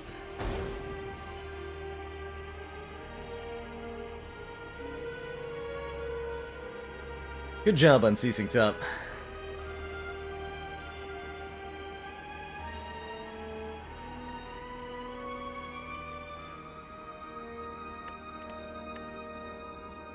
You did it.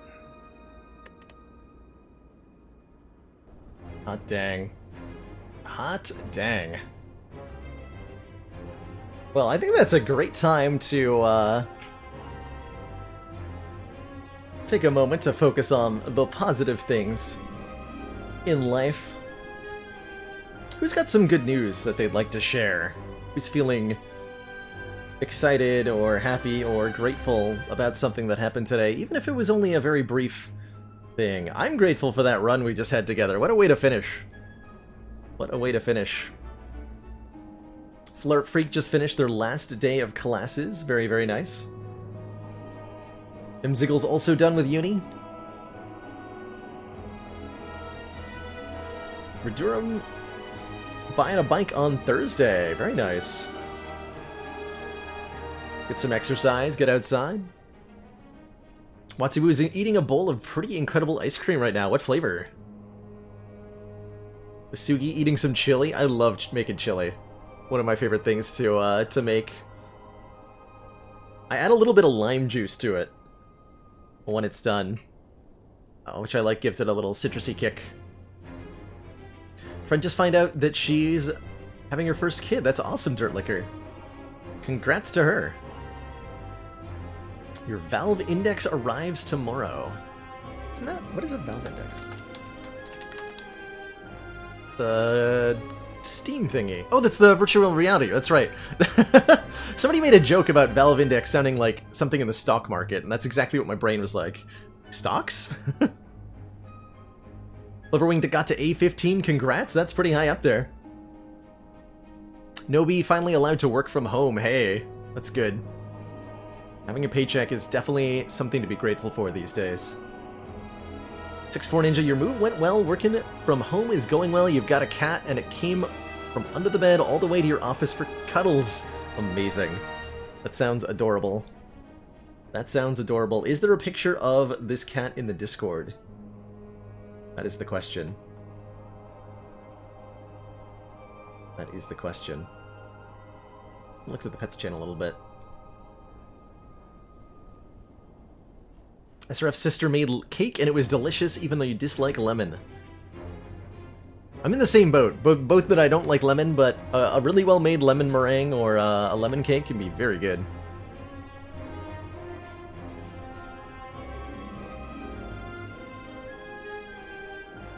Axon Newfield had a good day with their husky puppy. Nice. Sounds very adorable. Zekov grateful for an extension on a deadline. I hear you there. I've definitely been in the camp of, you know, pushing things to the last minute in college, and the habit that kind of stuck with me. There's that kitty, I see it. That is an adorable fluffball, 6'4". That is an adorable little fluffy.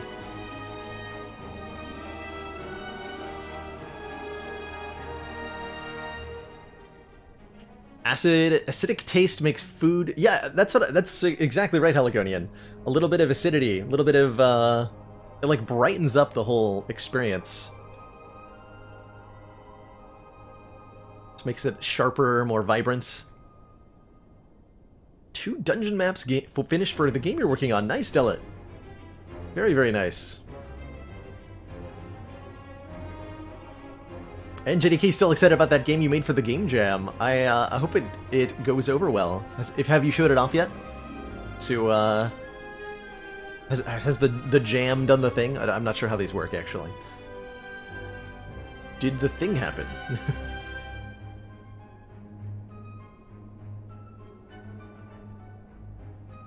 Pete went to Chipotle to get dinner. You told the cashier you were paying for the couple's meal ahead of you.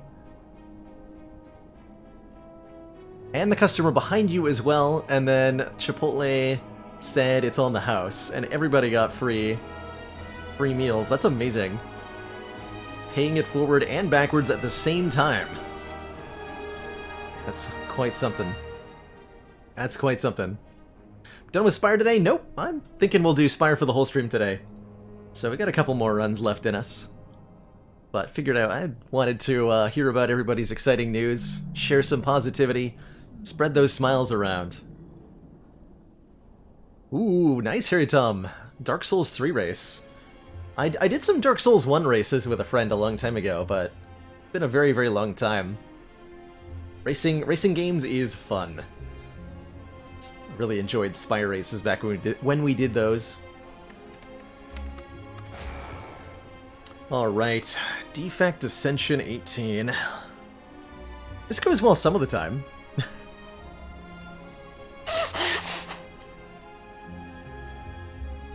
Hey Seven, couple things that you watched that you enjoyed. That's awesome to share. Picard and the Boys, which sounds like the title of one title. Good way to refer to Star Trek.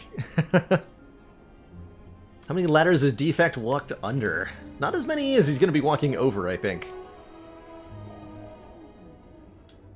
Choose. Oh, this is almost certainly a boss relic, just looking at these starting options. Although, I really like the act layout. Early shop could actually allow for a transform 2 here, since we can remove the curse at the shop. And then it kind of ends up like being one removal, but different. Pick a card is just fine. If we go up the left here, we get Fire, Fire, Relic, and then fight 2 elites. That's pretty safe. And we can even bank to the, if we're feeling good, we can bank to the left and tackle on the Burning Elite.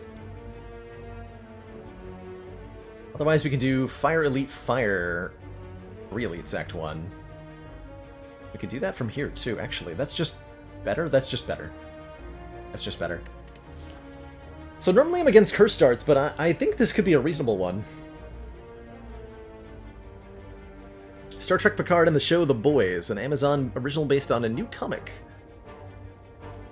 The Justice League is basically the bad guys, and Average Joe is trying to stop them. Oh, I love that premise. Show is set in, like, superhero worlds told from the perspective of the villains. I like that.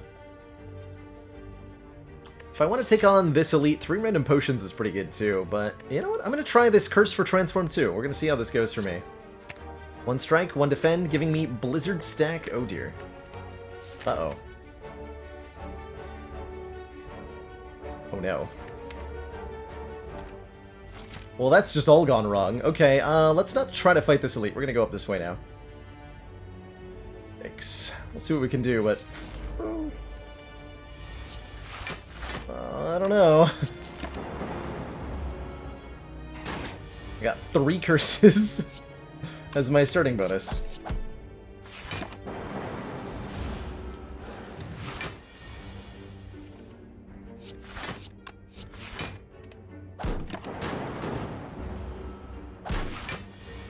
Pretty peaceful Jawworm, though, all things considered.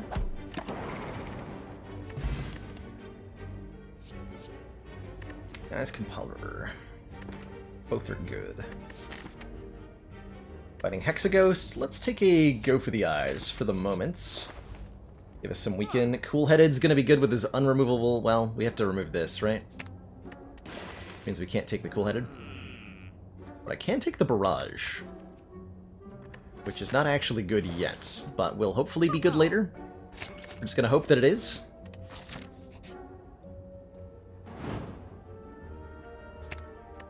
Sorry, Blizzard. But I have no hope that you're about to be good, so I have to say goodbye, I think. This is 2 either way, right? So we hit you.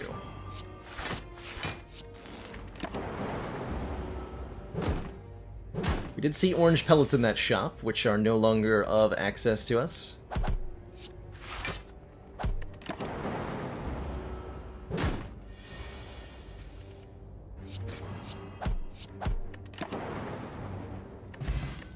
Okay. Might need to take this Melter just so we have a decent attack. But an early algorithm is pretty good.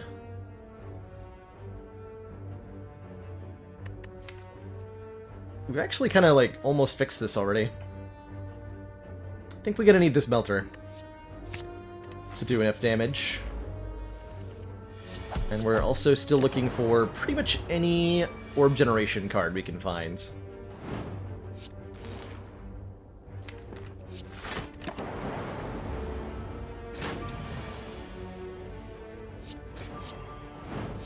Good job, Melter. What was our starting bonus? Our starting bonus was to transform... we took a Curse and transformed Strike Defend into Blizzard Stack. Which was maybe not my best move. But oh well. We're about 1 Frost Orb away from being okay here. So it was 3 curses? Yeah. Unfortunately, yes. Yes, it was.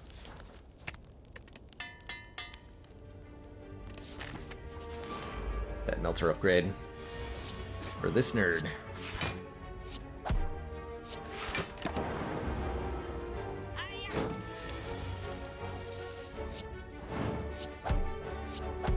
Damn it. Hoping not to have to use that there. Equilibrium is great. Big beefy block card. Helps us retain our hands. I like it.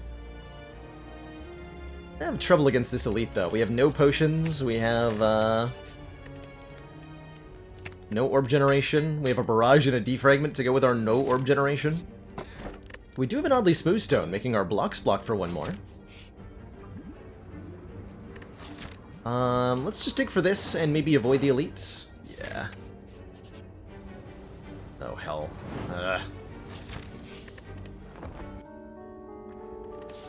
We could, like, go this way, but quite frankly, we die in Act 4 if I do that, so we gotta go here. One way or another. This has gotta turn out okay.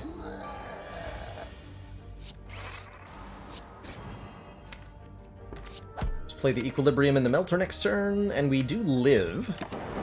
That's good.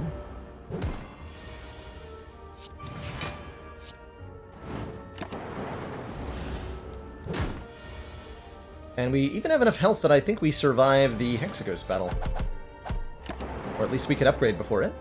Cool. Gurya lets us gain strength at rest sites up to 3 times, and an Electrodynamics offers us Lightning Orb generation and AoE going into Act 2. That's why we fight the elites. Rather than trying to take the quote-unquote safe route, it just won't be good enough. And we don't get the strongness that we need. Give me that. What a great, great set of rewards there. Leading into our imminent death from Slime Boy here. How unfortunate.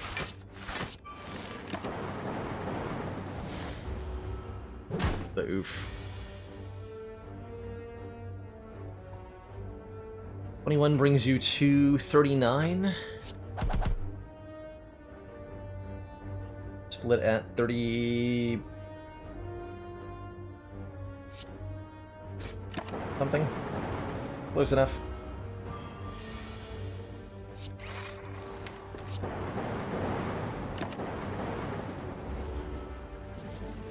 $19 health should still be enough for Hexaghost. If we upgrade Go for the Eyes.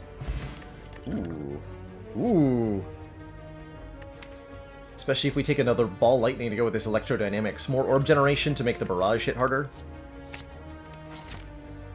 Could also lift for 1 strength, which is pretty good with Melter, Barrage, Go for the Eyes, Ball Lightning, etc.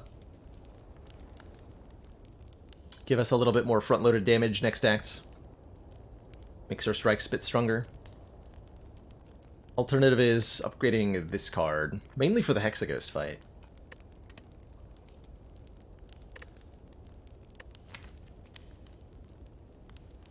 A bit of a hard time against Hexaghost. Unless I use this Focus Potion, and then we won't. Though I'd really like to save this for next act. Really like to save this for next act. Let's upgrade the Go for the Eyes.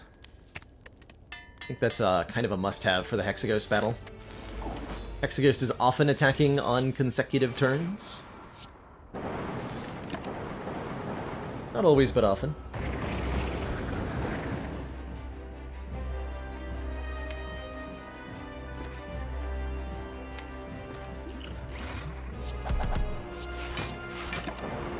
Wanted to save that, but I don't feel like we can.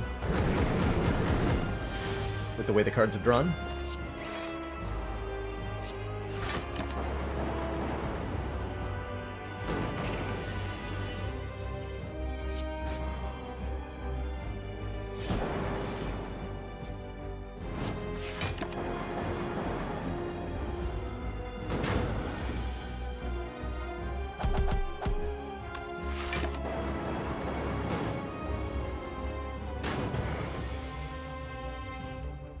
Oh yeah, very glad we used the potion.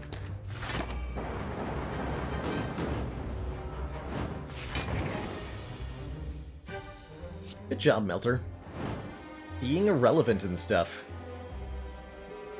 You did it.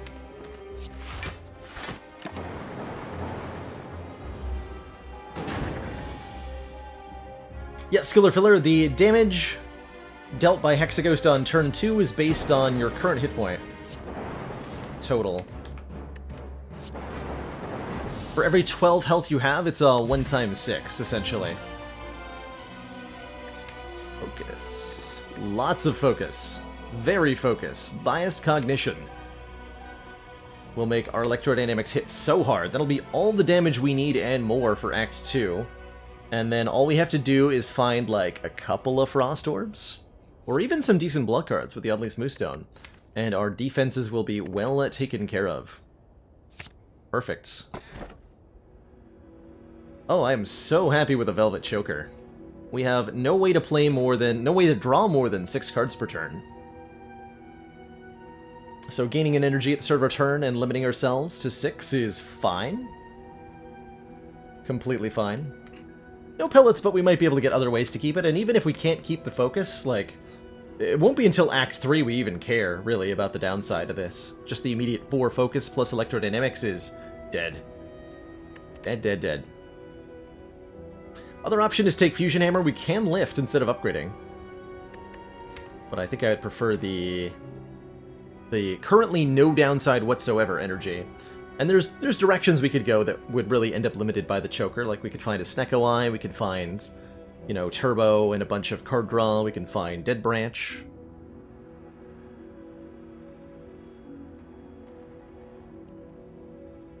We did win that run, though, did we not, Shayland? The one that you're referring to? I think this is a choker. I'm gonna take it. Tell that tiny house, not today. Not today. Oh man, ooh. So many heavy elite paths we can take through this act. Let's hit this shop up with almost 300 gold and see what stuff feels like. Great turn one.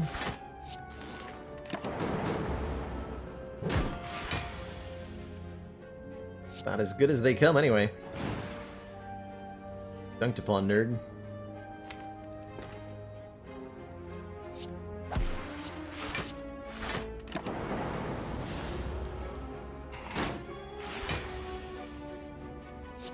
Dunketh upon.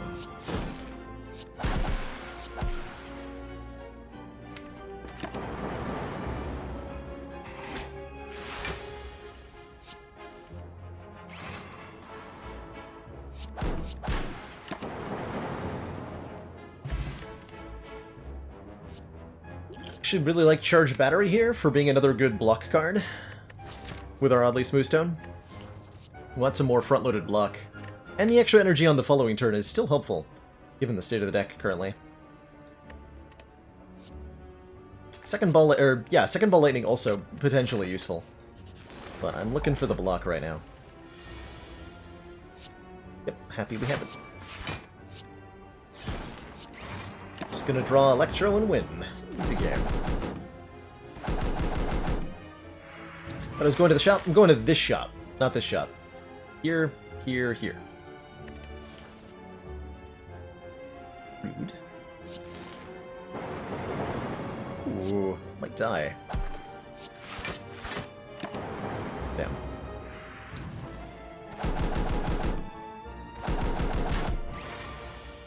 Die.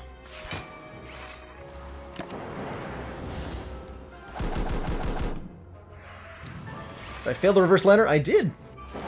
I did, Eyebrows. We ended up dying on Ascension 9. We're giving it another go. There's the Frost Orb I've been wanting. Super taking that.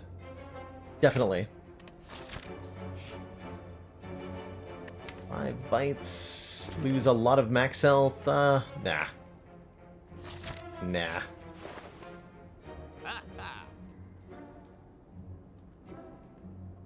What was this? Leap's good, I guess. Leap remove strike.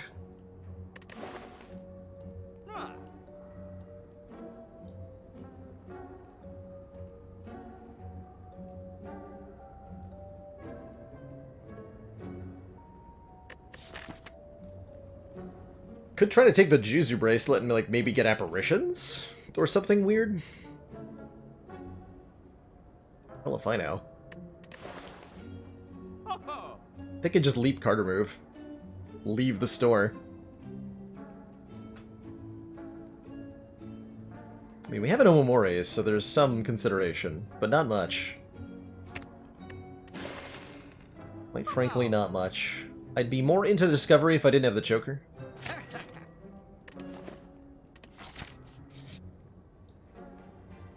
Actually, don't mind the heal here, but let's try to get more good orb stuff. Bullhead, it's good. Chill. Yeah, that's the one. Channel 1 Frost for each enemy in combat at 0 cost. Perfect. That's the one I wanted. Let's fight some elites, shall we? 1, 2, 3, maybe even 4.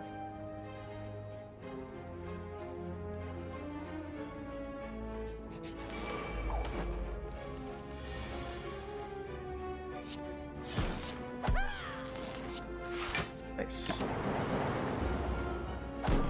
So on turn 1 we have Block Pot if we do get attacked. We did. Just have Bias Cog. Chill.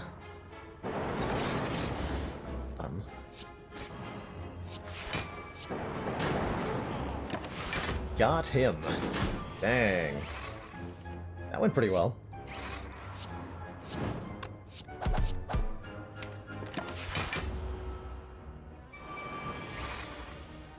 Not even the last card in the deck. Oh, it does fail to kill though, huh?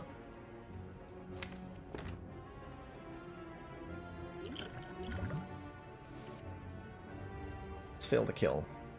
Only 14 AoE. So we have to do an additional 8 to kill you. 12 to kill you.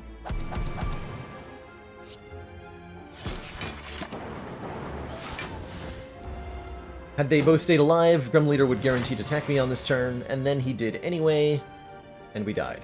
Or whatever. Dang. Now we're alive, but rude.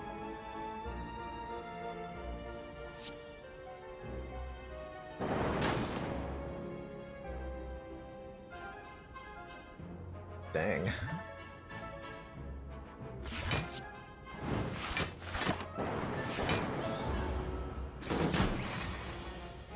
Definitely means we have to rest.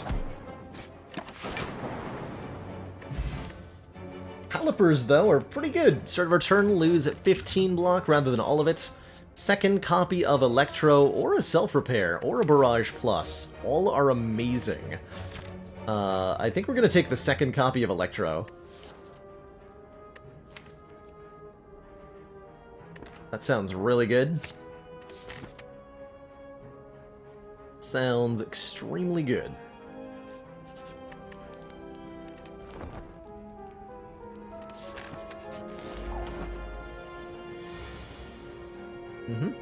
Yep, gotta have 2 copies of Electro, that way you're guaranteed to draw one early. Works every time.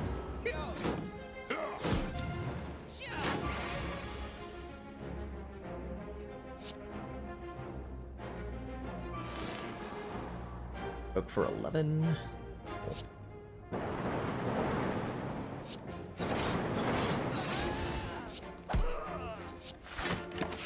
Got him.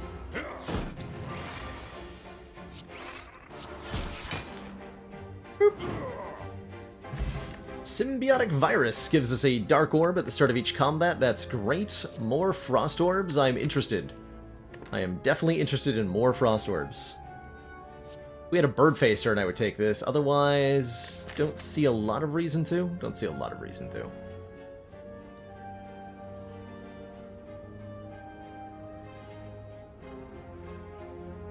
Looks like I gotta rest one more time. Blech.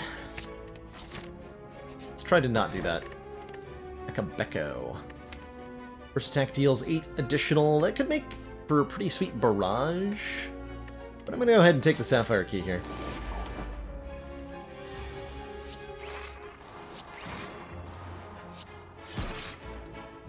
Sounds good to me.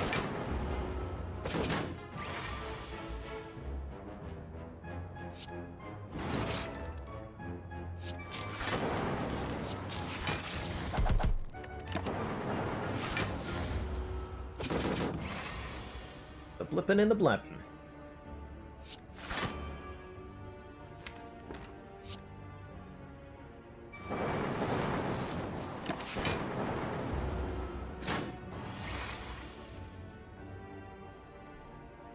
Tell me I can kill this. 18 plus 7, 21, 27, plus 18 is, you guessed it, 45. Of course it is. What do you mean it's 45? Why? Why? Yeah, we could use the potion. Can I actually just block this with stack? If I go defend, defend, charge battery. That would be 12, 20, 35.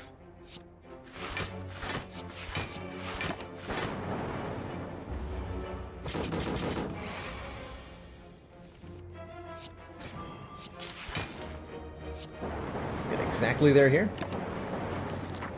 Nice. Darkstone Periapt Omamori, of course. Of course.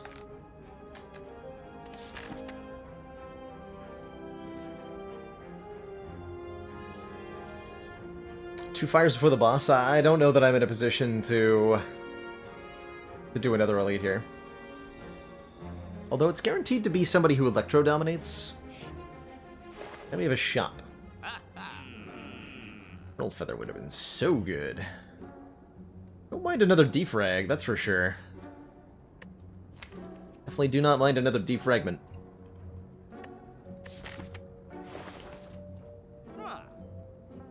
Good potions. Could take a genetic algorithm. On sale bullseye is real good. We do bullseye defragment card remove? We can.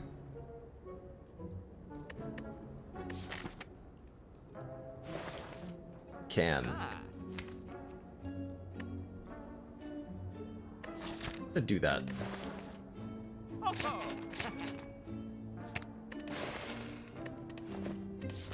Heal me? Not a heal.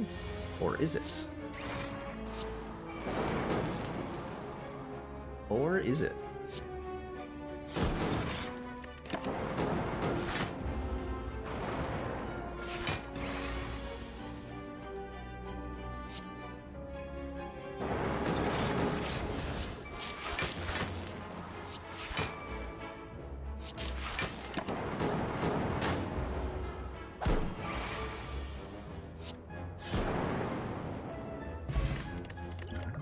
Potion of capacity is good.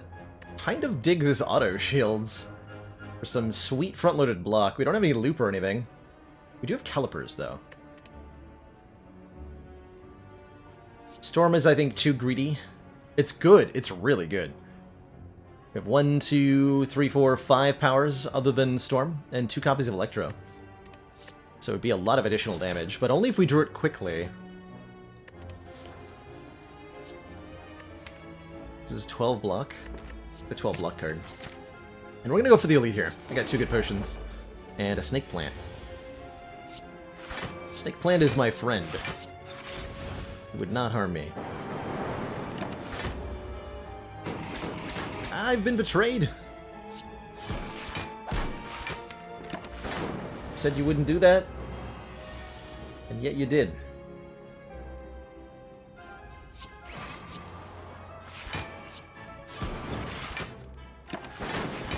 Take 2 more.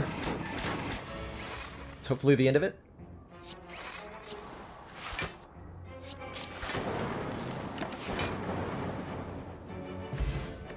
Swift pot. Genetic.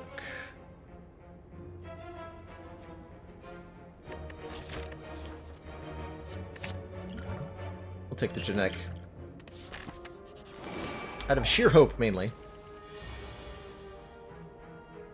Instant regret.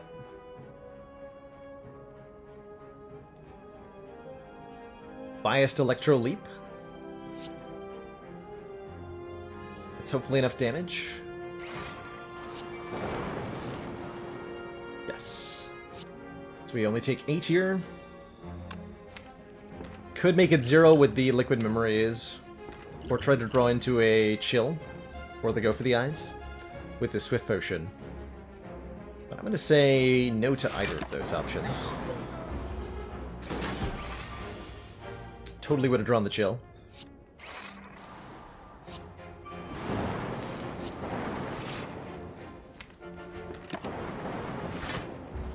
Only 1 Frost Orb. Need enough AoE to delete these guys.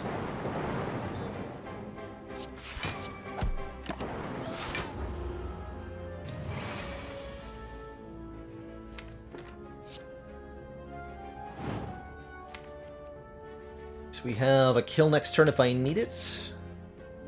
If not, we can try to draw the... whatchamadoodle.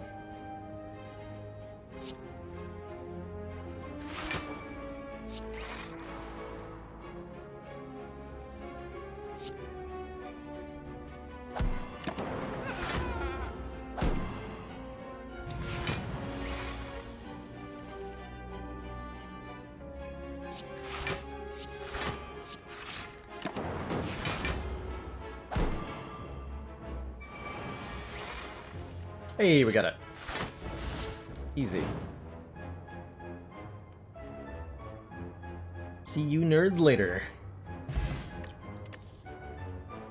And that's why we fight the elites. Mummified hand. Wait, Joker, no. And another defrag if we want one more. I'm down for one more copy of Chill here with Calipers. Just gave, like, there's no such thing as too many Frost Orbs in a Calipers deck. And... do I dare? I think I do. I think I do dare.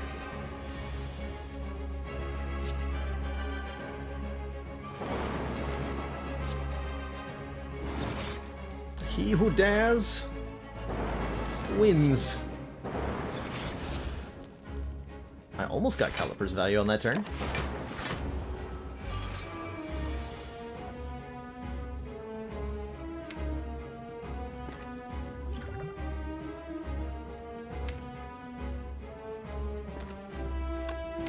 So you're stealing Biased and Electro? That's actually totally fine. Not sure who's taking which.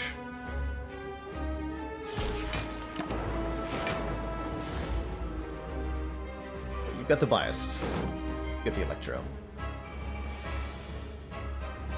Low? Okay, hold on. Oh my god, no. Not like this. I don't want to play Chill until I have the defragments down. Although, next turn would be good to have 3... yeah, okay.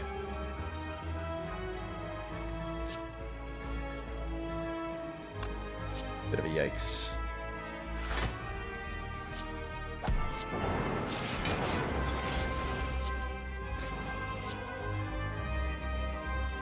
Not actually blocking enough to care.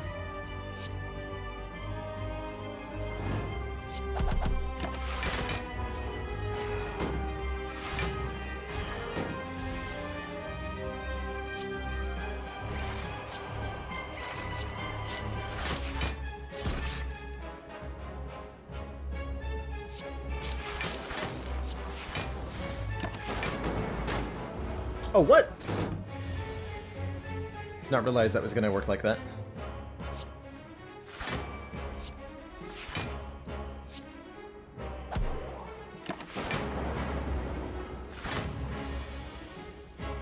Good.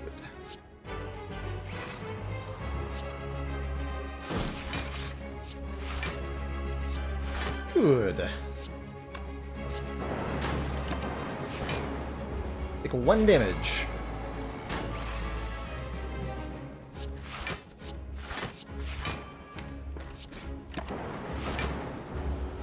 We're losing focus at a rate of 1 per turn, but we have enough of a stockpile, it doesn't matter too much.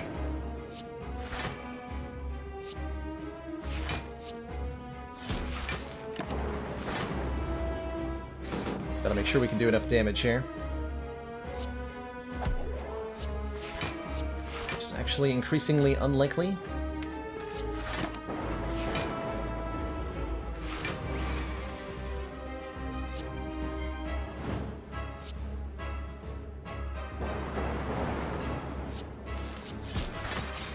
I think we're okay. Do I have to ball lightning? Do I have to liquid memories the ball lightning though? I think I might have to.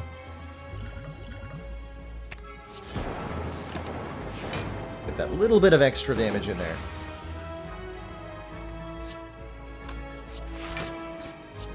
Save Melter for guaranteed lethal here. Yeah. Alright, GG. There's the Echo form. Still pretty good. It is still pretty good. Even with the Velvet Joker. Buffer not bad either. Prevent the next time we would lose health. Potentially next 2 times. I think it's gotta be this Echo form. First card we play each turn gets played twice. It does count twice against the Velvet Choker, but oh well.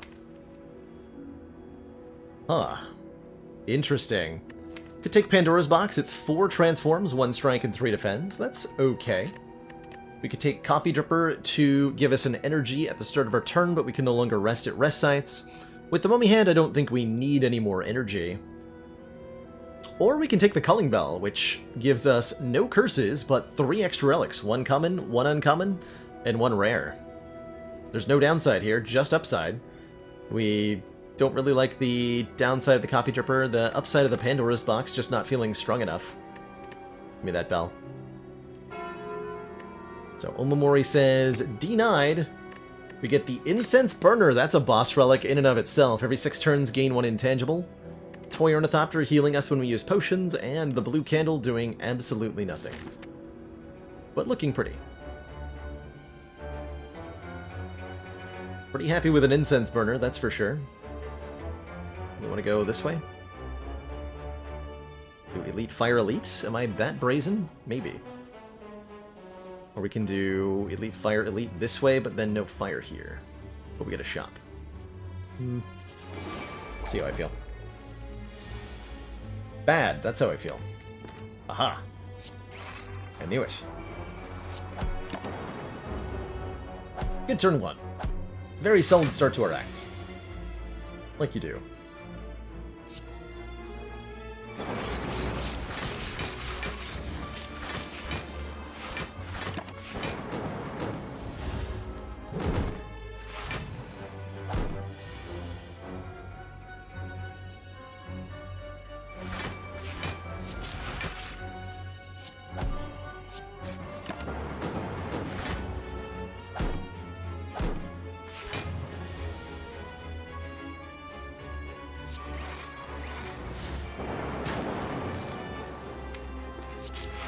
Whoops. Got an algorithm in this deck I really should have played twice. Can't take that with a choker, but would otherwise be good. Have I changed my mind about my pathing yet? Thanks. No way to avoid an elite fight? No way to avoid an elite fight. Blah. So much for that shop. Oh dear. Please no.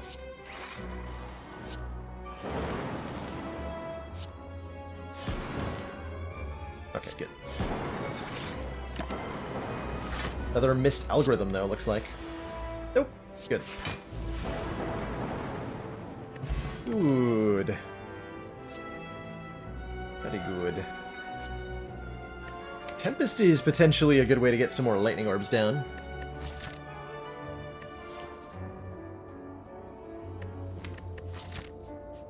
Could go this way. I don't know how I feel about that one. I like being able to rest here.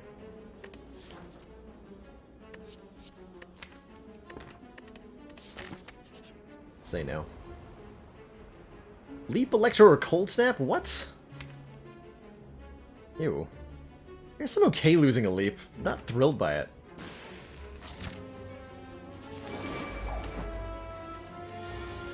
Not thrilled by it.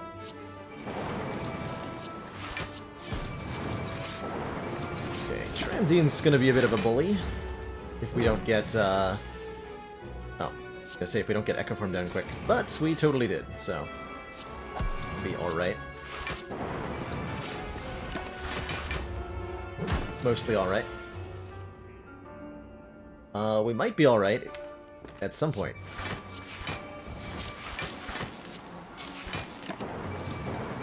It's less and less likely.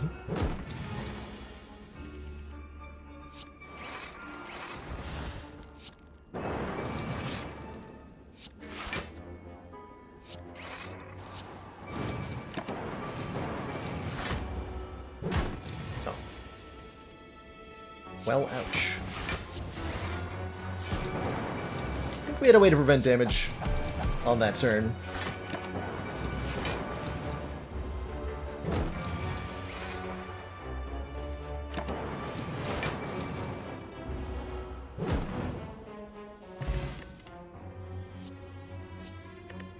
It's gotta be Capacitor with all the orbs that we have.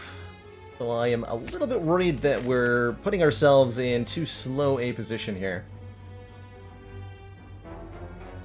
I don't exactly like giving up max health. The increase to our immediate survivability here is undeniable. We will heal to full, losing quite a lot of max health, and hope that that's good enough.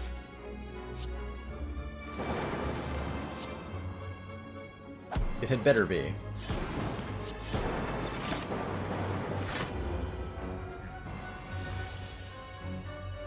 Let's actually think for a moment. Pretty straightforward order here, yeah.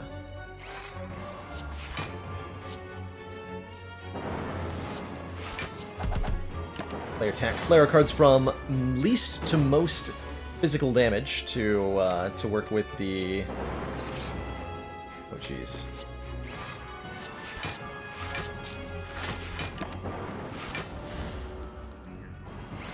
To work with the slow value.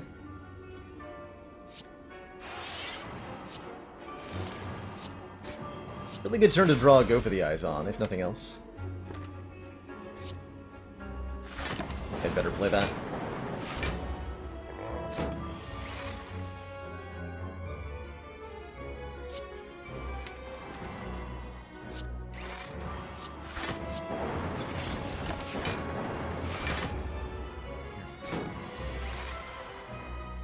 Why are we still here? Oh dear. Double the ball lightning. Once we play the Electros, we don't have a lot of lightning orb generation, do we?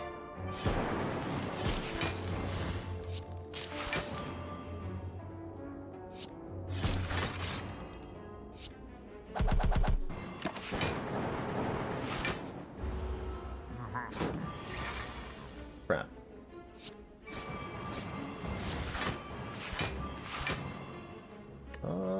Huh.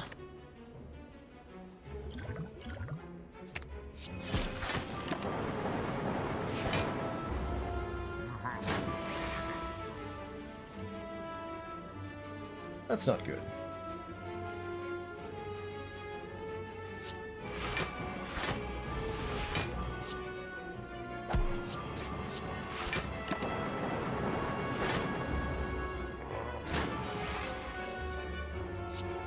Save me! No? Alright.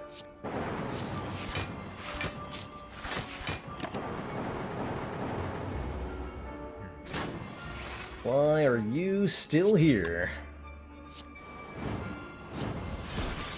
I'm not. I'm alive. Though just barely. Yikes. Take the storm out of sheer necessity. We needed way more lightning in that giant head fight.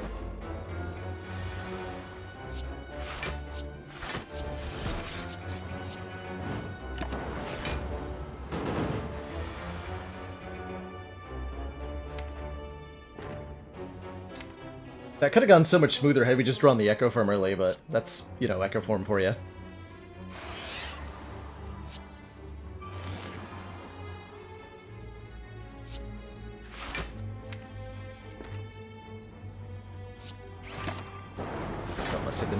Less health than Giant Hit. I think we can get away with the early Algo here.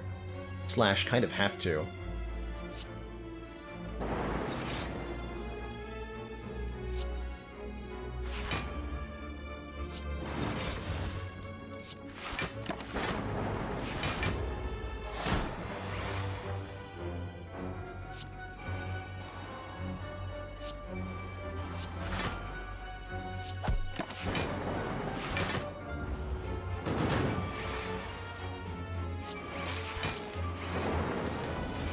Now we're talking.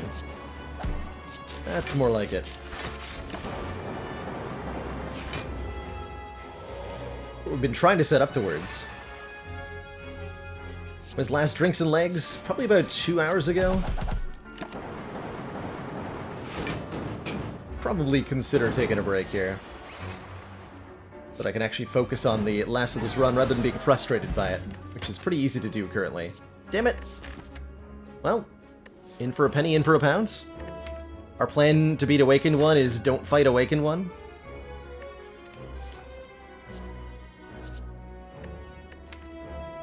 It's a good plan. Take the Nunchaku. We're definitely resting again. Yikes. Yikes.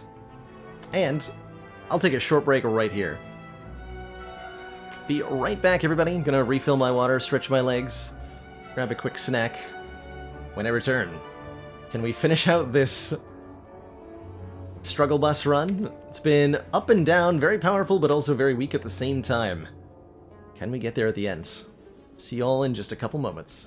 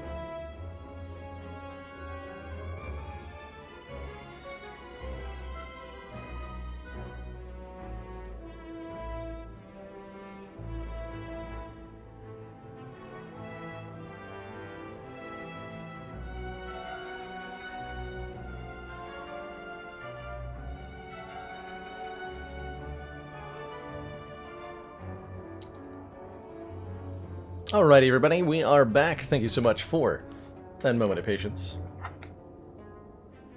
Donis Incarnate pointing out something during the break that I completely forgot about, which is that we're not on E20, so we're only fighting Time Eater. There is no threat of Awakened One this run, which means our Storm strat should be safe-ish? We're hoping for an early Echo Form against Giant Head or an early Electro against Repto here. Max Health Repto. A little bit of a yikes.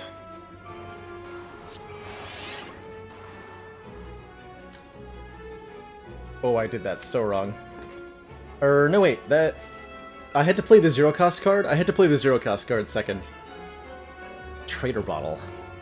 Okay. We can do this without Echo Form, but yikes. I think that's gonna be bad for our immediate health. Probably. If I had to guess,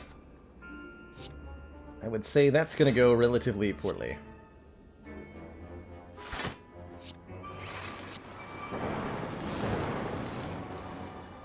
Good news is we live. At least through this turn.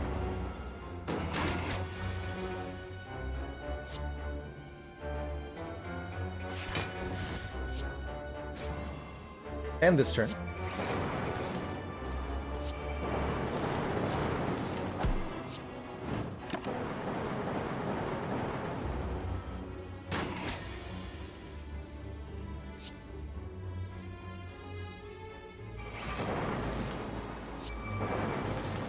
We do live.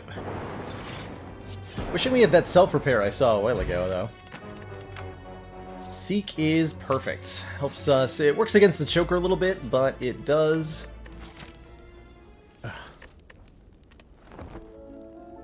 It does help us get the Echo Form down. Ooh boy, gold-plated cables make our rightmost orb activate one additional time. Also very excited for potions here, because those potions are 5 health each with the Toy Ornithopter. We might actually make it out of this alive. I like it. I'll buy those. I would love the White Beast statue if we were a little later in the run, but it's only going to generate 2 potions at most. We got this. We got this. Incense Burner's going to save me in this fight.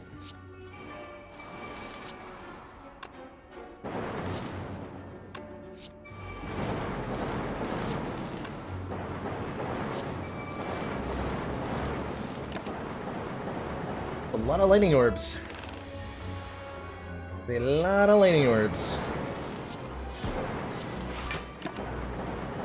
Be double genetic on this next turn, because that'd be even better. Negatory. Do this though.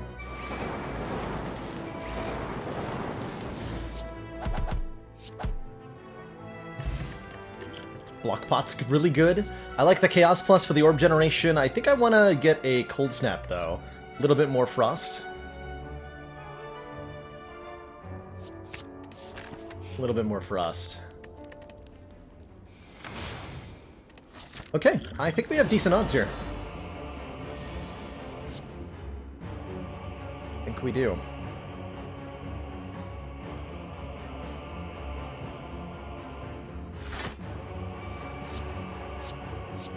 This is 24 damage. We are blocking for 14, so we get... Let's get this orb out of the way. Get 10 effective health out of this block pod. I feel like I'm going to need it anyway, so we'll use it now.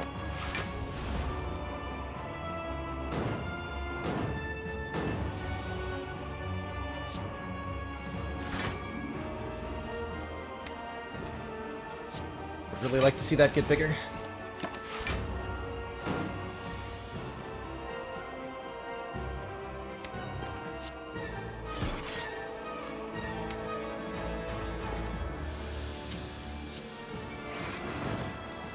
Oh.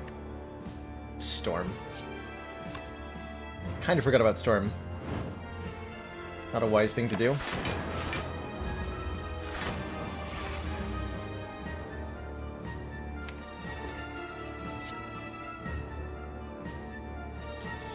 Echo. Play the Echo. Play the Go for the Eyes. Take some damage. We're in intangible next turn. We have Echo Form in play, so we can start doubling powers.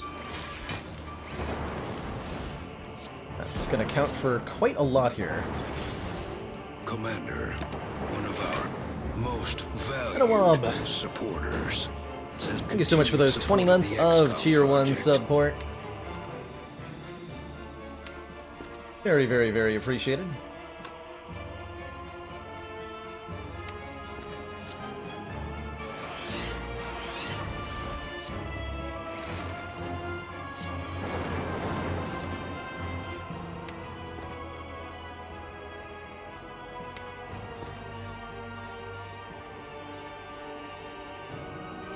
One too many lightning orbs. Yeah, one too many. 34 damage. No storm. No, I have Electro remaining. Might have to be our power potion. If I play this, we get 12 plus 9 plus... we live. You live. Hold on to this for the moment. Bring him below half so we're not being attacked on this turn.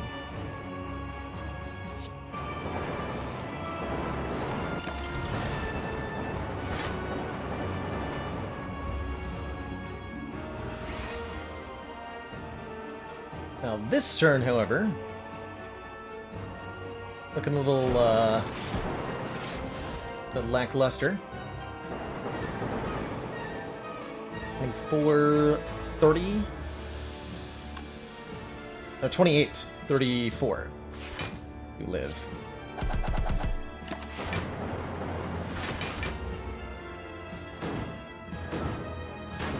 Foolish, foolish.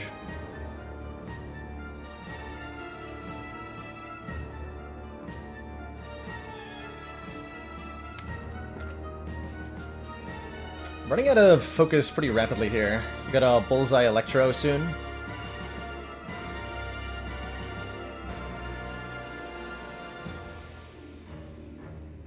By double Frost Orb.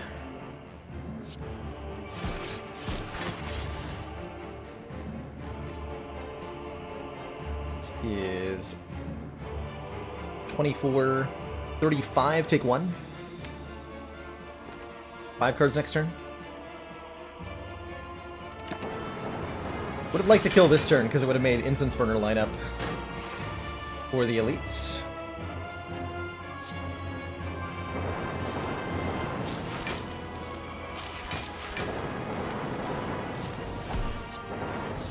We do live though, and we get to keep the power potion, and we're intangible on turn 1 of the elites fight, so if we're lucky, we can avoid some of the damage. 2 thump, 2 thump, deep pulsing dread and all that.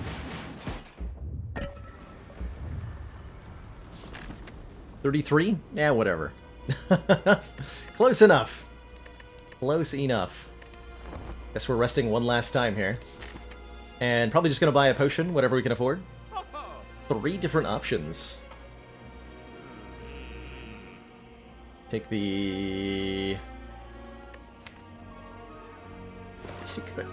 colorless.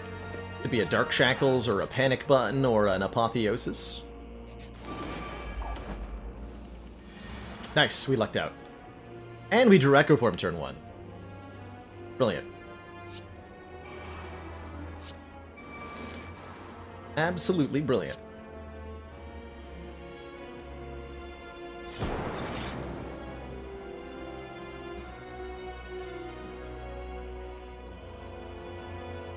Draw a card and gain an energy.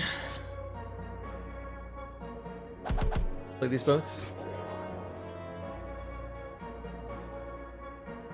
Know that I want to do that.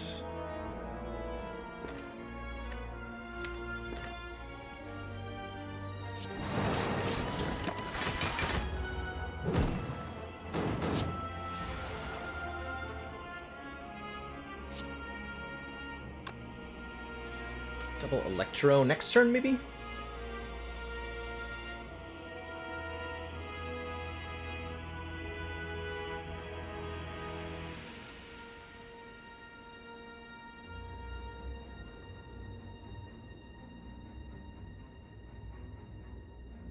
This would be double Equilibrium Defend, take a little bit. I can consider using a potion. Might as well use that after we've taken the damage, though. It's only 2 damage, even. Okay, we have Seek to get Biased.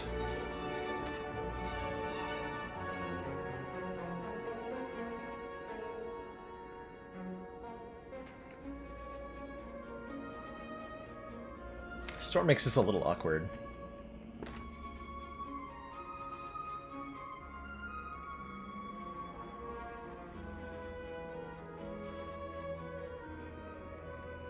Is there any way for me to kill this? Double Defrag is going to evoke 2 of our Frost Orbs. We want to Seek Chill at the end, maybe? Oh, I also need to turn around, huh? Dang.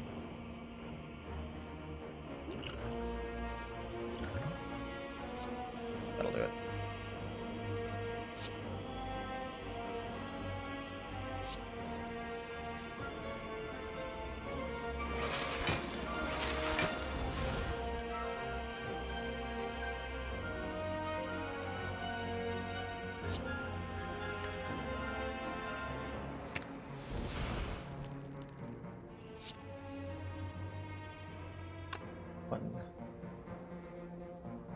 I want a Frost Orb in front for more blocks, so we go chill... No. Not gonna work right.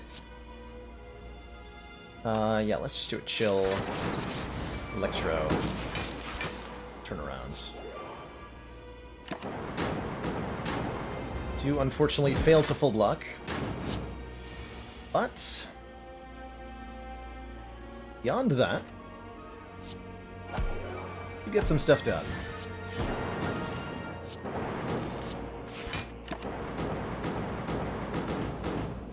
Including hopefully killing the Spire Spear this turn. Oh yeah, for sure.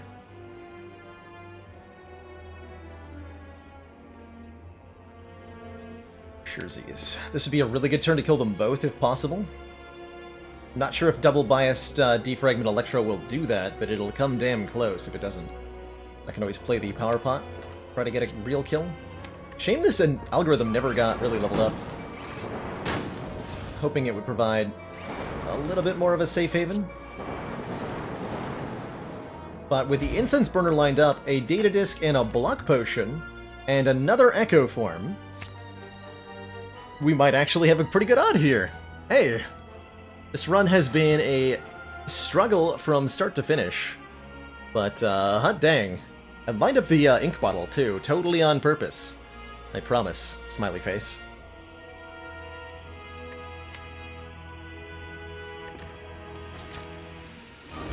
Totally on purpose. Turn 1 Seek. Turn 1 Seek. Feels pretty good.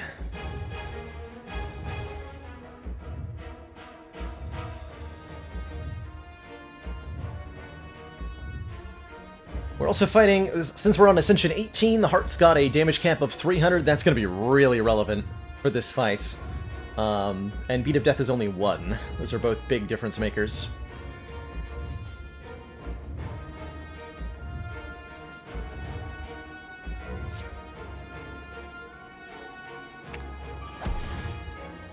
Okay.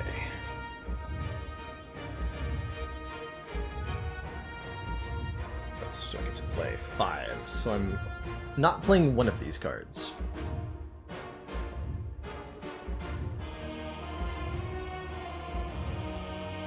I think we do want to Storm first here.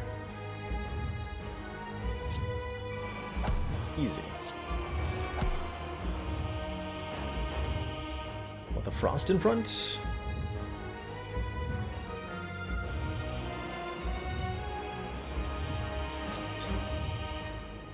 Frost in back, I think.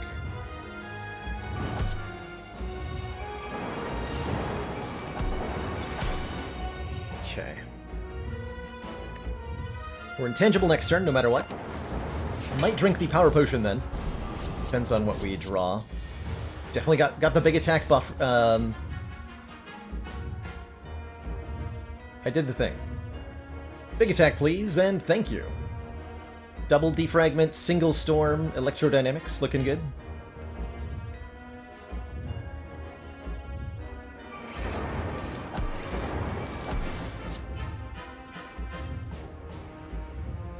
Next turn we can't die because we have Block Potion. Feels good. Draws a card.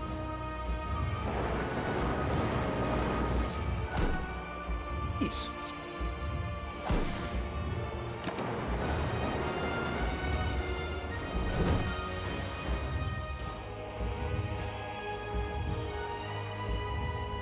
Double Ball Lightning, Auto Charge, Block Pot. Actually, double Power Potion. Buffer. No. Loop? Yes. Hello, Worlds? Why not defend first? Because if I play defend first, then the defend gets copied by Echo Form rather than the power I want to be duplicating. Same problem here. Whatever card we play first on this turn gets played twice. We play auto shields first, we get block, and then it tries to play again, but it fails. If I play the charge battery first, we get to play that twice, but then I can't play the auto shields. So we gotta duplicate something else. There's no way to gain extra block out of this Echo Form right now. But doubling up a power. Should really dig this Hello World. 2 extra cards in our hand every turn. Loop is looking pretty spicy also. Loop is definitely looking spicy.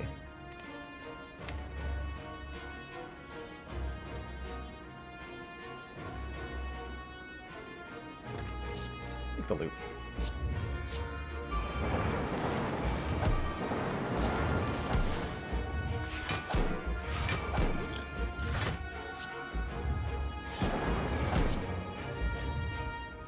It's only 9 for 1 damage. I'm going to keep my 1 hit point, thank you.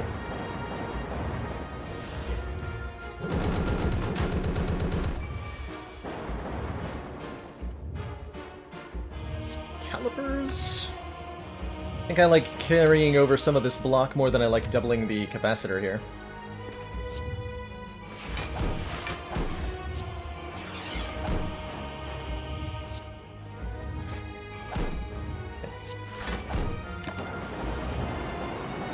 Looking for the Frost Orbs, hello? Hey, we found them.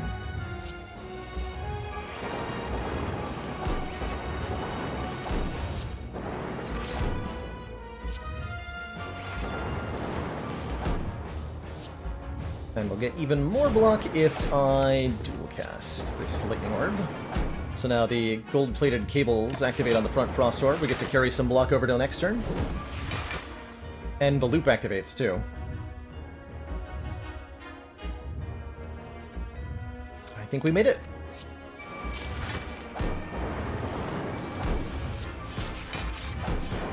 I do believe we actually pulled this off. Incredible. Incredible.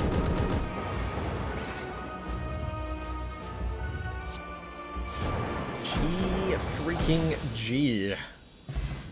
Holy moly. Never even worried. Right, yeah, 1 hit point against Time Eater. We almost died to Giant Head. Act 3 was so rough. But here we are. Standing it over the victoriously over a defeated heart. GG. Very GG. Guria won us the run. That's right. It lifted our spirits, if not our muscles. Dang. Well, well, well. What a run. Those storms were good. Lots of extra damage output. Would I have died on A19? Yes. Time Eater would have killed me. On A19.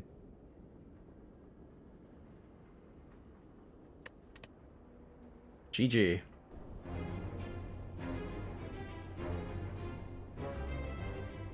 We're returning to A15 win streaks? Probably not, Seebly. I think in terms of my own enjoyment, I much prefer the ladder streak to A15 streak. So I'd be way more likely to do ladder streak encores than to do A15 streaking.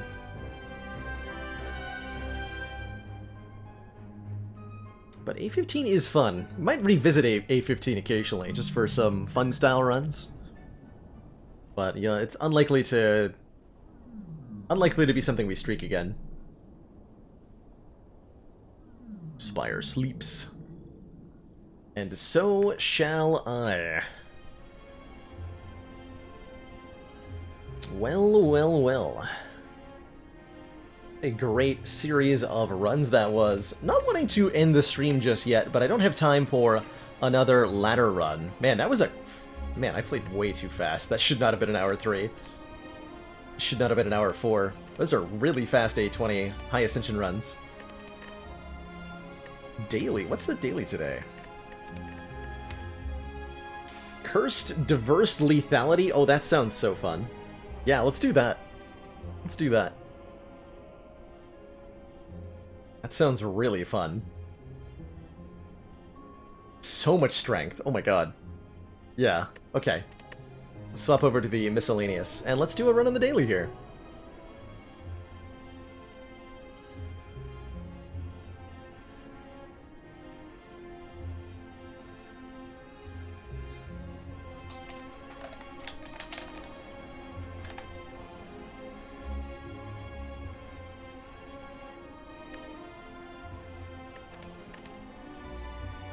Rip whatever that was.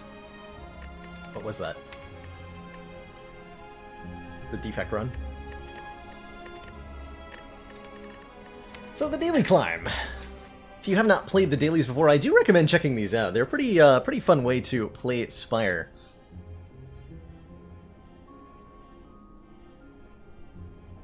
Every daily rolls 3 modifiers at random from the custom list. From the green and from the... not like the top ones, but starting on Insanity and below. 3 of these at random get chosen. And then everybody gets put into the same seed, so everyone has the exact same experience with the daily. And you get ranked by your score.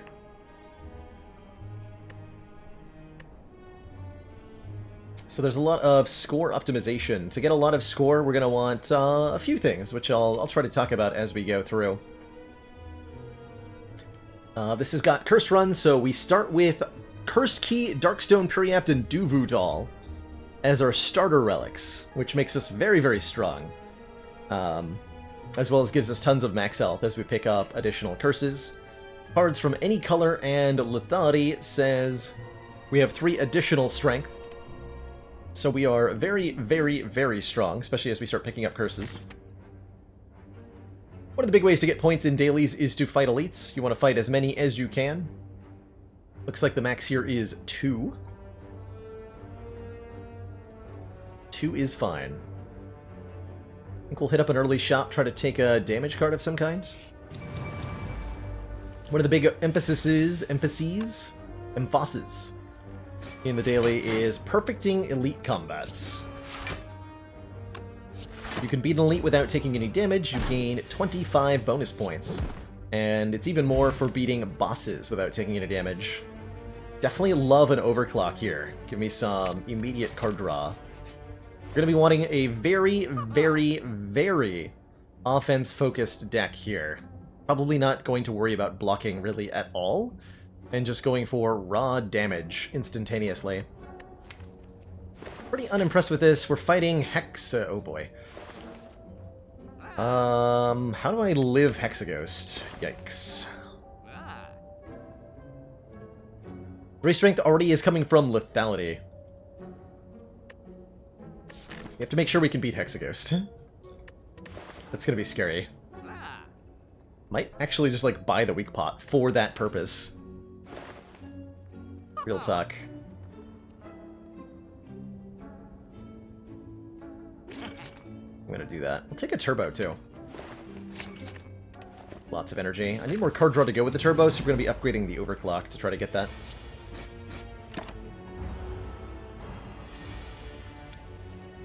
And yeah, we want to lower our health intentionally going into Hexaghost, I think.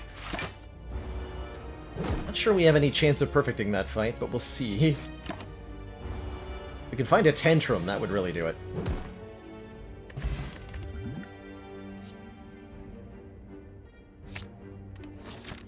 That's like a Tantrum.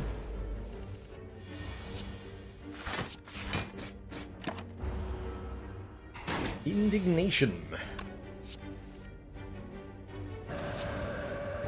Puts us in Rat Stance, making all our attacks deal doubled damage. Sight. Sight does not help me kill things on turn 1.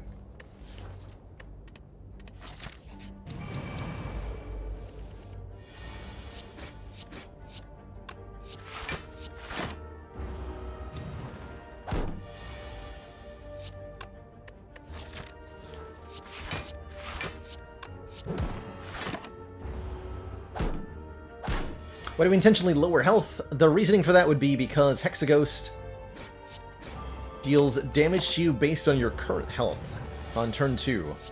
So lowering your health lowers that turn 2. Oh, that works too. Never mind, we got our answer to Hexaghost. We'll just be intangible. Smiley face. Perfect. Definitely gonna take a quick slash here. More card draw and another attack. Great. Perfect. That's all I ever wanted, really. Free wheel kick. Liked the grand finale, but, you know. Fortunately and all that. Wasn't to be.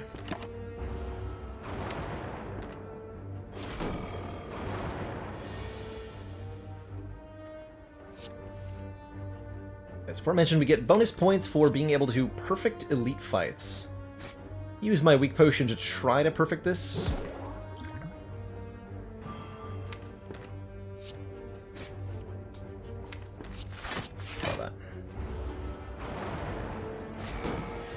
Probably not gonna make it. Yeah. Bit of a waste of a potion then. No dagger spray, no multi-attacks or anything so far. Gonna make it difficult.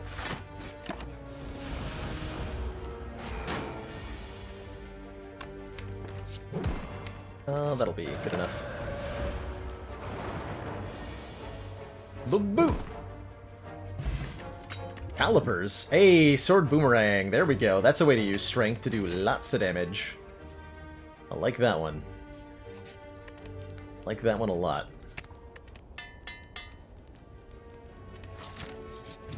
Amends the boopening.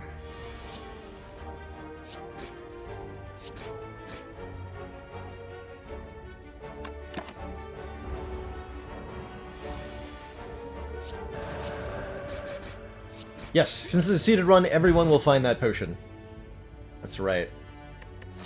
Judgment? Nah. Escape plan seems more fun. I mean, it might help. Maybe. Cool. So we get a point of strength and 6 max health for getting the Pain Curse. The damage that Pain does to us does not count as not being perfect, so we're pretty happy to see that. I think if we Swift Potion here, we should get an easy... yeah. Easy perfect there. Ooh, Spirit Shield. Uppercut's pretty good too, as a way to apply Vulnerable.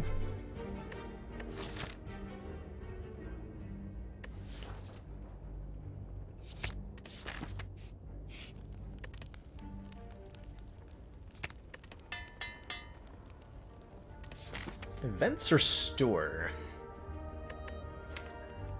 I want to say store.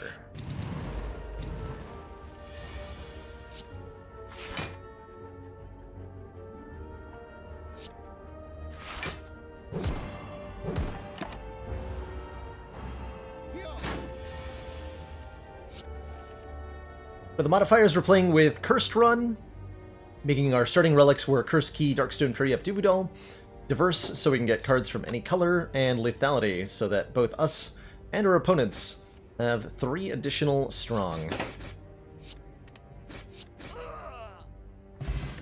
Black Potion's good. Bouncing Flask is not good. Nor is Mental Fortress here.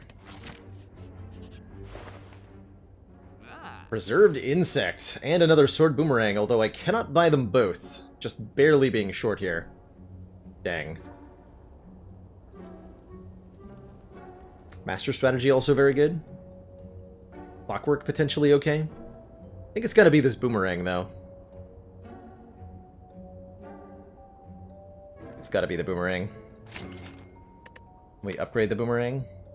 Or upgrade to Uppercut. Not sure which.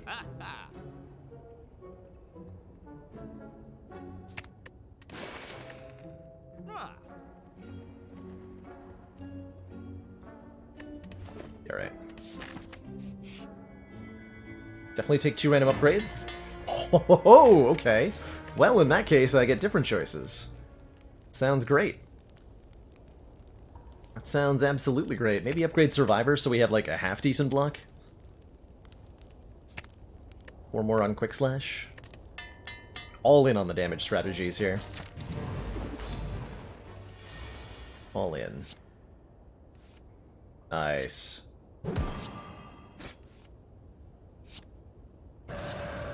So I still actually have to draw a block card next turn. Let's see if that goes. Totally did it. Alternately, did we just win? Oh. Cool. Wraith form sounds real good. As far as blocking. It's a pretty sweet draw order there, huh? And keeping the Ghost in Jar is huge. That could potentially allow us to get another perfect boss. There's a score bonus if we take no rare cards, but I'm not going to say no to a Wraith form here. And I don't think I'm going to say no to Sacred Bark either. Doubling the effectiveness of potions, that means this is 2 turns of intangible in this Ghost in a Jar. And the other potions are similarly very good. Similarly very good. Other options, Sozu giving us extra energy every turn, but no more potions. Don't want that. Or Tiny House, which does give max health and gold, which could be relevant, but we're gonna, because of Darkstone, we'll get enough max health to get the score bonus for that. So we failed to perfect the sentries in Act 1. We perfected everything else, though. Another only 2 elite acts. A little bit unfortunate. Probably want to pay a visit to at least one store here. Start out over here or something.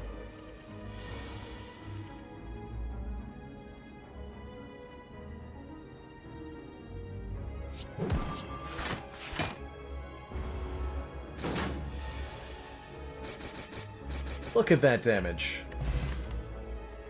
Beautiful. Havoc. Just play more cards. Can't think of any cards I really don't want to play, usually. Alternately, Burning Pact is pretty sweet with all these curses. Let's take that. Get that consistency in the card draw. Or what have you.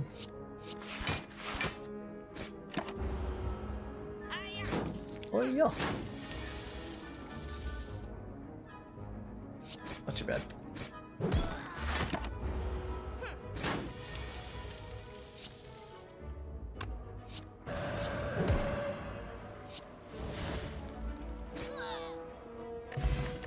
Root Juice, 10 max health, heck yeah. And another way to enter Wrath, which I will certainly take.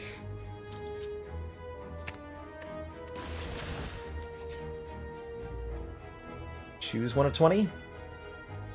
Another Sword Boomerang? Yes. Another Sword Boomerang, please.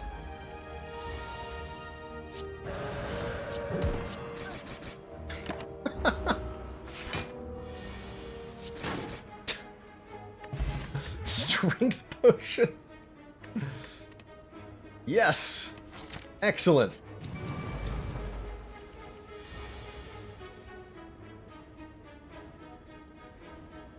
Not excellent. Bad-cellent.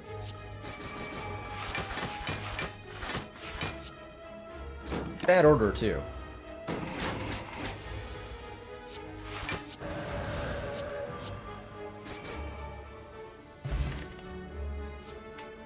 Backstab is pretty nice. Although we don't have an extra opening draw. Eh.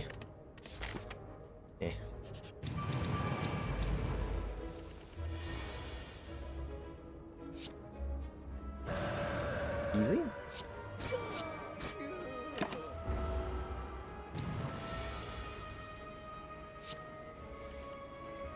Pain again doesn't count against perfect, fortunately.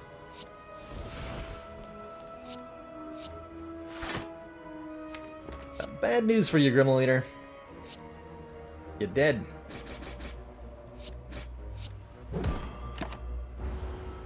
Didn't even have to use potions.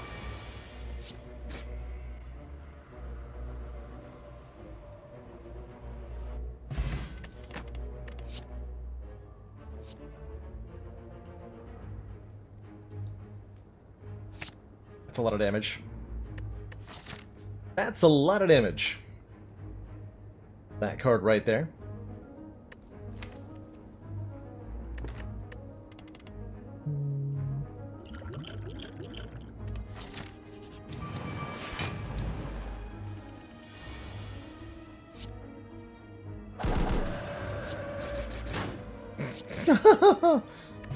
Oh dear. Oh, collector bonus. We actually even want that just because it's 25 points to have 4 copies of the same card. Amazing. Another curse. Courier makes for cheaper stuff at the store and restocking. Definitely gonna upgrade the actually Wraith Farm first. Tantrum's up there too. You guys again. Didn't learn your lesson the first time? I suppose not. Got him.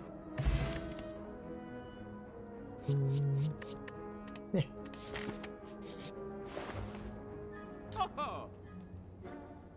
Master Strategy is the kind of card I'm looking for here. We also just want to increase our relic count.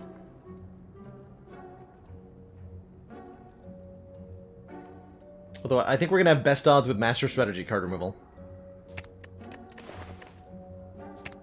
So... still good to remove curses that'll reduce our strength. So I'm thinking we want to be removing stinky block cards instead. Blocking is not really going to be happening, generally.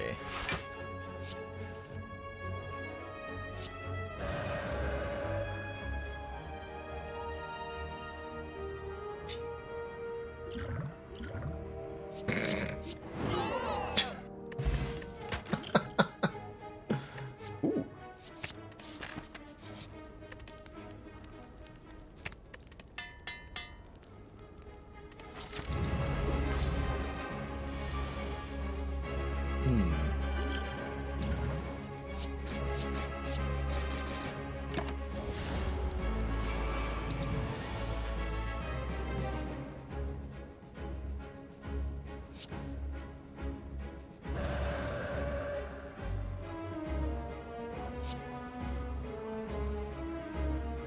Can buffer this if I can kill both minions. Cool. Keep the ghost potion. Boop. Easy peasy. No? No. Probably not. Man, we got 4 different curses. That's pretty cool, actually. Skip these, I think. Black Star will give us more relics. That's pretty good. If we can get at least 25 relics by the end of the run, which is difficult but not impossible, Black Star will make that a lot easier, especially if we can get 3 elites. That'll be a 50-point bonus. Let's shoot for it.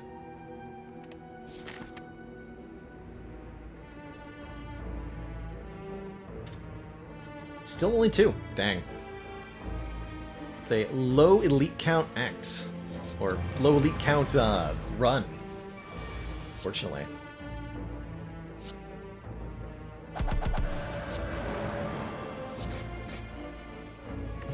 You can get collector bonus on curses. Yes, you can. Take a backflip.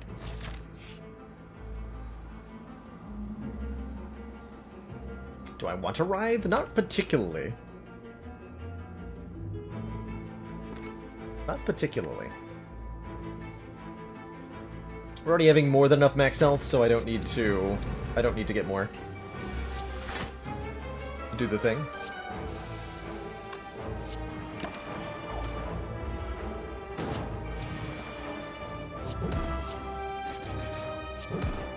True Gypsis, but even by daily standards, only 6 elites is pretty low. Pretty low. Alright. Heavy Blade's pretty tempting. Heavy Blade, and we can duplicate Master of Strategy. I love that. Let's do that. And let's take this flex potion. We're probably going to get a turn 1, well, turn 2, huh? Turn 2 kill on the awakened one. I like it. I like it a lot.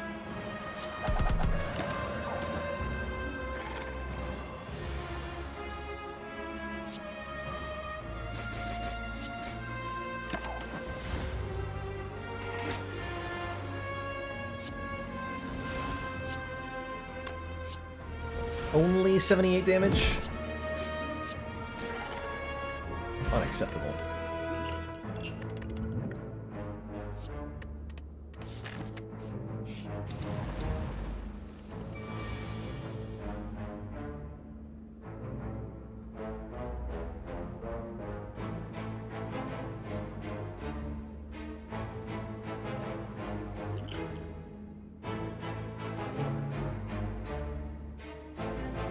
Times 4, I don't know.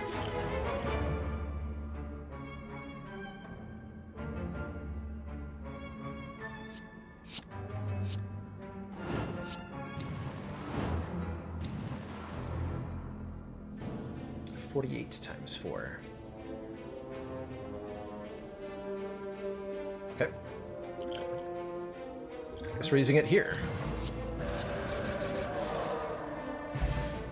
Ashra Pennib, wow. Wow. Do I want an Inflame Plus? Not really. Not particularly. I do want 3 more cards, because there's a 25-point bonus for a 35-card deck or bigger, but we're going to get at least 1 more curse here. Should be fine.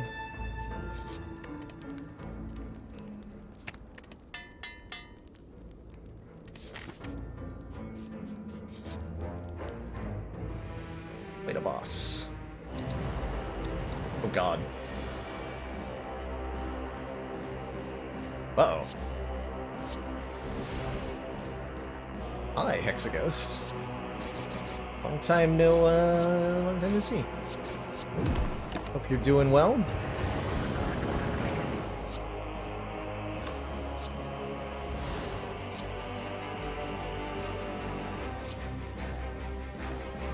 Let's just make that number smaller, shall we? I totally had a kill, too.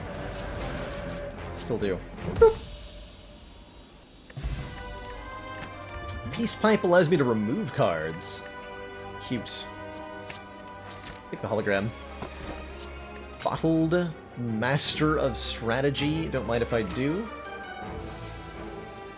Glowing Tesseract. Give me more cards. Transmutation. Flash of Steel's good. Don't need anything else. We're at the 35 card threshold already. Looking good. Looking very good.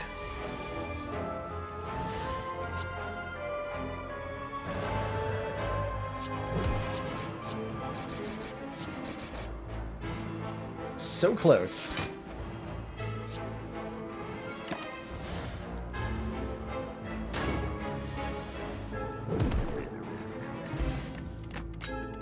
Prayer Wheel's a little bit late.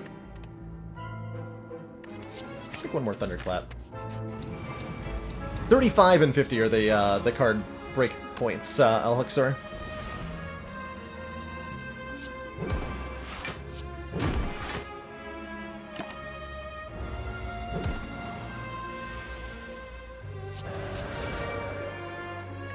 Slice.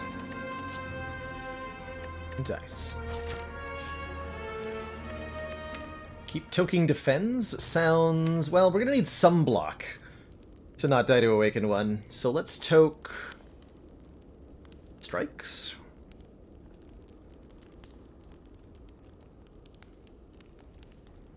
We actually got 5 different curses. That's crazy. Crazy.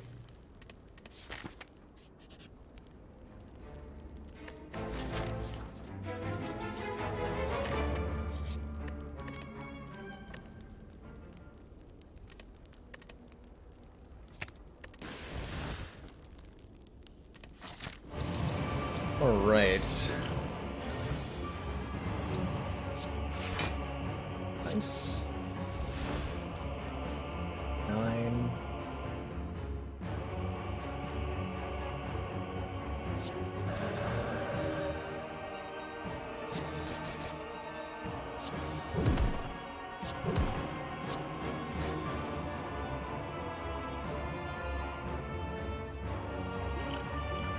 2 turns of intangibility. Let's hope that we can make it work. I have 34 cards now, but I'm going to get one more when I kill the boss. Totally didn't forget about that or anything. Nope. Don't know what you're talking about.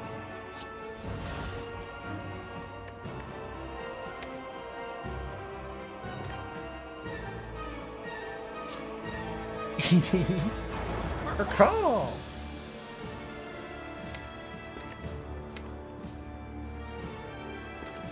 Might actually just fail thingy. Oh, we have the buffer though. It's all good. Do we though?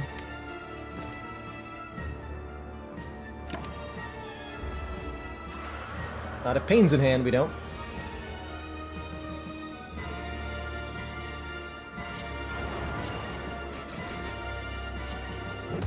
GG. And there's our 35th card. Was an injury, so good thing we didn't try to do a Highlander version of this. But GG. We perfected all 3 bosses. We perfected basically most of the elites. We have more than 5 curses in the deck. Let's see the score breakdown of the run. 2 thump, deep pulsing dread. Prepare your daggers, dealing 1,307 damage. Are our mightiest attacks not enough? Have I been here before? Load time score bonus? Oh yeah, for sure. So the breakdown is as such. Points for elite in each act. A base score based on how many floors you climbed and how many enemies that you killed. You get a 50-point bonus for winning in under 45 minutes. We had 1 card that we have 4 copies of, Sword Boomerang, so that's 25 additional points. Deck size of at least 35 cards is 25 points. We could have gotten another 25 by having it be 50 instead. We have 5 curses in the deck, that's a 100-point bonus. Per elite that we beat without taking damage, we get 25 points. That was all but one of them, so we get 125. Beyond Perfect is for beating all 3 bosses without taking damage. That's a flat 200. And then Overkill. We dealt more than 99 damage with 1 hit. That was our Heavy Blade. Smashing for over 100 at some point. Other score modifiers that we could have tried to get include Pauper, which is having no rare cards in your deck. That's worth 50 points. We could have maybe tried to get 25 relics, although I think that's pretty hard with how the run ended up out. That would have been another 50 points. We could have played 20 cards in 1 turn. That's Cook a Combo, giving you 25 points. Stuffed is for increasing our max health by at least 30. Sorry. Skipped over that one. And there's also a bonus called Highlander for having no duplicates in your deck, although because we get an injury at the very end, we could have had no way of knowing. Like, getting Highlander on a curse run's nearly impossible. Because you get a curse at the end, and it's could randomly just be one that you already have. That score is enough to get us on the front page, not a number 1 score. Not by quite a long stretch. Lots of higher scores, and I think most of these are, or all of them probably are, totally legit. As we see potential ways to get another 100 or so points, at least, the way we did it, but always happy with a first page finish. Waffle Muncher, love it. Love it.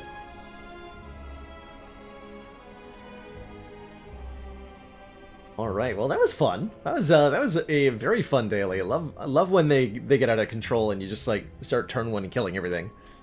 It's always enjoyable. That is, however, where I'm going to wind things down for tonight. It's been an absolute pleasure streaming for you all. Thank you so much for the views, for the stream support. Thanks to those who followed the stream today. Thanks to those who joined the Discord to get notified when we're live. Thanks for everybody for spending time here. It's such a pleasure to be able to have so many folks here every time I go live. Makes the full-time dream totally possible and totally wonderful. So thank you, everybody. Of We're going to be back tomorrow, not later than 4 p.m. Eastern Standard Time. Planning on continuing our reverse ladder streak that we've got going on. And then 2 days from now on Thursday, we'll be doing an Ascension 0 to Ascension 20 speedrun, plus a heart kill at the end. So the goal is take a fresh save file of Slay the Spire and get from there to an A20 heart kill as quickly as possible. Should take me about 8 hours, so good luck to me. Will be a lots of runs, lots of chaos, and then the very end is going to be the deciding factor, really, in how long it takes. How quickly can you bang out an A20 Ironclad heart run? I don't know. Planning on doing it with Ironclad for free. I think that's our best bet. Ironclad is, I don't think, the highest win rate, necessarily, at A20. I think I probably have better success with Watcher, but Ironclad's going to get to A20 a lot faster than Watcher would. So I think Ironclad's the safe bet. Plus, Ironclad's more fun, so if I'm going to play one character all day, it should be Ironclad. Should be Ironclad. And a little bit of the others. We have to do at least one defect win and one silent win to get the heart unlocked, right? So that'll be chaos. Really looking forward to that. That'll be starting earlier, probably closer to noon Eastern Standard Time, because it's going to be long and I don't want to stream until midnight. But yeah, thanks for watching, everybody. Good night, Austin Fuego, Shayland, For Free, Shunjo, Haligonian, Mr. DNA, J Fortier, Fluffy Mittens, Zenthulu, and everybody else. That's all for now. Have a great night.